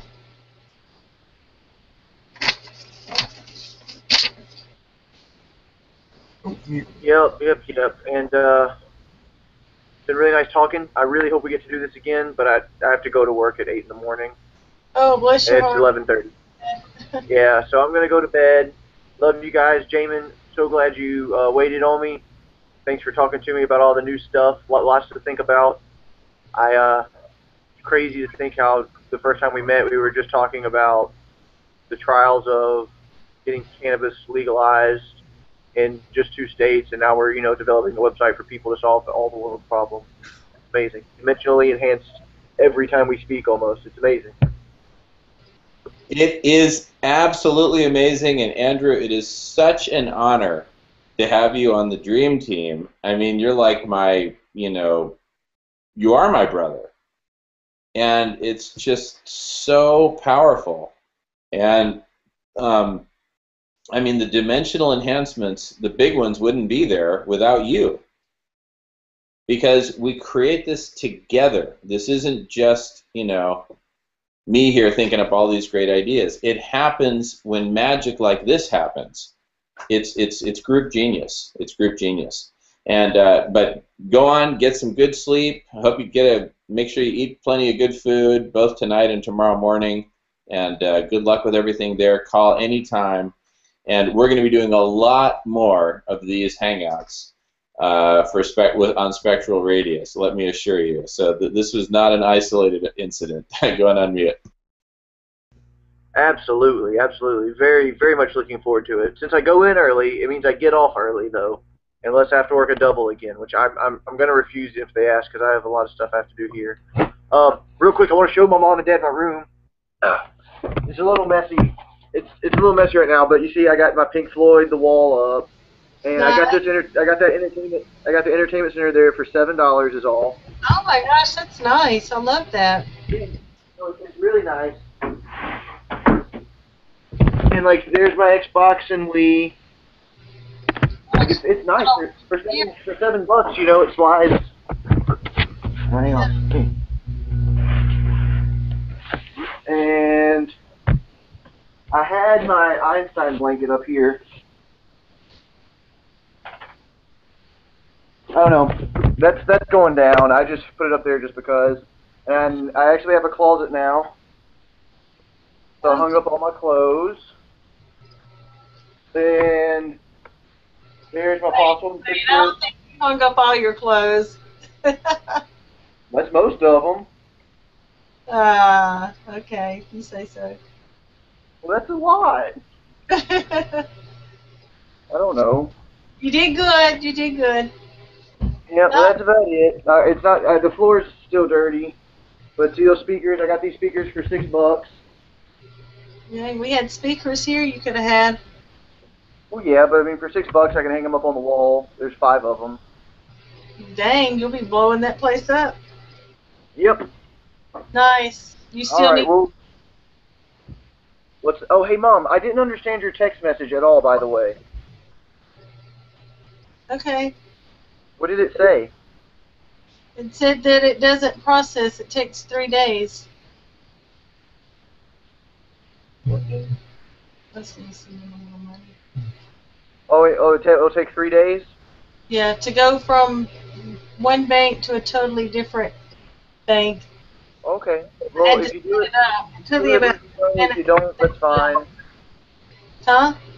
If you do it, let me know. If you don't, that's fine. Just whatever you got to do. All right.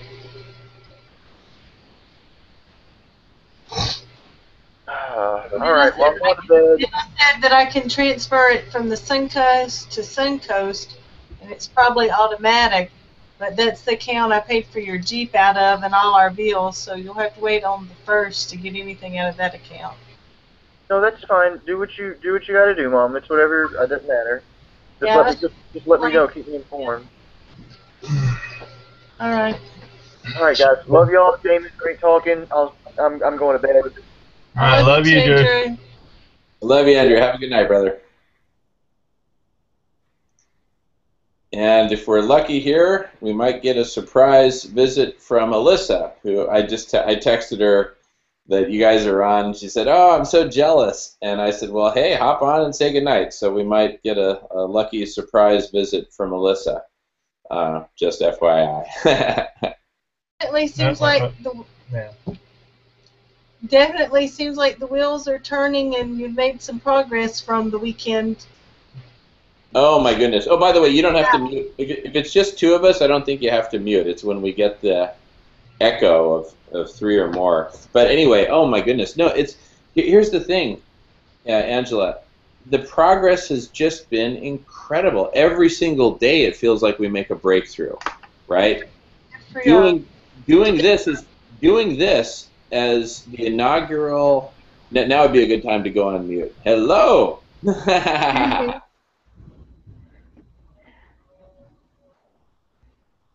I've gone into undershirt mode. Hey, baby. Hey, Daddy. Hello, you look beautiful. Really? Thank you. I'm about to go to bed. Mary and y'all have had a blast today, I'm sure. Oh yeah, it was a perfect day. I'll tell you all about it tomorrow. Alrighty. I just wanted to say hi. Well, good. Good to see y'all. Yeah, thank you. Y'all late birds. I'm exhausted.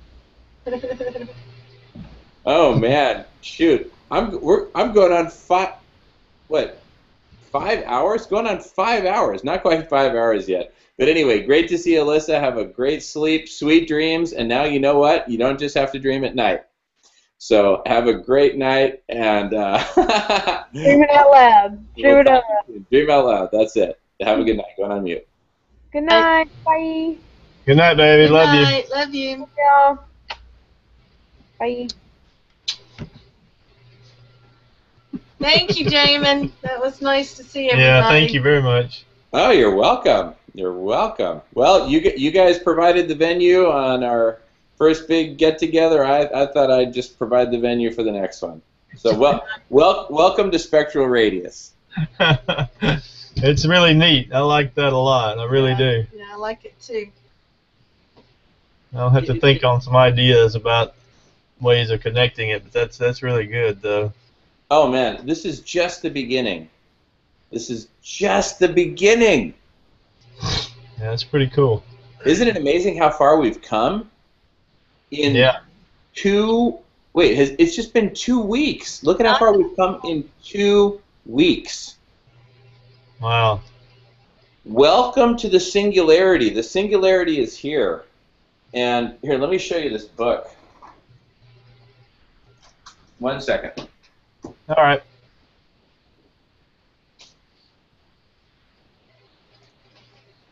This book is called The Singularity is Here, is Near, by Ray Kurzweil.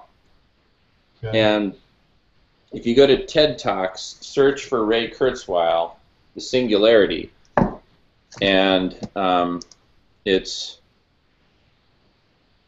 really, really, really amazing. And the basic idea is that progress, technological progress, you can see my hand, is like an exponential curve. Okay. Right?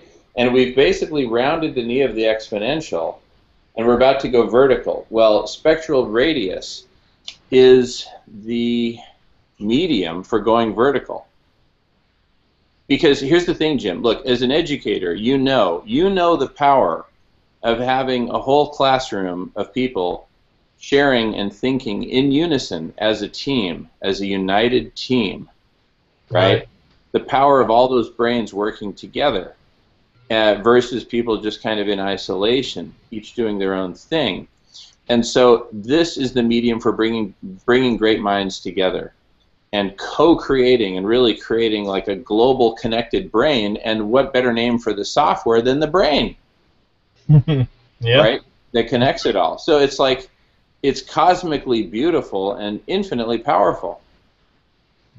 That's cool. That really is. I'm gonna have to look him up. I was wondering what the concept was with singularity there, but that I see what you're saying. That makes sense. With the TED Talk video, you don't have to do any reading. Just watch the 20-minute video, and you're good to go. All right. I'll definitely look it up. Perfect. All right. Well, good night for me. I'm getting tired. Oh, you two go to bed. It's been unless there's anything else you want to discuss, but it was refreshing to contribute tonight, though. Oh my goodness! Thank you both so much. It wouldn't have been the same without you. No, it was great. It was great. I'm glad you kind of filled me in on what was going on and let me see it like this. Really, that really is neat.